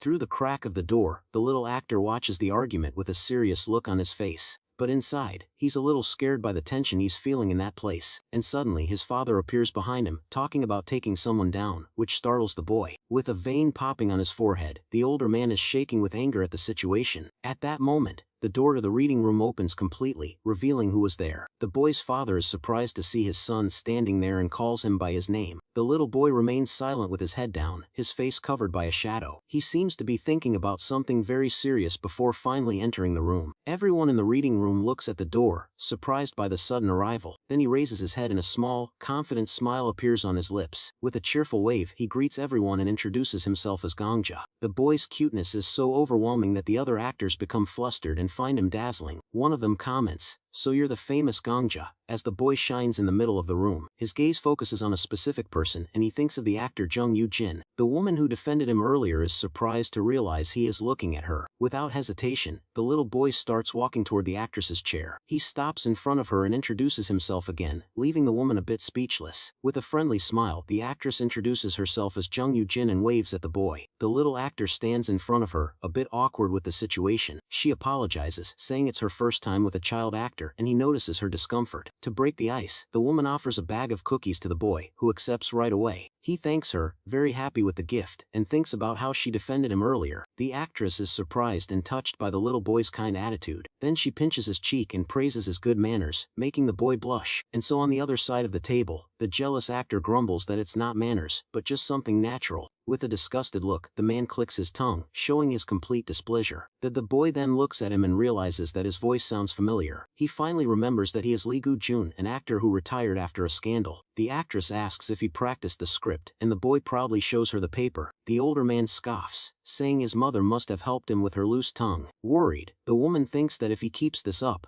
he will ruin the mood for the filming. And then the actor points at the boy and threatens him, telling him not to interfere with the acting. He continues telling the boy not to cry or act like a spoiled child. Full of anger, the little actor presses his lips together tightly to avoid exploding right there. And so the man then picks up his script with an air of superiority and gets ready for the reading. But upon seeing the paper in the actor's hands, the little boy's eyes go wide. He realizes that the man is holding an old version of the script, and so with a mischievous grin, he thinks this is perfect to get rid of the actor effortlessly. So then the script reading finally begins with all the actors gathered at the table. The little boy starts his line, looking up and saying that's the ceiling. The actress next to him is confused and asks if that isn't the ceiling. With an innocent air, the boy says he saw it on television. The woman then corrects him, saying that the ceiling is actually higher up. The little actor asks if it's higher than the place he's pointing to, and then he extends his hand with a dreamy look and says he really wants to see it. And so other actors are dumbfounded by the boy's flawless performance. Even Jung Yoo-jin is surprised by the talent the boy is showing. At that moment, the director calls for a break, looking very moved by the scene. Meanwhile, the older actor crosses his arms with a grumpy look on his face. The little boy gets worried and wonders if he made a mistake somehow. But the director stares at him and asks about the feeling he just conveyed in his performance.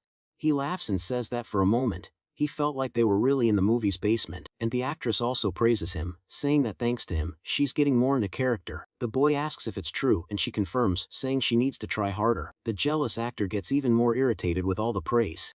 The little boy then looks at his script to announce what the next part is. He says the next scene is with him and the actor Lee Goo-jun, who glares back at him. For the scene, the little boy crumples a piece of paper with both hands.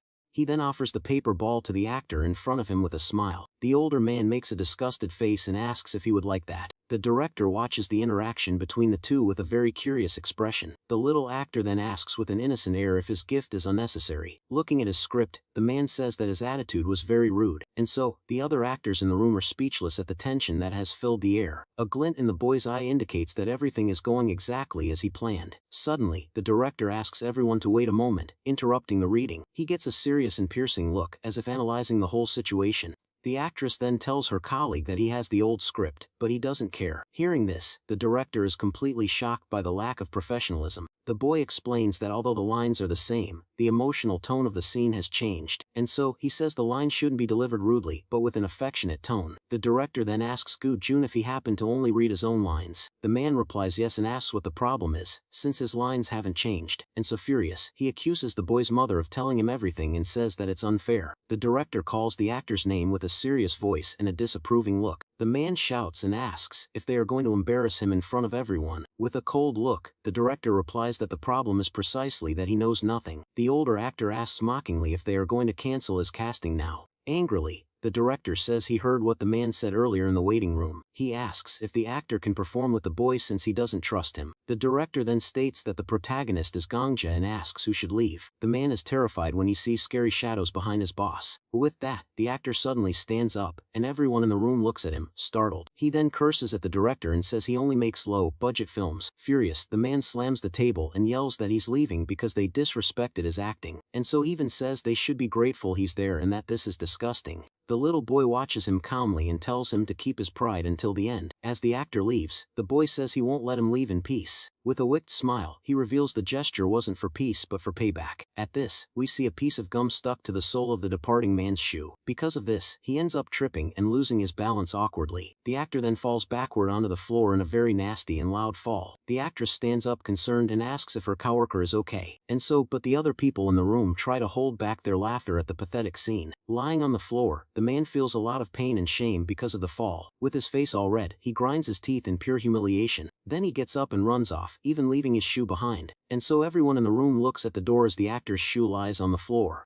One of the actors wonders what that is in the middle of the hallway, with that the other staff members start to laugh and gossip about the pathetic scene. The little boy just watches everything and mentally says goodbye to Lee Gyu-jun. The scene then cuts to our protagonist's house sometime after the events. There, his friend asks if it's okay for him to be visiting at that moment. The little blonde boy says he can always come over, but his friend seems worried about causing trouble.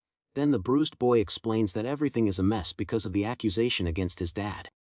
He even says he doesn't mind getting in a little trouble if he's caught there. Shocked, the little actor asks if he got hurt again as his friend cries. The protagonist yells, furious with the situation, scaring the other boy. Then he grabs his friend's shirt and asks what is going on. At this, he lifts his friend's shirt and reveals several bruises all over his body. Seeing that, the little actor gets an expression of pure fury on his face. He asks if the boy's mother did that again, but his friend fearfully denies it. The bruised boy says that his mom has just been in a bad mood lately. He continues, saying he would get in less trouble if he could go to soccer practice. With this, the protagonist explodes and shouts several things that were bleeped out. He then says they need to take a picture of it, and his friend asks if it's to report it. The hurt boy falls silent, seeming to ponder his friend's idea. The bruised boy says he already tried reporting it, but in that house, it's no use. With that, the protagonist becomes thoughtful about how to solve this complicated situation, then he bites his lip hard, looking determined to find a solution. The little actor realizes that through normal means, it would be basically impossible. With a serious look, he starts to come up with a new plan to help his friend. He then wonders if he should add another danger detection skill. At this, the boy starts to scratch himself and tells his friend to run away when they try to bother him. His friend explains that it wasn't so bad, but it got worse because he did something wrong. The boy starts to try to explain what he did to deserve that.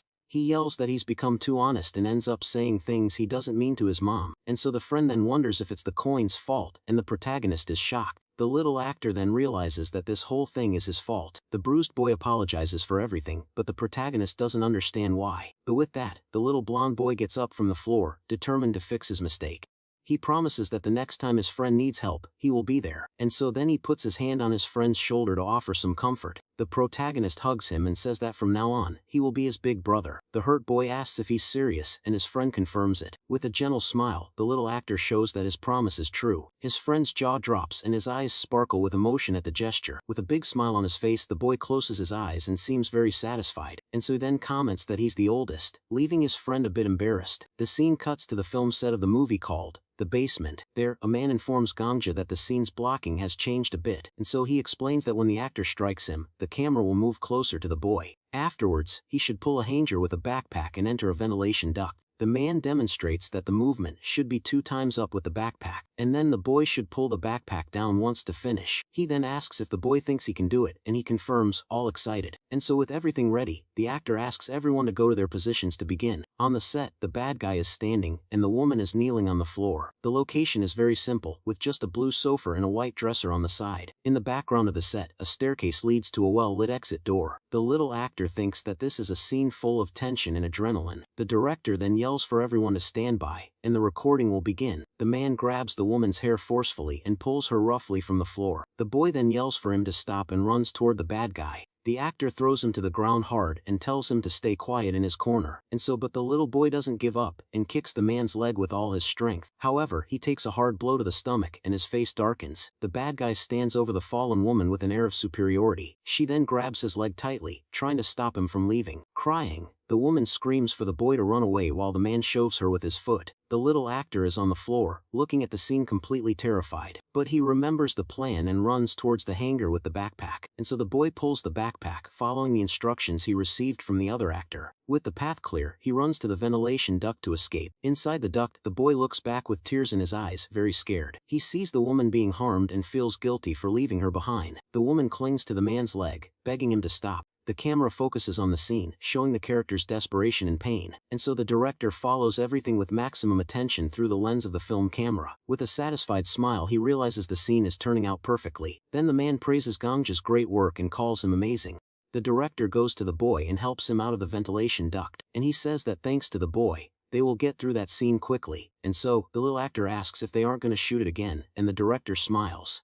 He then picks the boy up and yells that it was done in just one take. Backstage, one of the actors is shocked by the little boy's talent. A bright and mysterious light shines intensely in the middle of the studio's darkness. The director is dumbfounded and completely shocked by what just happened, and suddenly, the actor playing the villain lets out a groan of pain while holding the little boy. The story begins in front of a large building, which is the G Film Company. Inside, a crowd is waiting for the director and cast of the movie The Basement. Then, the director and one of the actresses go up on stage, waving to the audience. Behind the curtains, a little blonde boy gets ready to make his entrance as well. At that moment, the audience is completely shocked to see who was coming up on stage. It was the little boy, who greets everyone with a big smile on his face, and so the director and the actress are speechless, while the host looks confused. But soon, the director breaks into a huge smile upon seeing the little actor's cuteness. He jokes, asking if the boy shouldn't already be in elementary school. After the warm reception, everyone sits down to start the press conference. The older man takes the microphone and introduces himself as Director Lilac. Next, a scene from the movie is shown where the boy walks hand in hand with his mother. The director is impressed with the performance, and the actress beside him smiles, satisfied. And the scene showed the two of them walking barefoot down a dark and gloomy hallway. When it's the actress's turn, she takes the microphone to speak. She looks at the little boy with a warm smile as she prepares to talk. With this, the little actor gets a bit embarrassed by the attention he's receiving. The young woman then praises her co-star, saying that Gangja acts very well, and so the host then asks the boy if it was difficult to have his first leading role. The young boy replies that it was actually very short and he was disappointed about that. The host asks if the boy's mother taught him a lot. The little actor replies that he tried to understand everything on his own and the improvisations came out naturally. With this answer, the actress and the director are charmed by the boy's cuteness. Next, the host announces that it's now time for questions from the reporters. And so at that moment, a hand goes up in the audience, and the man in the suit gives him the floor. The reporter introduces himself as Yu Ji Mun and says he has a question for Director Lilac. The director then smiles confidently, ready to answer any question, and he says he doesn't want to limit himself to just one thing and wishes to create his own genre. Gangja realizes that the director also has a very serious side, despite his jokes, but the director breaks the mood, and the boy gets annoyed with the final comment about him. Soon after, another hand rises in the crowd of reporters. The host then gives the floor to the reporter with the short haircut. The woman introduces herself as Jiga Jin and says her question is for little Gangja. She looks at the boy with a very serious and intimidating expression. At this, the young actor is a bit surprised by the reporter's gaze. The journalist stares intently at the boy, preparing to ask her question, and so the movie scene continues to be shown on the big screen as the tension in the room rises. The boy thinks he was being handled with kid gloves and had underestimated the reporters. His expression changes completely as the woman starts to say that Gangja has something, but he quickly goes back to smiling, as if he's trying his best to grow up, and so little boy smiles, thinking that in moments like these, it's good to be a kid. The red-haired reporter, however, doesn't seem to have liked his answer, but the director gets emotional and says that Gangja has grown so much and that no one will recognize him in the movie. The actress agrees, laughing that kids really do grow up in the blink of an eye. With that, the entire audience also starts laughing at the lighthearted situation. The boy then remembers when he was 10 years old and things were very different. The scene changes to a sunny day in the backyard of a nice house. In this place, a volleyball was flying through the blue sky. There, little Gangja was playing with another boy who was very good with the ball, and his friend could juggle the ball with great ease and skill. When it was the little blonde boy's turn, he tried to kick it but ended up failing miserably. His friend then teases him, saying his only talent was his pretty face. The protagonist gets very irritated by his friend's mean comment.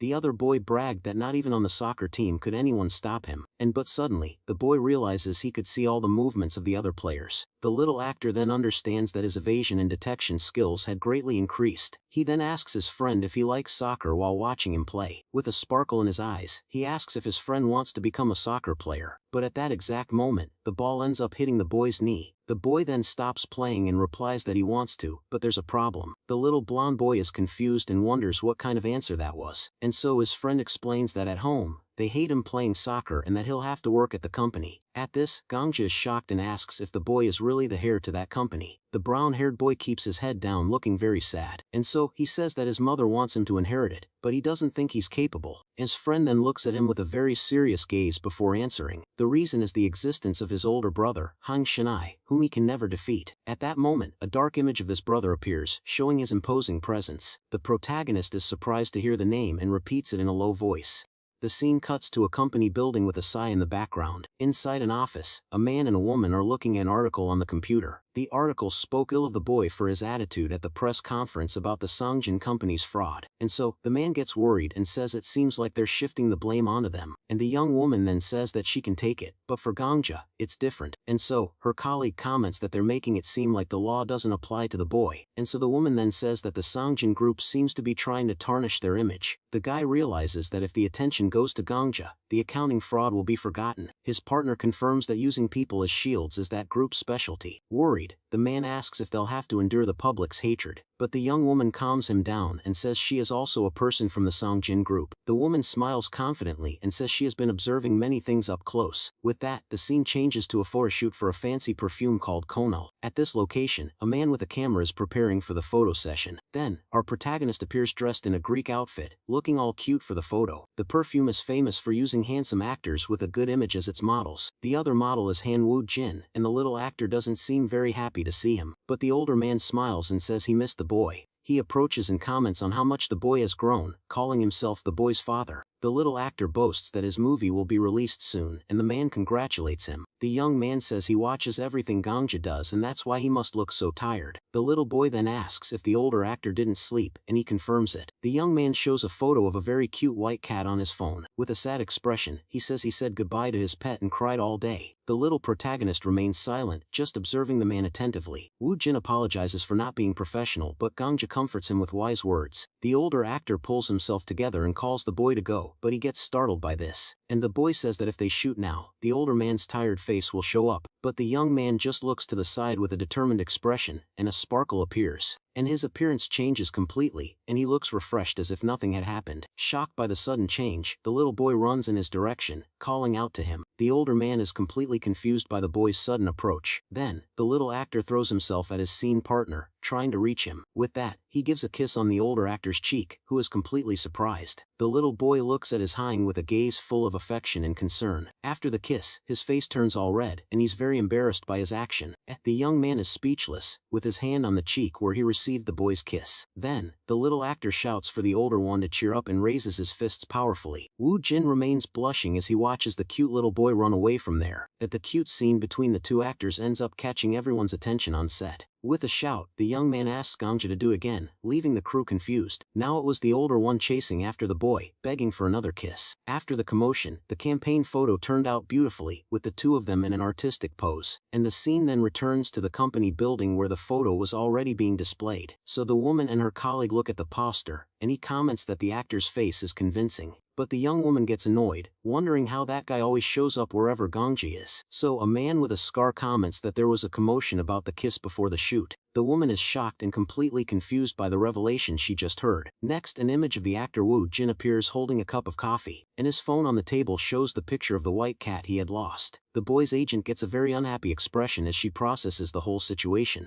The agent becomes furious with what she sees on the phone and asks if her colleague is out of his mind. With uncontrollable fury, she lunges at the man, who is left completely clueless. The poor guy is left behind, holding the phone, not knowing what just happened. Meanwhile, the beautiful image from the perfume campaign continues to be displayed. But elsewhere, a mysterious man observes the little actor with a strange look. With a blushing face, he seems to be completely enchanted by the boy's image. He then thinks that if he marries the agent, he'll be able to live alongside his little idol. Far from there, the protagonist is inside a car and asks about a shoot. His companion confirms that it's for the music video of Kim Jin Hang's solo album, and so the boy then smiles, thinking it had been a while since they last saw each other. In a memory, the group Hello appears taking care of little Gangja on a TV show. One of the group members smiles upon seeing how big the little boy has gotten. He then asks if the boy remembers him, and the little actor nods his head. With great joy, he shouts that he remembers his dear Jin, Hang. The young man gets so emotional that he even puts his hand on his chest, happy to be alive. Back in the present, the music video is about a brother who sees a fantasy of his other, departed brother. Jin Hang, all excited, says it's his first time filming like this and that they'll do their best. But the boy gets serious and thinks, he has already passed on before, hasn't he? A little boy sleeps peacefully as someone lovingly adjusts his blanket. Watching the boy, a man remembers someone and feels like that person will walk in smiling at any moment. He then has a brief memory of the happy face of a young man who was very important to him. And the scene then changes to a piece of broccoli, which seems to be the center of a special memory between them. But for the child at the table, this vegetable is his greatest enemy, and he makes a huge face of disgust. And sitting down for dinner, the little boy clearly has no intention of eating the vegetable on his plate. Seeing this, the older man feels a pang in his chest, as every breath reminds him of the one who departed. Then, with a simple gesture, he places the broccoli on the child's rice so that he'll eat it. The little one has a very funny reaction, while the other man just smiles at the whole situation. With a puffed-out cheek, the boy shows all his dissatisfaction with the green food. Despite his sadness, the young man manages a sincere smile at the boy's stubbornness, and he then remembers that person's clothes, which are still kept at the bottom of a drawer. Another memory comes up, showing the little boy's tiny feet when he was even smaller, and he recalls that the scent of that person still lingers everywhere in the house. Back then, the boy would smile cheerfully while playing with the clothes on the line. Back in the present, the man wonders if the next day will hurt a little less. With great tenderness, he gently strokes the head of the boy, who is focused on his cartoons. His hand moves away very slowly, as if he's lost in his own thoughts. On his face, we see all the exhaustion and pain of another day without the person he loved so much. Alone in the living room, he prepares to endure another night feeling that immense sense of longing. In his memories, the little boy smiled happily upon receiving a piece of meat on his plate. But in reality, he is home alone and feels that the word, missing, doesn't quite describe his feeling. He then recalls another silly game with the boy hidden under a sheet. The little one would smile while playing hide and seek, and the man wonders what to do with this frozen time. And suddenly, hearing the familiar sound of the front door, he turns around full of hope. And so, with a surprised expression, he looks toward the entrance, hoping to see the one he's been waiting for. The image of that person appears between the curtains, as if they could walk in smiling at any moment. His hand trembles as he clutches the fabric, still feeling his beloved's presence nearby. And so, clinging to a pillow, the young man cries desperately because everywhere he looks, there are traces of him. Lying in bed in a fetal position, he feels that person's name stuck in his chest with every breath. And so he prepares for another night alone, reliving the same old pain. Meanwhile, a woman cries while looking at her phone, unable to believe that Gangja has simply disappeared. Swiping her finger across the screen, she sees that an idol's music video was made to look like a movie. In the comments, people talk about the young man's appearance and his reputation for being rich and handsome. But soon, more positive comments from fans appear, celebrating his return and praising his work. Seeing the public's reaction, the woman lets out a small smile of relief. Inside the car, she looks out the window and hopes that things are going well for him. And the scene then takes us to a large building that appears to be a famous movie theater in the city. On stage, a host announces the start of the Q&A for the film that has sold over 8 million tickets. She also announces that the event is being streamed live and that the audience can now begin asking questions. On stage, the movie's cast answers some questions and one of the actors stands up to speak. Next, the film's director exchanges a few words with the event host, and sitting down, the little boy thinks that since the fans were chosen by lottery, almost no one will ask about him. But a man in the audience stands up and asks the director why he gave the role to Gangja. Hearing the controversial question, the director's expression becomes very serious and thoughtful. However, he quickly composes himself and shakes his head as if he was expecting it. Meanwhile, the cameras continue to film the entire event, not missing a single detail of what's happening. The director then says that the answer to that question is in the very movie they just watched. The little actor remains seated in his chair, just watching the situation unfold. To break the tense atmosphere, the older man begins to laugh loudly, and the woman next to him smiles. And his reaction leaves some of the staff and audience members feeling quite awkward and embarrassed. In a more serious tone, he asks that from now on, they avoid questions about the cast's personal lives. The boy continues to stare at the stage, looking a bit uncomfortable with everything. The host agrees and quickly tries to change the subject by calling for the next question. In the back of the theater, a mysterious person in a cap and mask watches everything very intently. Suddenly, the person stands up and starts walking down the stairs toward the stage. Filled with anger, he squeezes a water bottle in his hand, preparing to do something. Unexpectedly, the man hurls the bottle with all his might and screams Gangja's name. Everyone on stage is completely shocked by the sudden attack, not understanding a thing, and so a man runs, shouting for the attacker to get away, while the boy doesn't understand why they're telling him to leave. The boy's eyes fill with fear as he sees the object coming toward him. With wide eyes he freezes, not knowing how to react to the sudden attack. The water bottle flies quickly toward the stage, ready to hit its target. The boy shuts his eyes tightly and screams, bracing for the hard impact. Water splashes through the air at the exact moment the bottle hits him squarely. The force of the blow throws the small actor hard onto the stage floor. The bottle rolls on the floor as water spreads all over it. The scene turns into total chaos, with everyone running and shouting Gangja's name. So the director and the actress become frantic seeing the boy on the ground and call out to him. Lying on the floor, he thinks that he couldn't dodge because he used his reflexes on someone else, and the director helps him and announces a 30-minute break, asking if he can stand up. The boy says yes and thinks that luckily it was just a minor injury and not something worse. While he receives first aid, reporters take the opportunity to snap several photos of the incident. A security guard finally manages to grab the attacker, who seems surprised to be caught. In front of the police station, a news report questions why a child has to suffer for the mistakes of adults. Soon the internet is flooded with messages of support, and fans organize protests to protect him. News about the attack on the boy and the fan protest spreads everywhere. At home, a man takes care of the boy, who is sleeping with a bandage on his face, looking very sad. Even in his sleep, the boy wonders why they won't leave him alone, as he just wanted to act. And then, he has a sweet memory of his mother inviting him for a car ride. In that memory, the boy looks at his mother with a lot of curiosity on his face. A little later, they arrive at a white building with a very modern and fancy appearance. And so his mother then invites him to come inside, and the little boy is confused about where they are. Looking at the building from a distance, he asks if the place is some kind of museum. Inside, the space is fully decorated, and he realizes it's too fancy to be a museum. And so, he then notices that the walls are covered with photos of many different children. His mother then asks him what kind of place he thinks it is, with so many photos. And so, with a smile, she reveals that it's the building of a charity foundation that she created herself. Hearing that, the little actor's jaw drops, completely stunned by the big surprise. He then shouts in shock, asking how she managed to build such a big building, and so his mother just watches him with a calm and affectionate look for her adopted son. Then, she begins to tell him that she grew up always seeing only the good and beautiful things in life.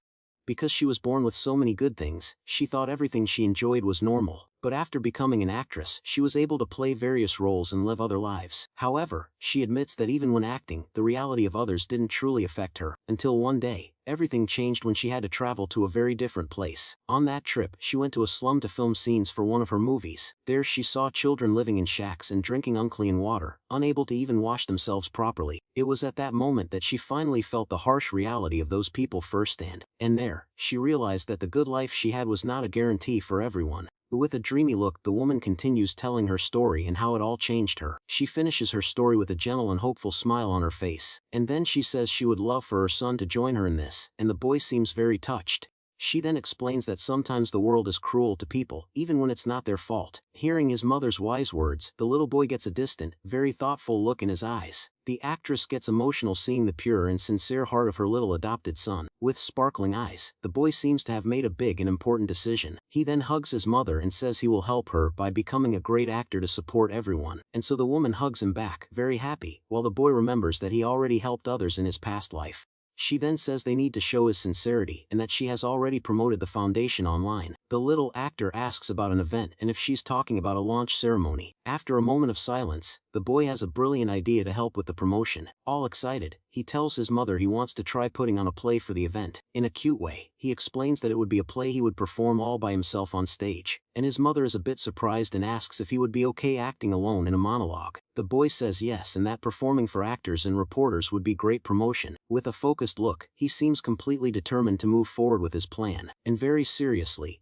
he states that at that event, he will prove his worth through his acting. And soon, an article about the foundation and their interview comes out, saying the boy is a true angel. But another boy reads the news and is shocked, wondering how that boy could be an angel.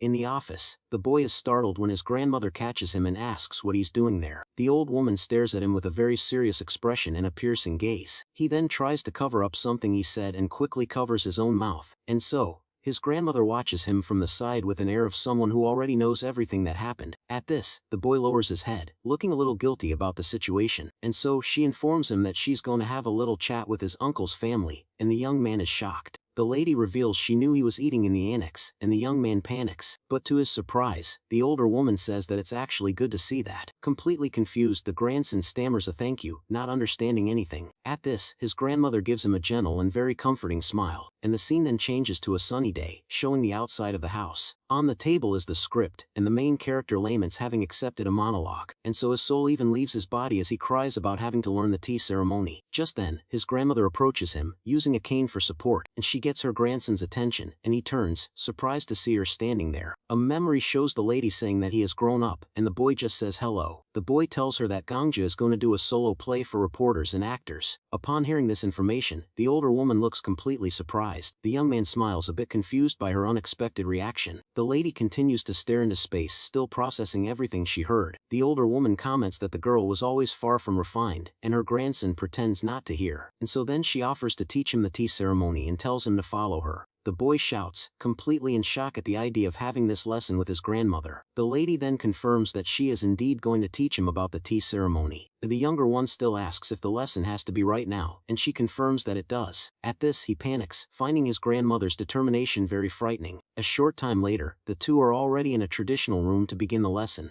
On the table is the tea set, and the boy seems very nervous about the situation, and so he gulps, feeling the pressure of the moment and his grandmother's seriousness.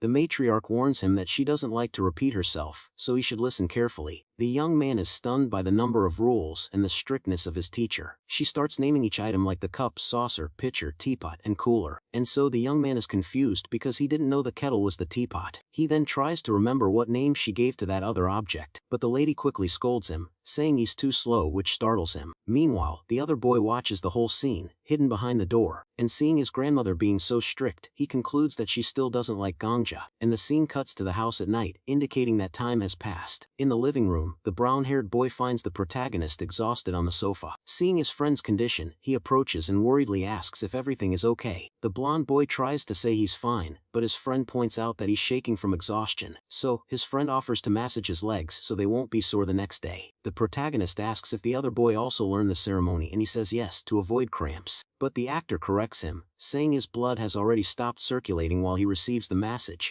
Lying on the sofa, he has a memory and wonders if his grandmother scolded him. In the flashback, the matriarch surprisingly praises him for following everything very well. The young man explains that he managed because, as an actor, he's very good at copying things, and he then adds that acting is really just a big imitation of everything. The lady then asks if he only memorized the whole process through acting. He confirms while drinking the tea and thinks that this ceremony doesn't suit him. However, upon tasting the drink, the boy is surprised and says it's delicious. The grandmother has a shocked expression upon seeing her grandson's unexpected reaction. Shortly after, a small, discreet smile forms on the older woman's face. The boy is confused by the scene and wonders what he just saw. Back in the present, his friend finds him on the sofa, laughing in his sleep. The brown-haired boy is confused and wonders what happened in the lesson, and the scene then changes to a modern building known as the Shin Theater. Inside, a man asks a director if he isn't exaggerating a little. At this, film director Won Jong-se talks with his superior about the boy, but the director gets worked up and asserts with absolute certainty that Gangja is a true genius. And so, the director's superior comments that it would be nice if the boy were a genius, and the other tells him to judge for himself. They notice that the Foundation's building has a small theater, and today's play is free. Upon entering, the two speculate that the Foundation might be using this to make connections and get investments. In the audience, they see investors from the G Company, who had a huge success with one of Gangja's films. Besides them, the famous and respected designer Jung Rai is also present at the event. They also notice that several broadcast producers and important writers have been invited. The director comments that the connections there are very serious, and his colleague points to someone unexpected. And to their surprise, there's a nun sitting in the audience with a serene smile on her face. The two are completely confused, wondering what a nun would be doing in that place. Just then, the stage lights come on, and little Gangja is standing alone in the center. He smiles, waving to the audience, and introduces himself in a very cute and lively way. The boy then bows, thanking everyone for coming to watch his performance. In the audience, the superior adjusts his glasses, seeming very interested in what's about to happen. He watches the boy on stage intently with an expression of curiosity and expectation. Gangja begins his play by saying that today he will drink a simple cup of tea, and so he explains that the tea's name is sour tea, because it makes you scream when you drink it. The man in the audience takes off his sunglasses, his face filled with an expression of admiration. Even though he's alone, the boy manages to fill the entire stage with his remarkable presence. He continues the play, explaining that to make the sour tea, a few ingredients are needed. Making a cute face, he concludes that the tea needs to be super sour. The audience bursts into laughter at the young actor's innocent joke. Impressed, the man with the glasses notes that he has been leading the mood from the very beginning. Then, the boy begins to introduce the tea's ingredients and picks up a spoon. With a sad expression, he says that the first ingredient is his late grandmother. He closes his eyes as if remembering her with great affection and longing. At this, the man in the audience is shocked by the abrupt and unexpected change of subject. In a flashback, he remembers hugging his grandmother and smelling all sorts of things. He then wonders if his grandmother would be there if he took a spaceship to the stars. His hand rises in the hope of reaching the sky and perhaps finding his grandmother. On stage, he wonders if he could smell her warm scent again. The man finds the play monotonous but wonders why it touches him so much. Even though he finds it strange, he can't take his eyes off the boy on stage. The play continues, and the green tea is slowly poured into the teapot. Suddenly, the red light of an ambulance starts flashing nonstop. A sad memory shows a sick boy with his mother holding his hand. Next, the woman appears, hugging the boy with great force and desperation. Watching the ambulance leave, he says he knows that his brother and the car won't be coming back. With his back to us, he watches the street with a look of deep sadness and loneliness. And finally, the man understands and realizes that the theme of the play is loss. And so holding the cup, the boy announces that he will introduce the final ingredient for the tea. And so the boy reveals with a smile that the last ingredient is right there in his heart. He tells them he was found abandoned at the gate of an orphanage on a cold day. A nun found him, and many adults helped him survive that situation. Thanks to these people, little Gangja was able to grow up receiving lots of love and affection. With that, he was embraced and welcomed, having the support he needed to thrive. Back on stage, he says that because he received help, he now wants to help many friends. The young actor then finally takes a sip of the tea he prepared during the play. With tears in his eyes, he smiles and says that the tingling in his nose is because of the tea. The man in the audience is shocked and asks himself what exactly this kid is. A man in a suit stands up in a hurry and tells his partner they need to leave right away, and so he explains in a panic that they are heading to the dressing room to meet the little boy, but apparently, the whole audience had the same brilliant idea and is running through the theater hallways. The partner just smiles and warns him that it is already too late to try and do anything. And since that little actor proved to be much more than just a mere beginner genius, he truly possessed impeccable skills and seemed to have been acting on stage for several years. With that, the man in the suit falls into despair, wanting to know which agency the child belongs to. However, the young man states that no one reaches this level of perfection just by being taught. All that brilliant talent is completely natural and outshines anyone around him. Meanwhile, backstage, the little boy rests in his chair, totally exhausted and out of energy. While being praised, the boy hears that he will have a very special dinner to recover all his strength, and suddenly, someone knocks on the dressing room door, catching the attention of both of them. The young actor looks back in confusion, trying to imagine who could be visiting. The doorknob then turns very slowly, indicating that the mysterious visitor is already entering the room. His guardian stays in the background, paying close attention to the person who has just arrived. And very friendly nun walks through the door with a very gentle and bright smile on her face. Upon noticing the woman, the little one goes into total shock with both hands resting on his face, and so she waves from a distance, and the protagonist realizes there is no way he wouldn't remember the lady. Receiving her affection, he recalls that this was the exact woman who saved his life in the past. Without thinking twice, the little boy hugs her very tight and admits he missed her a lot. Returning the affection, the nun says she missed him too and that everyone follows his dramas. With a beautiful smile on his face, the protagonist realizes they have been watching over him all this time. Then he breaks the hug and asks excitedly if his older friend was doing well. The woman laughs, surprised he remembers his colleague, while the boy thanks them for thinking he is just a genius. And so, the lady says the colleague has a lot of talent and that they will always cheer for him during the matches. Since the young man now plays soccer and even managed to get some sponsors to support his big dream, realizing his friend wants to become a player, the little one decides to help, knowing this sport costs a lot of money. With great excitement, the child actor states he will help his old friend using his own salary. Hearing all this great determination, the friendly nun thinks that attitude is a very admirable thing. Meanwhile, his guardian ends up crying in the back of the room, getting very emotional over the beautiful scene. But the woman explains that the young athlete already received support and the orphanage received several donations in the boy's name. Even so, the little boy reflects that his friend saved him, and he swore to pay him back when he became a big star. At that exact moment, the child's mother enters the dressing room, greeting the lady and thanking her for the visit. She soon hugs the little one very tight and praises his acting, saying her son is even better live on stage. Laughing, the boy thanks his family for all the material support but confesses he also worked very hard. Suddenly a large cart with several baskets is slowly pushed into that environment, and so, one of the theater staff members asks if he can leave those items right there in the corner, and the mother agrees, and so pointing to the cart, the woman gets her son's attention, letting him know that all those flowers were for him. Totally surprised, the child actor focuses his gaze on a very peculiar bouquet in the middle of the pile and gets intrigued. Seeing the beautiful handmade ornament, the lady explains it was a gift made by the other children at the convent, and so the nun comments that the children at the orphanage worked hard to make that. The little boy holds the flower, noticing that everything was folded by hand. With a big smile, the protagonist confesses he was very happy with the gift. He feels his heart warm up imagining small hands folding every single piece, but the young boy tries to hold it in, telling himself it is not the time to cry yet. However, his teacher breaks down in tears, thinking the whole scene is just too pure.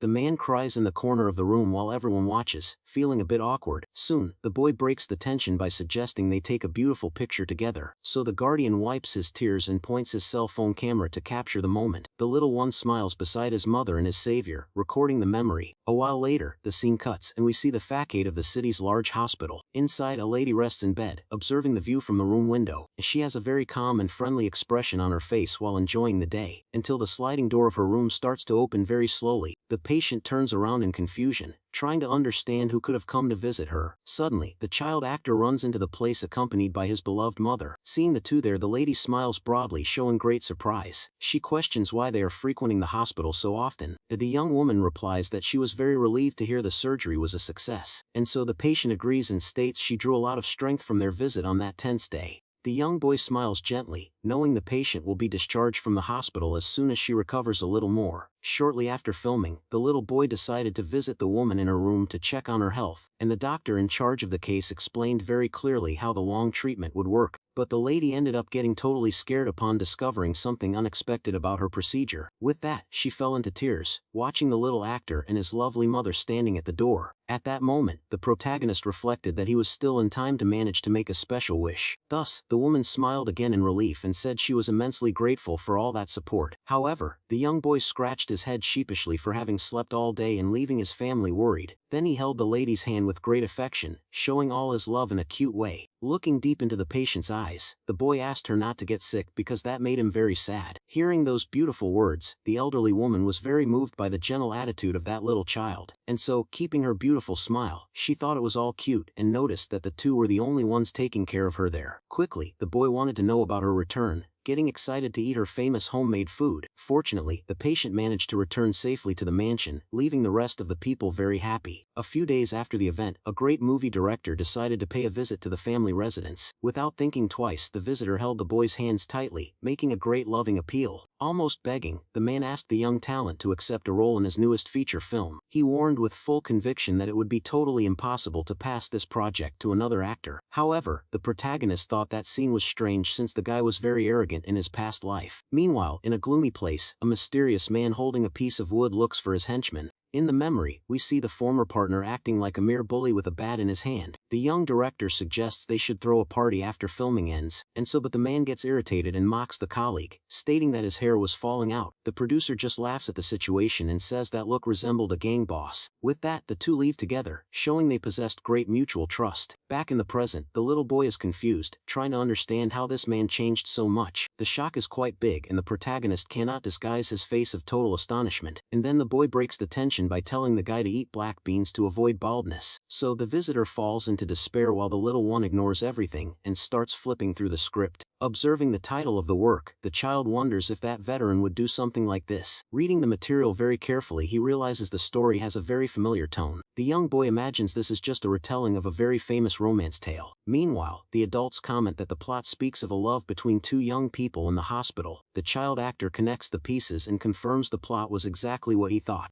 and his imagination shows the moment where the boy meets the sweet girl in the middle of the woods. The tale says the boy spent time at the hospital until meeting the patient admitted there. Analyzing the situation better, the little one soon deduces what the outcome of that tragic work would be. So he looks at his idol and questions if the poor girl ends up passing away in the end. He visualizes the young girl all happy in a hat enjoying the sunlight in the middle of a garden. However, the director guarantees the girl survives because he hated the outcome of the original tale. The Guardian argues that a very sad ending would attract a much larger audience to the great work, but the little boy realizes that his former partner always liked plots with happy endings. The little one knows very well that this offbeat story would be very difficult to fund, and that explains the big reason why that project was never released in his past life. However, the situation would change completely if a very famous star accepted the lead role. The nervous director asks for the child's opinion while admitting he has a certain debt. He quickly recognizes that the man in front of him is a quite decent and good human being, and despite this guy having teased him a lot and never remembering his real name during the other life, the visitor suddenly feels a very strange chill and tries to understand what just happened. With that, the young boy smiles, remembering all his past journey with great affection. Then the boy holds the text in his hands and agrees to be part of that entire amazing project. Immediately the adult goes into total shock, wanting to be sure of this big decision, and jumping for joy the man gives thanks knowing the child star had many other options, and soon, the teacher celebrates that the money problem is gone and many stars would be interested. However, he ends up warning his companion that nothing was really set in stone until that moment. Putting his hand on his face, the author agrees and warns that the only certainty is that the girl survives.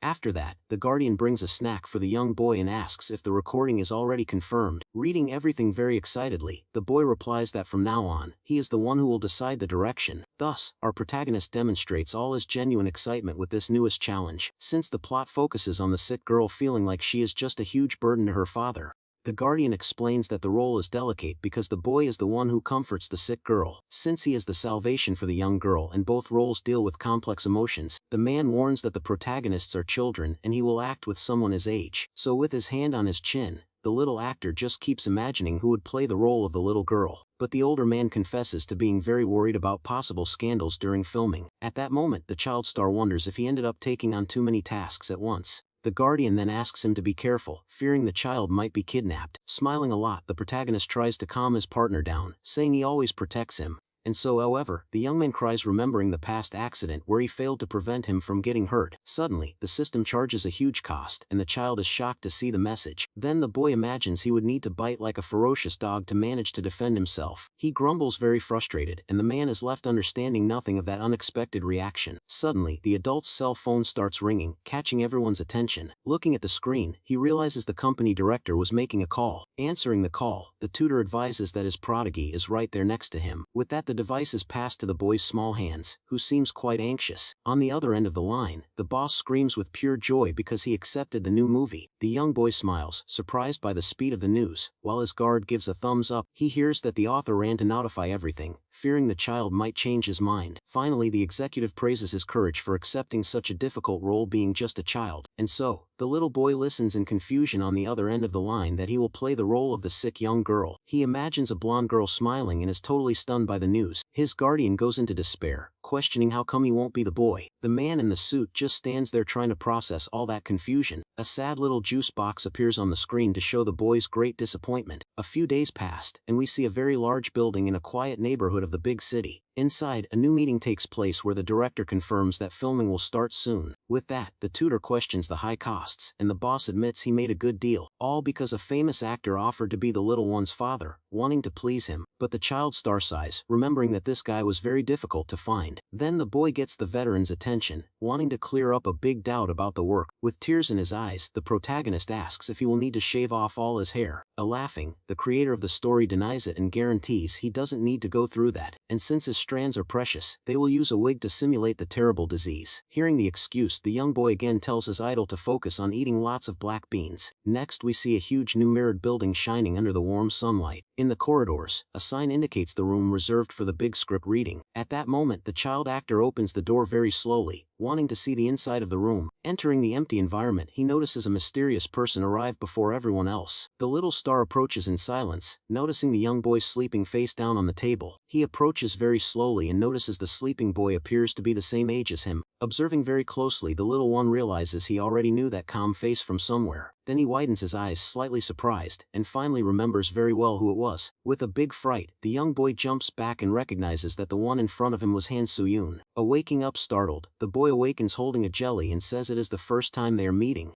The protagonist notes that the partner's face was quite different from that of his past life, since he remembers very well the visual of the young man in the prime of all his fame and great success. But unfortunately the young man abandoned his career in adulthood because of family problems. Returning to the present, the owner of the jelly just stares at our hero in a very calm way. With that, he extends his snack and gently asks if the colleague there also wants to taste a little. The young boy looks confused at the small package and notices it was a very dietetic jelly, so he soon deduces in shock that his scene partner was already on a diet at that tender age. To make matters worse, the little actor explains that is his entire meal and he could only take a simple sip. This revelation leaves the child in total shock, seeing that he used a supplement as a main dish. Having a more serious look, the boy reveals his parents force him to study the protagonist's acting. The little one is totally dumbfounded to discover they used his pure talent as a great reference. The colleague states he always watches all his old works to memorize every scene. Smiling sheepishly, the boy jokes saying the partner must like him a lot, leaving him gloomy. Turning his face slowly, the young boy just denies any kind of admiration and acts quite coldly there. And so finally, they keep staring at each other in a tense atmosphere, and the text confirms the great meeting of scene rivals. The little one is astonished to see that the colleague's parents are much worse in person. He gets furious about them letting the child go hungry and calls his teacher, and so adult appears in a hurry, and the young boy asks him to hand his sandwich to the partner. Then the man approaches and offers a huge and well-made sandwich to the boy, but the young man remains silent, and the protagonist just encourages him to eat it all. The boy refuses, stating he is fine, and the child actor insists, saying he already had breakfast. Without much choice, the young actor finally gives in and starts devouring the food. He chews the snack very calmly and savors every piece of that meal. Soon the young man swallows the food, showing he is much more satisfied now. With that, he praises the taste, and the little one smiles, telling the partner to eat the rest. At that moment, the child star reflects on that boy's presence in the cast, and then he finally connects the dots and realizes something very important about the roles. The talented colleague with the serene face would certainly play the highly coveted role of the boy, and since the protagonist quickly remembers that the girl's role was left for himself, and suddenly, the guardian pinches the boy's cheek, pulling him out of his deep thoughts. The man jokes calling him daughter, and the child wonders how they are going to film these scenes. Then the big annoying guy soon appears hugging the little one, declaring himself the girl's father. Very happy, the director grins from ear to ear, seeing his vision has come to life. With that, the script reading ends, and everyone agrees to take a very quick break. But the young colleague pets the child and praises his beauty, finding him very cute. The man is confused by the situation while the little blonde boy seems to understand nothing, but soon the adult pinches the boy's cheek, praising how cute little Gongja is. Then he calls the children for ice cream, but the other dark-haired boy stops on the way. The boy lowers his head, seeming to hesitate to accept the invitation because he knows it can cause problems. At that instant, a woman enters the room, coldly warning that her son cannot eat sweets like that, and she stares at the young man and thanks him for the concern but reinforces that the boy is fine without the ice cream. Actually, she controls his diet, giving only a tube of food at dinner, alleging facial swelling. Her look is terrifying and makes it clear to her son that he must not forget the strict rules. Then the young woman turns to the little blonde boy, asking with a fake smile for him to get along with her son. The little one agrees, smiling, but inside he feels she actually sees him as an obstacle in the career. As soon as the woman walks away, the man tries to lighten the mood, saying their mother works hard. However, he knows the dark-haired boy is hungry and secretly hands him a protein bar to eat. The young man smiles, insisting that he is not well and needs to eat a lot because he is still young. With the snack in hand, the boy hears that if his mother complains, he just has to put all the blame on the adult. Then Gongja holds his friend's hand and excitedly says to use his name as an excuse too, and so the boy realizes that having the blonde boy's support is something huge against the frightening pressure he suffers. So the companion's genuine smile lights up the room and brings a little hope to the moment. For the first time, the boy blushes and thinks that perhaps his mother might be wrong about some things. The story takes place in a quiet neighborhood with trees and a pretty house. In it lives our protagonist, a boy who suddenly woke up completely bald, and looking at himself in the mirror, he realizes that his new look is actually really good. He admires his own head and comments on how nice and round its shape is. The boy then understands why he always looks so good in the pictures he takes. Then we see that it was all just a plan as he was preparing a bald cap. To start, the boy puts on a cap to hide his real hair. Right after, he puts on the bald cap and is happy with the final result. Seeing this, his parents react in a very strange way, clasping their hands together. His mother says that looking at the boy like that purifies her heart. The father agrees, saying he feels at peace and that the boy looks like a little monk. And then the man can't contain himself and, saying, "Excuse me," he approaches his son. He starts to gently pat the boy's head, who gets very confused, and so the father apologizes and says he couldn't handle the cuteness of the round head. The feeling was so good that he fell to the floor, saying he had reached enlightenment. A woman nearby says that this was a win for his face. The boy then calls her mom and runs towards her, all happy. She can't resist either and starts to pet her son's smooth head. And so the mother says her little angel has become a temple boy because he's so cute. She keeps petting him while shouting with joy at her son's cuteness. In the end, the mother can't take it either and faints on the floor next to her husband. An old lady comments that this is going to be a problem because everyone will want to touch him. At that moment, the boy remembers a sick child he met at the hospital. The sick boy would always strike weird poses and was very energetic around him. Our protagonist remembers the boy saying some pretty heavy things for his age, and so he wished for his parents to feel pain whenever they did something bad to him. At one point, the boy asked the protagonist if he believed in miracles. Our boy answered yes, and that meeting his mother was a miracle for him. But the sick boy said the protagonist wouldn't understand what he was talking about, and then he finishes by saying that the boy Han Soo-yoon is now in his sights. The sick boy celebrates that his plan for Han Soo-yoon worked out. Back on the film set, someone calls everyone for the next shoot. With that, the woman hands our protagonist a new outfit to wear. She also puts a beanie with a very fluffy pom-pom on his head. The boy is a little surprised by the new accessory on his head, but the woman loves the beanie, and the boy thinks it's a crown of evil. Then a man asks for everyone to get ready to start filming. Then we get a flashback of the sick boy alone in a hospital room. He was very sad and a tear starts to run down his face. Right after that, a person who was with him leaves, leaving him all alone. The boy then continues to cry for being left behind in that room. After the flashback, the scene cuts to the shower filming set. Our protagonist is now wearing the cute beanie the woman gave him. He looks very adorable with the new look they arranged for him. Everyone on the film set is impressed by the boy's cuteness. One of the men hugs him tight and calls him a little chick because he's so cute. The director says he wasn't expecting this and that he looks very handsome like this. And so with that, he says he'll need to make some adjustments to the scene script. The man then asks Soo-yoon what he thinks of the boy's new look. The other boy nods and says the director is absolutely right. Our protagonist is confused, not understanding what they were talking about. Yoon explains that the part of the script about falling in love would be difficult, but now he understands, because the boy isn't just cute in a normal way. Our boy is surprised that the other one has read the script so much. The director laughs, agrees with Soo-yoon, and says he's gonna rewrite the script. Then he yells across the studio, asking where writer Kim is to help. The whole crew is surprised by the twist that happened in the script. The protagonist's dad boasts, saying he's cute because he's his son. The boy approaches the other one and asks if he ate well that day. Soo-yoon replies that he ate a protein bar in the manager's packed lunch. He continues, saying that at home they only give him konjac jelly to eat. Our boy is shocked by the revelation and says that's going too far. We see an image of the other boy surrounded by several jelly packets. With this, the protagonist decides he needs to stop this situation right now. Then the flashback to that day begins, and a tear runs from his eye. In it we see Soo-yoon at a room's doorway looking very tired, and the sick boy asks him what he's staring at over there. Our protagonist then retorts, asking if he's never seen a patient with a serious illness before. The other boy gets all flustered and is surprised by the answer he received.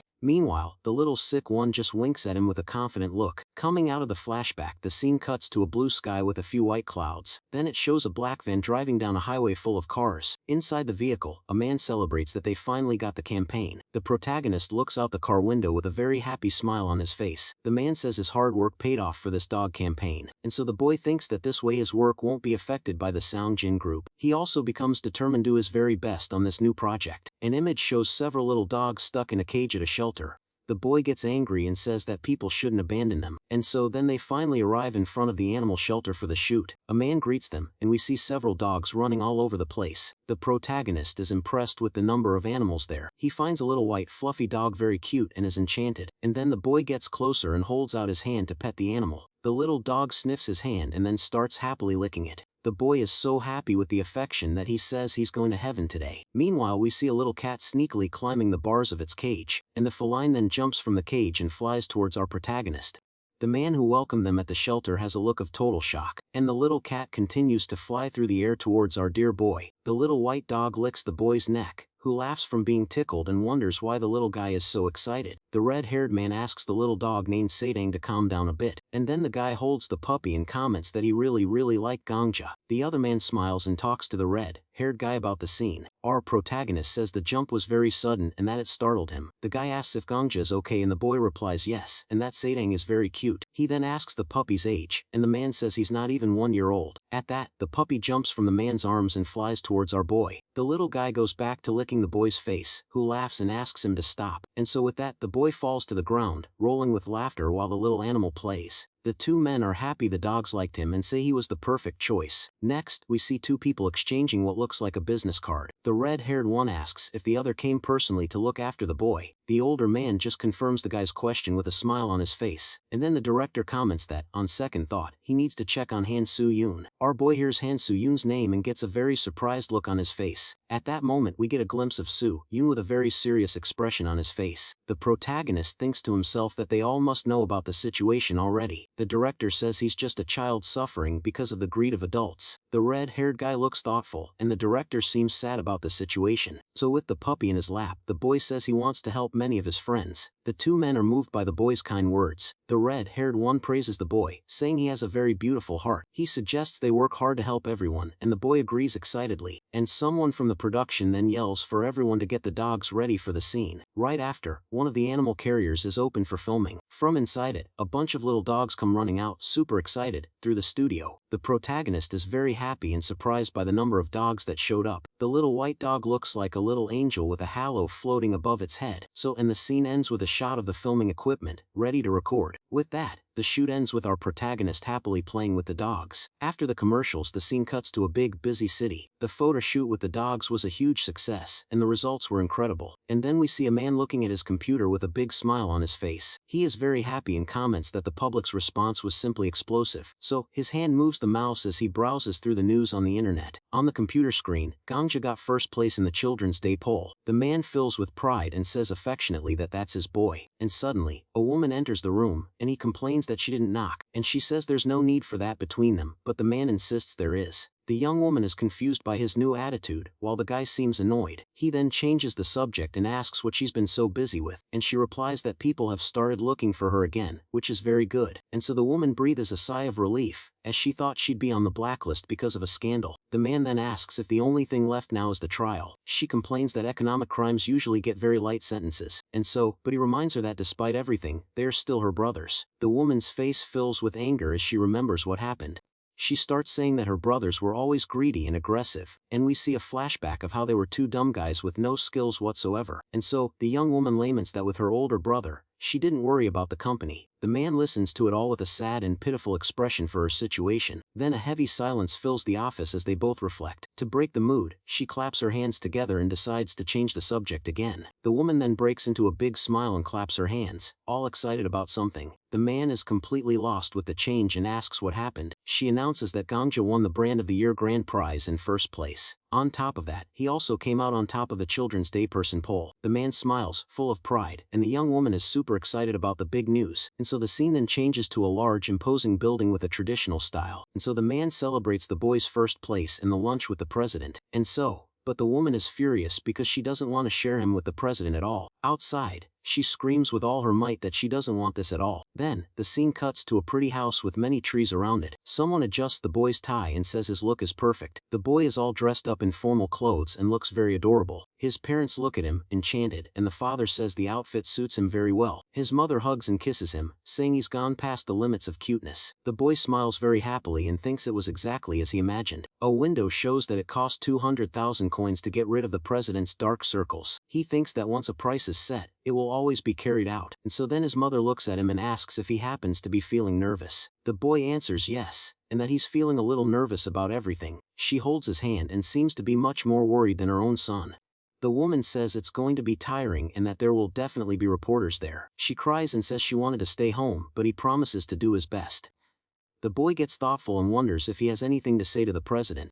He then wonders if the president would listen to him if he had a request, but he tells himself no because the president must be a very busy man. His mother smiles and says he's a very mature boy for his age, and she caresses him and tells him to let her know, and she'll make anything happen. The boy is surprised by the offer and wonders if he should tell her. Then he raises a finger and says that there is, in fact, one thing he wants. With a big smile, he says his only wish is for his mother to be happy. The woman gets very emotional and is touched by her dear son's words. She smiles and replies that she's already very happy just by having him in her life. The boy hugs her and says he wants to see her happier, and she promises to be happy. At that, the scene cuts to the front of the president's large and imposing building. Several reporters take pictures with their flashes as a door opens. From the car, a woman gets out wearing an elegant pair of white high-heeled shoes. The woman and her son get out of the car, and the boy waves happily at the cameras. He notices that, as always, the place is completely packed with reporters, and his mother waves with a smile, and the boy realizes she doesn't seem nervous at all. Then 2 security guards show up and ask them to please enter this way. And so with that, the 2 of them go up the stairs while the crowd continues to take pictures. Already inside the building, someone thanks them for coming for the occasion. At a fancy table, the mother says the honor is all theirs and thanks them for the invitation.